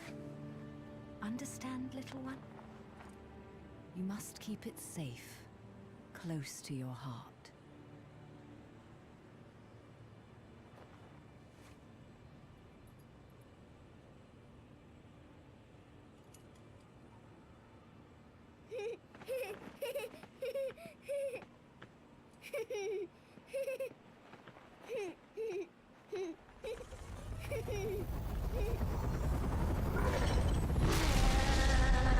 Oh, shit.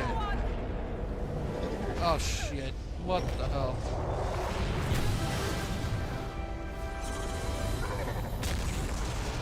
Oh, what the hell is this?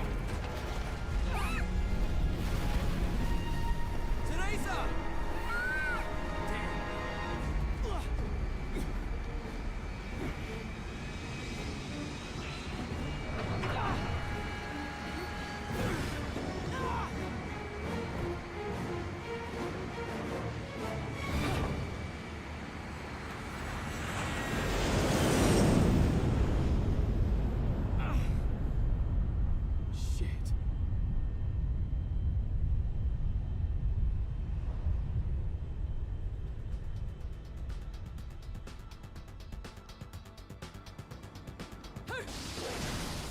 I'm in the plane.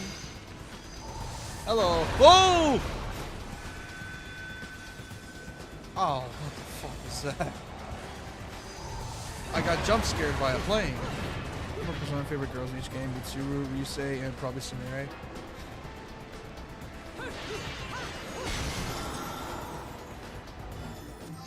Understandable. I can understand why you like them.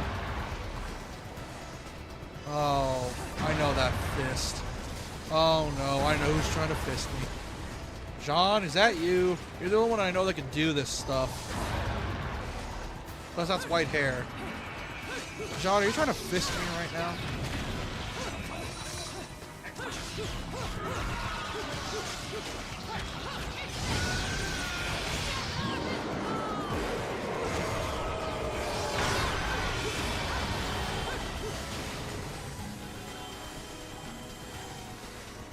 I think John is trying to fist me right now. Red hot shot. Yep. Oh shit. Fuck.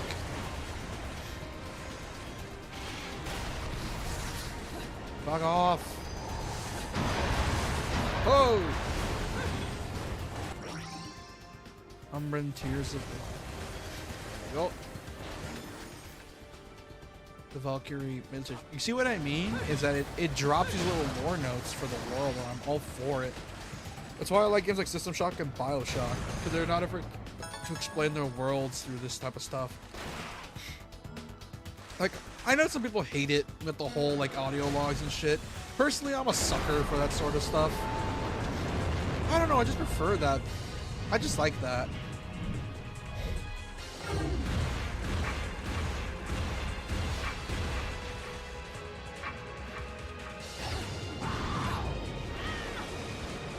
I'm just a sucker moist fister. Yep, pretty much. Hey, asshole.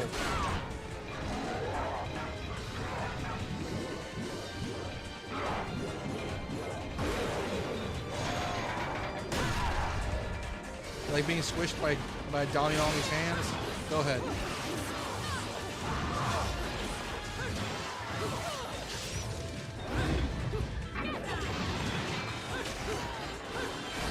Oh shit.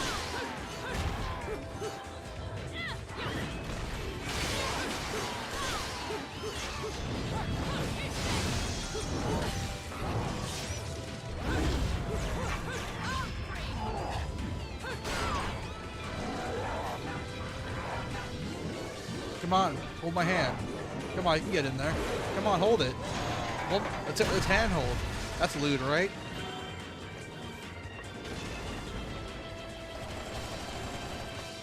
I wonder why he didn't want to hold my hand.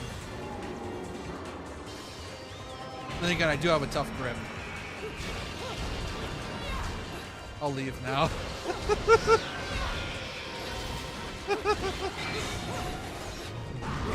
Did have quite the tough hold.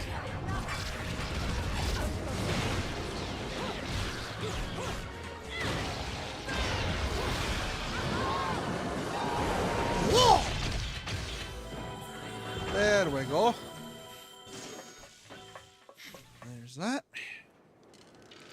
And bye-bye.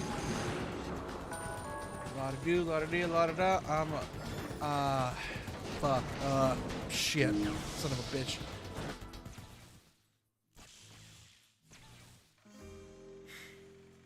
You really want to make a deal with the devil? Relax. I'm just fucking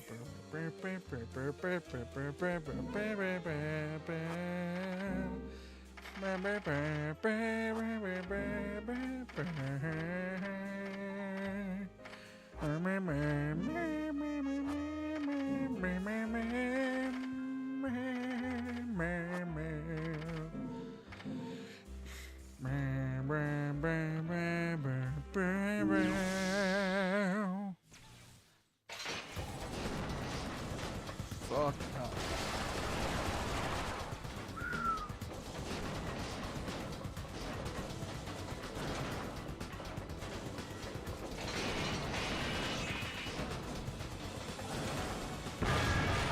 There we go. Oh shit.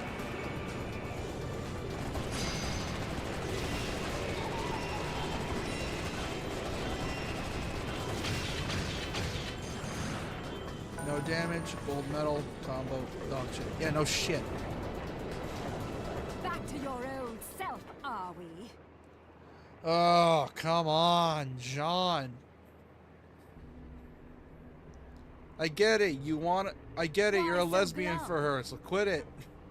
Something troubling you? I get it. You're a lesbian Only and she your won't recoup your constant feelings. I get fretting it. Over my state of affairs. I've no time to play games with you.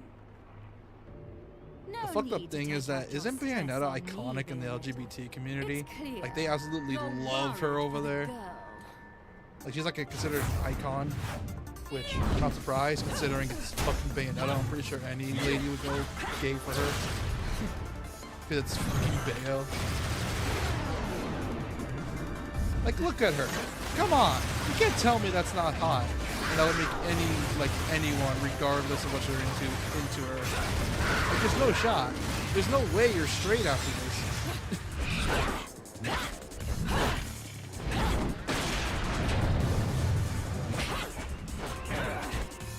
And it sucks what happened with Bayo 3 with her.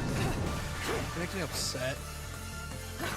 Like I like her design in Bayo 3, but oh my god, her confidence went down the like her whole thing went down the shitter in 3. Tell me where she Like, is. she wasn't nearly as now. cool in 3. My, aren't we attached to Like our the demon slave precious thing was the little one? only thing. Do you like it when she calls that you was new. mummy? They abused the You're shit out of that. absolutely delusional. If I leave her, he'll never shut up about it. And his whining is twice as See irritating. earlier, but the scene with Momiji that made me know I like girls was when Obama rips. Oh, come. as anything that child could muster. You've Oh, quite the tongue come when it comes on. to curling round the truth. And what about you? What are you hiding? Correct me if I'm wrong, but I think these might mean something to you. I've no need for worthless junk.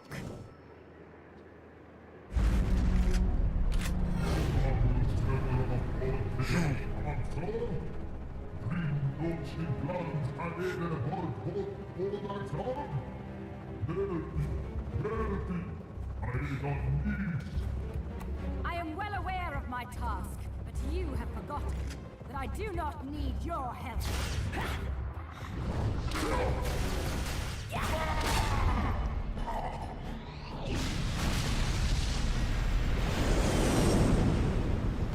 It seems your little friend is gone forever.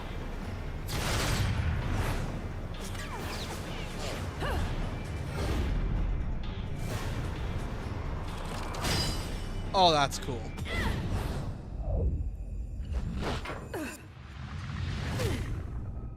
Fill them. Fill your eyes with hatred. Accept your violent fate. Accept it and earn the left eye. Prove you deserve it.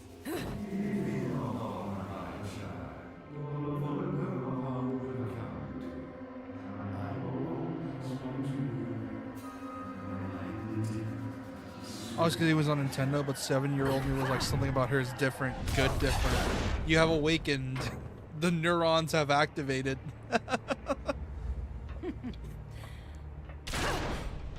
The neurons have activated within you, and then you realize that, damn, she hot.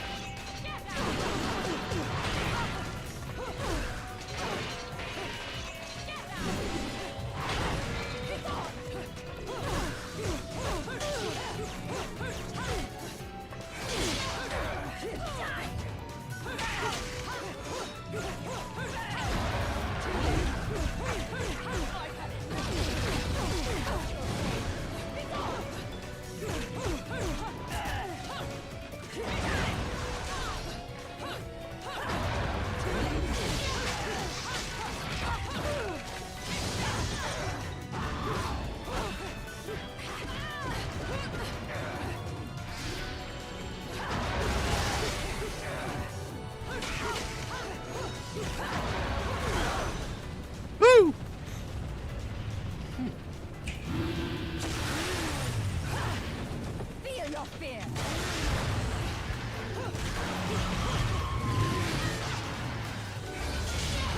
God, this must have made PS3s and 360s shit themselves.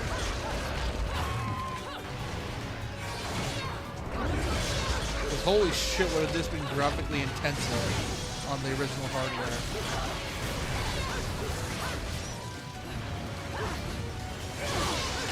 Because the fact this came out on PS3 and managed to work decently is a fucking miracle. Like, the amount of effects in this single boss fight alone would have made PS3 shit themselves. Especially 360s.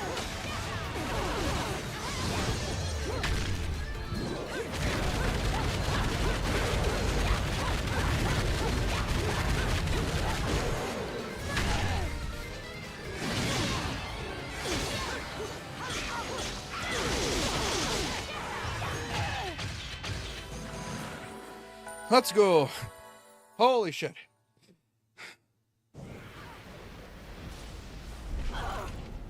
Cereza.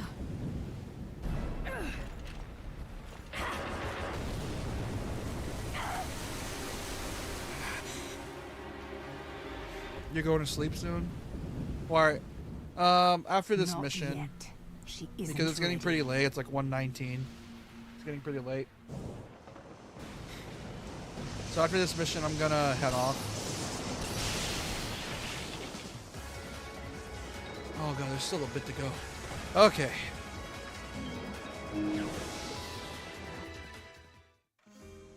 Take care of my babies, will you?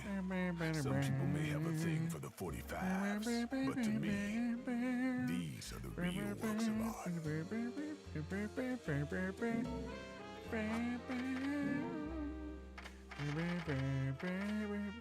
Also, it didn't help the fact that she was tied up because of course she was. Lol. Yeah. Yeah, pretty much. Wait, who was tied up? Oh yeah. Yeah. Oh yeah, Momiji. Yeah. Like I said, I remember I said this earlier. I'm hoping Dragon Sword's DLC for NG4. Because that would be, I don't want that game to be forgotten. I at least want it to be remembered somewhat. Even if it is in the form of a DLC. It's why I kind of hope for NG2 Black it would add Dragon Sword as like a sort of a DLC mission. But they didn't add it in, and it's kind of upsetting considering Dragon Sword is what leads to NG2. So I'm hoping maybe they'll make a Dragon Sword remake in NG4 as DLC. Or like a side game maybe. Probably will reuse assets from 2 Black, but I prefer it that way. No crying now, little one. You know the rules. No cockroaches or crying babies. Time to go, little one. Hold on tight, okay? Okay. Alright. I feel like the reason why is because they probably don't have the code and they would probably want to have more HD models. Maybe. But here's the thing. Didn't they remake... Oh, don't put her down. Pick her back up. Didn't they put her Dragon Sword outfit in NG2 Black along with Sigma? I'm pretty sure that's what happened. I know they did. It feels like they did. Yeah, so they can definitely reuse it. They just have to like add a few animations and that's it. They can easily do it if they wanted to. It just requires a lot more effort because, well, NG2 Black was more of a budget remake sort of thing.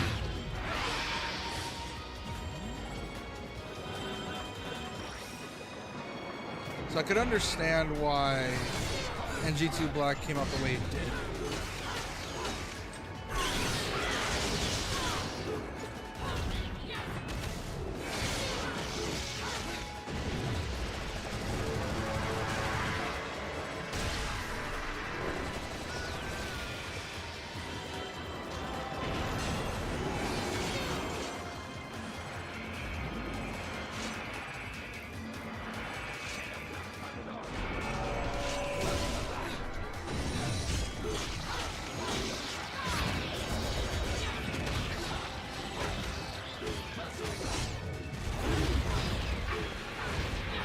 one cares about tackle what if scenario. You beat dragons when Luigi because that changes the story entirely. Oh. Yeah, I remember correctly. It just straight up just changes it because I don't remember the full playthrough. I just remember seeing what happens if you beat it, but I just know like it does some weird shit. Like, what does it do again? Does like it just straight up change the story entirely, or does it add, or just change a few cutscenes? Because I know obviously for plot they need a bullshit reason why Luigi has to be involved.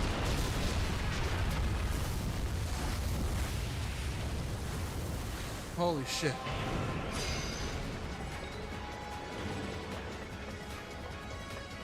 Oh, not the manta rays. Fuck these guys. Put him right here.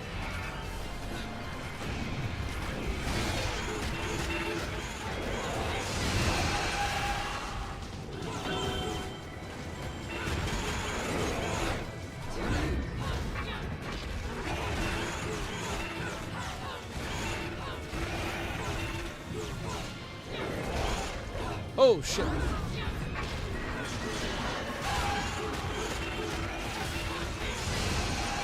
beat it, then you can the story because you probably didn't have time to, but you play as a new ninja called Rin who's trying to save Momiji instead of Ryu. Rin is just Momiji's model.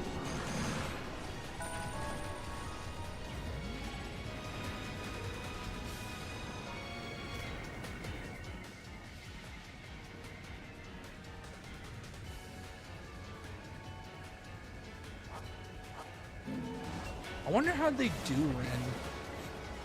Because because Night should tell me this. I wonder if they'll add in Rin as a special DLC character. Because I think she's one of the more obscure NG waifus. Like, she's very obscure. Like, she's an obscure NG waifu. Like, I don't think anyone knows about her except people that play Dragon Sword and managed to beat, you know, the beginning session with Momiji. I think it would be like a rare thing for people to pull that off somehow.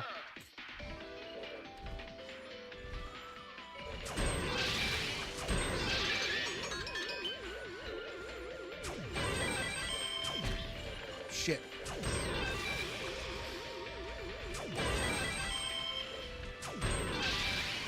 Oh, speaking of Ninja Gaiden, because I remember I mentioned earlier there were clips coming out for NG4, and let me just say this: they give you a lot of aerial options, and by a lot I mean they allow instant weapon switching for combos.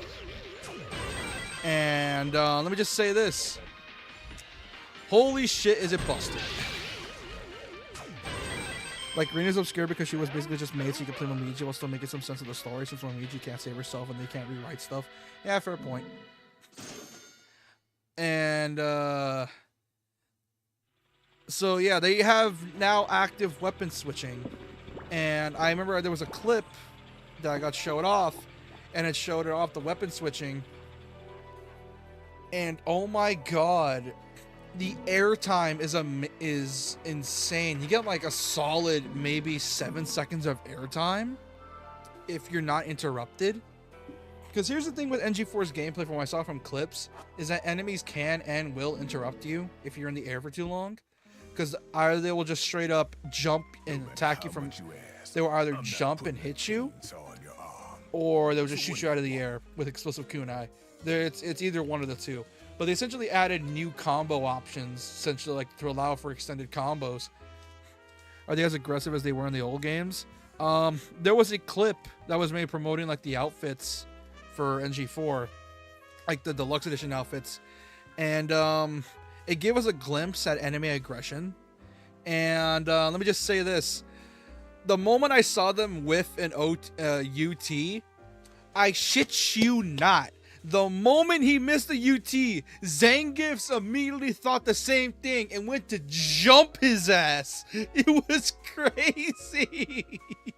Like, the moment the guy that was playing it missed a UT or got or didn't land it, the fucking Zangiefs just rushed his ass, and you could not see him. They were just pounding his ass. It was awesome. Oh my god, it was so fucking funny. Because he fucking whiffed it, and he just got fucking jumped by a bunch of Zangiefs. It was so fucking funny. I could not stop laughing. I think it's in the Ninja Gaiden subreddit. That's where I found it. And it was so fucking good. I could not stop laughing. It was so funny. But yeah, that's a good sign from what I can tell that that the enemy aggression is gonna be somewhat like the old games, but because it's like obviously they can't just do an Ninja Gaiden 2 all over again.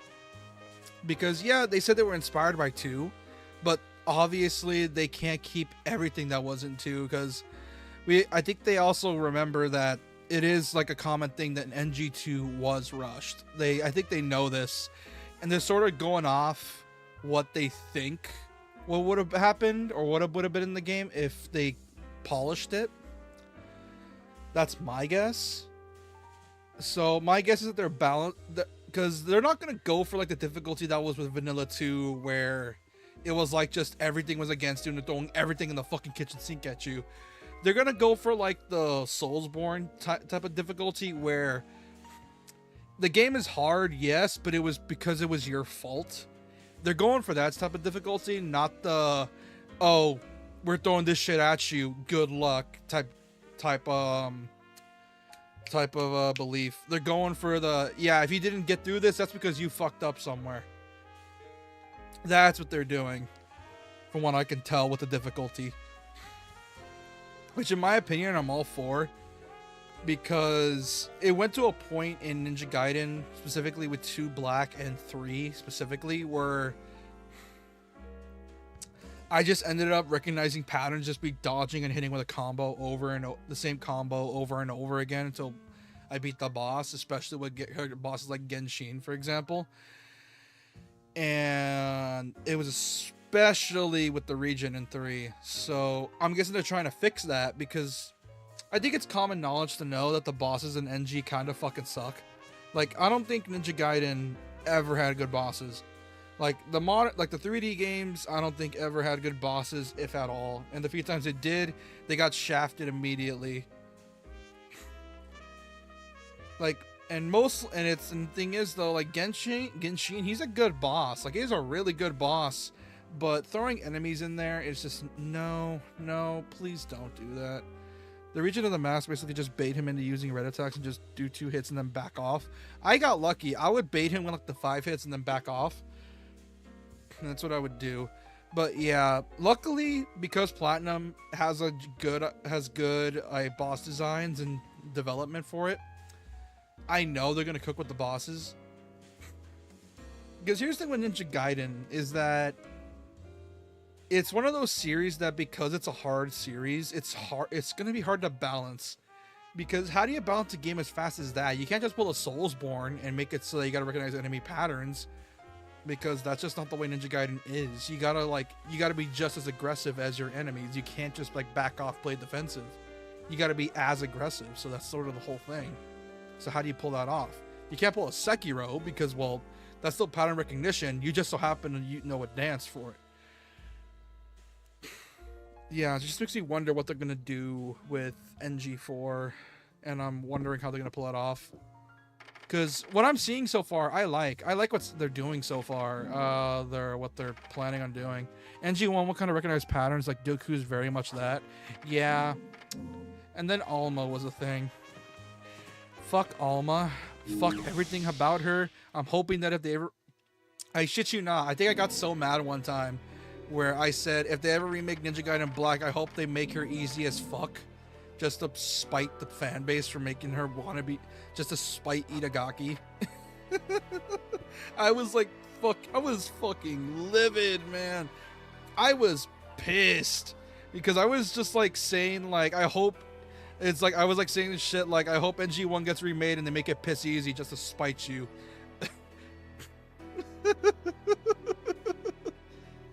Like, I was mad, and I rarely ever get mad in some games I play on stream. Like, I very rarely get mad.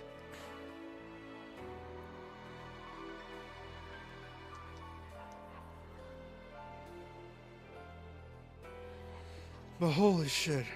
Ninja Gaiden has that weird thing where enemies just being immune to flying swallows random. Like, Doku's currently still attacking and the game acts like he blocked it. Yeah, like I said, that's a problem with NG in general. And it's why it's such a hard series to balance. Especially with NG1. Because I feel like if they were to remake it, they're gonna have to mess with the hitboxes. Like, for example, like, here's the thing. I want the AI to stay as aggressive. I don't mind that. I want them to stay aggressive.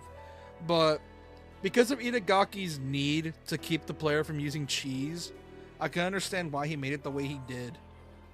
Because I understand it. You don't want the players to cheese your game. I understand that perfectly. I understand that why you would not want to do that. The problem is that Ninja Gaiden 1's bosses are just not good. They're just not. Like, Alma fucking sucks. Doku was decent. And Awakened Alma was absolute AIDS. Ironically enough, the only good fights for me, at least, were the clone fights. Where, like, you have to fight clone Ryu and shit. Those are the ones I enjoyed. Whereas the other fights just annoyed the fuck out of me. Ishtaros. Fuck Ishtaros. Oh, dude. I don't want to play on very hard to fight her. I have tried to do that on the challenge mission.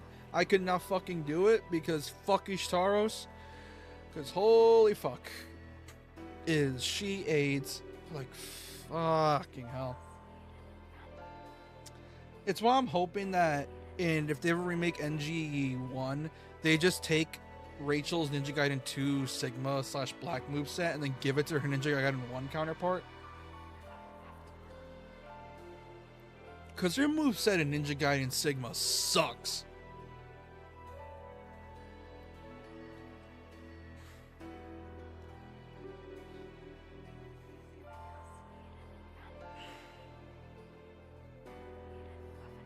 But yeah, like, I fucking hate the bosses of Ninja Gaiden.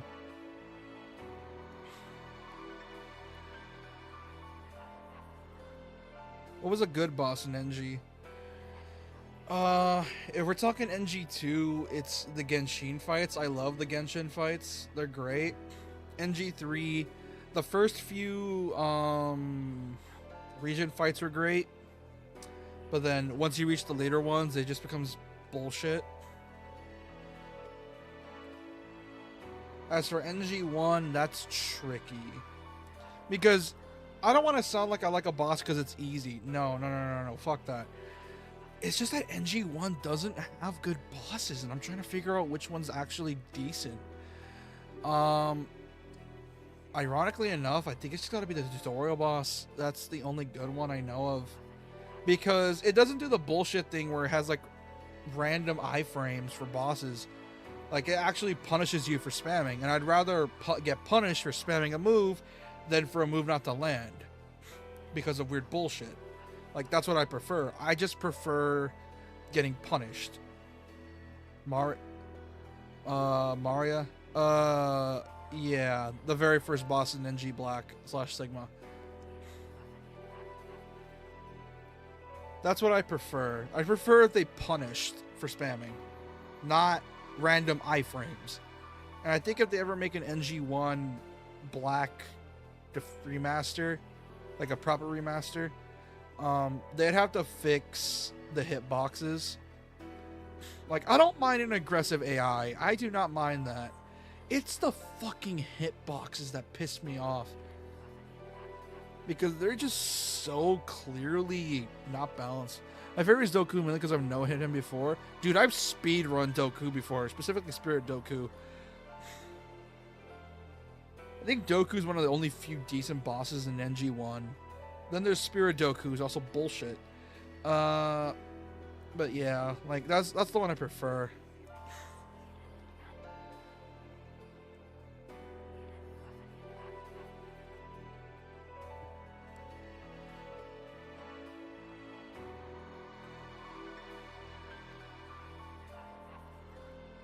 I just speedrun him.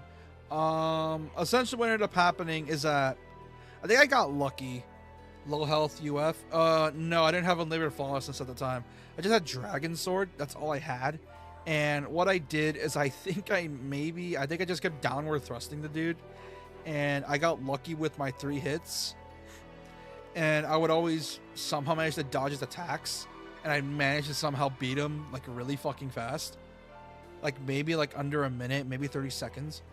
Because here's the thing with NG bosses is that despite how bullshit their AI is and their attacks, they don't have a lot of health, which is something NG4 is trying to fix. Because NG4, from what I can saw with the gameplay clips next to IGN and showing off the bosses, the fuckers have way more health. Yeah, they have way more health, but in exchange, I think they might make their attacks easier to react to, but still have that difficulty. No. You see, from what I saw, is that I think they know this, and they're like, yeah, we know they have a lot of health, but in exchange, you can combo them a lot. As in, like, if you get them in a combo, you got them in a combo. As in, you get them in a long ass string, you're draining a lot of their health. So, it essentially, they're encouraging you to basically learn how to extend your combo so you can basically just cheese the boss. The game is essentially, but it's the good kind of that. Because the way NG3 did it is because they just had bosses block and then just make it annoying, spamming attacks and delaying the fight. But from what I can see from NG4's bosses, they're making it so that if you do land a combo, and you can do a decent amount of damage with a decently long combo. And then that allows you to get back. And because of Ninja Gaiden's balancing with its combos, you're not going to be like spamming them because of like, you know, recovery frames and all that, so you're not going to be spamming them. But either way, like, I'm hoping that's the way they're doing it, because like I said, this series really needs good bosses.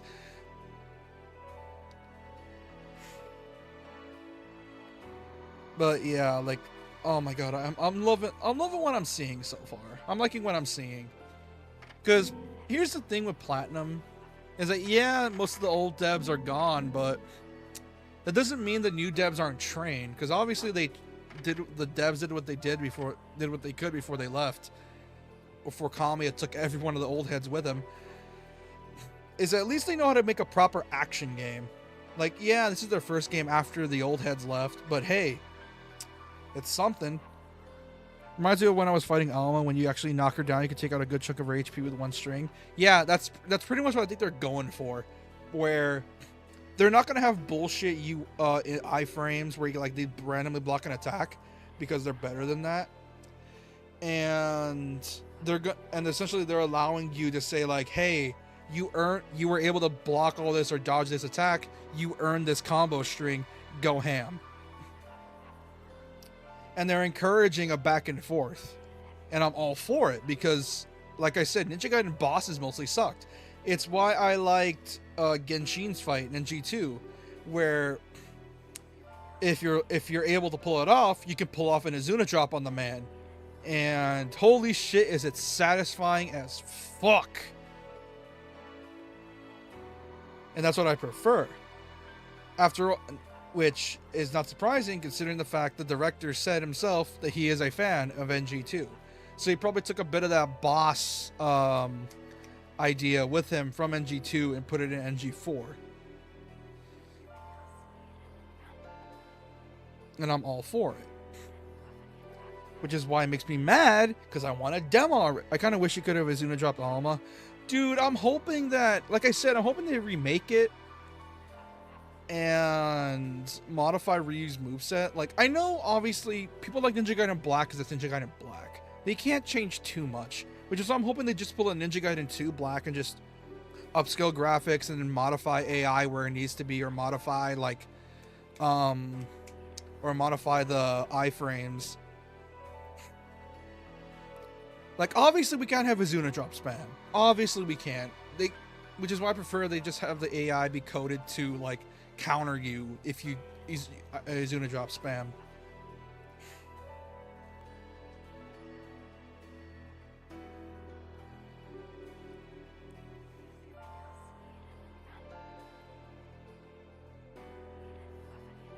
Like, maybe if NG4 is successful, Team Ninja will let Team Platinum have a crack at remaking NG Black. which, oh boy. If they do, they're going to have to be very strict with it, because NG Black is loved for very specific reasons, like how Ninja Gaiden 2 Vanilla is loved for its own specific reasons. Like, people love NG Black because it's NG Black, like the way it's designed, the levels, the combat, the speed of it. Everyone loves it because it's NG Black, and people love Vanilla 2 because of how chaotic it is, how fast it is, like how much there's going on, all these moves, like the strategies you needed. Like, each Ninja Gaiden, not gonna think about it, each Ninja Gaiden game offers its own thing, and each game has its own fan base, minus Yaiba. Fuck Yaiba. I just hope they can go back to remake the old games. They'll be like, where's Momiji? And then they discover Dragon Sword and remake that. Yeah, I'm hoping that's the case. Like I said, I want them to remake Dragon Sword. Maybe in NG4 as a DLC. The game's not that long anyways. I'm hoping they just do that. Like, they can reuse environments if they need to. So we can have like a Dragon Sword game. And they could probably retcon some elements to explain how the Dark Dragon died and why it's in Tokyo. And that can explain where in the timeline NG4 is. Like, is it before NG3? Is it before NG2? When is it before? Because obviously most of the games will take place in Japan. We still don't know the timeline. People are assuming it's after NG3. I'm sort of holding off on it. Because the reason NG's timeline is weird, it's because of the fact that Itagaki wanted combine DOAs and NG's timelines together. So he always made the games take place before or after certain DOAs because Itagaki was weird like that. But because NG4 is trying to separate itself from the DOA series, I think they're trying to make their own little timeline with it. Because here's the thing, I'm hoping that maybe with NG4 being successful, they have the confidence to finally make a new DOA. Because now that they learned from their mistakes with DOA 6, I fully believe they're capable of making a DOA 7. I feel like they can. I fully believe they can.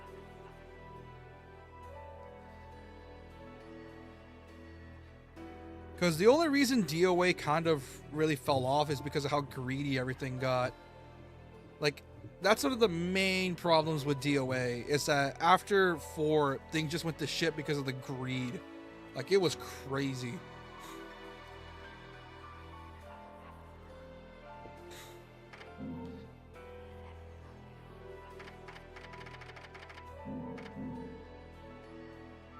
Because I was considering getting DOA 6, but then I remembered it was DOA 6. Oh, man. I'm hoping that DOA has a Tekken-style comeback where, like, the next game, yeah, it might not be of the current budget, but hey, they'll at least be able to bring it back with a new game and then revive it as the game goes on. Oh, boy. Anyways, before I go on any longer with a rant, I'm going to end things off here. For those that are new, I appreciate subscribe if you are new and like the stream if you enjoyed it. And for those watching after the stream, I really appreciate subscribe if you like the stream if you enjoyed it. And leave a comment and call me a shitter. Also, we have a Discord. If you go to the channel description, there is a link to the Discord. If you would like to join the Discord, go ahead and click that link in the channel description. And hopefully I'll see you there. Anyways, I'm gonna head off for bed. And yeah. Good night, guys and gals, or we're gonna call yourselves. See y'all next time. Bye-bye.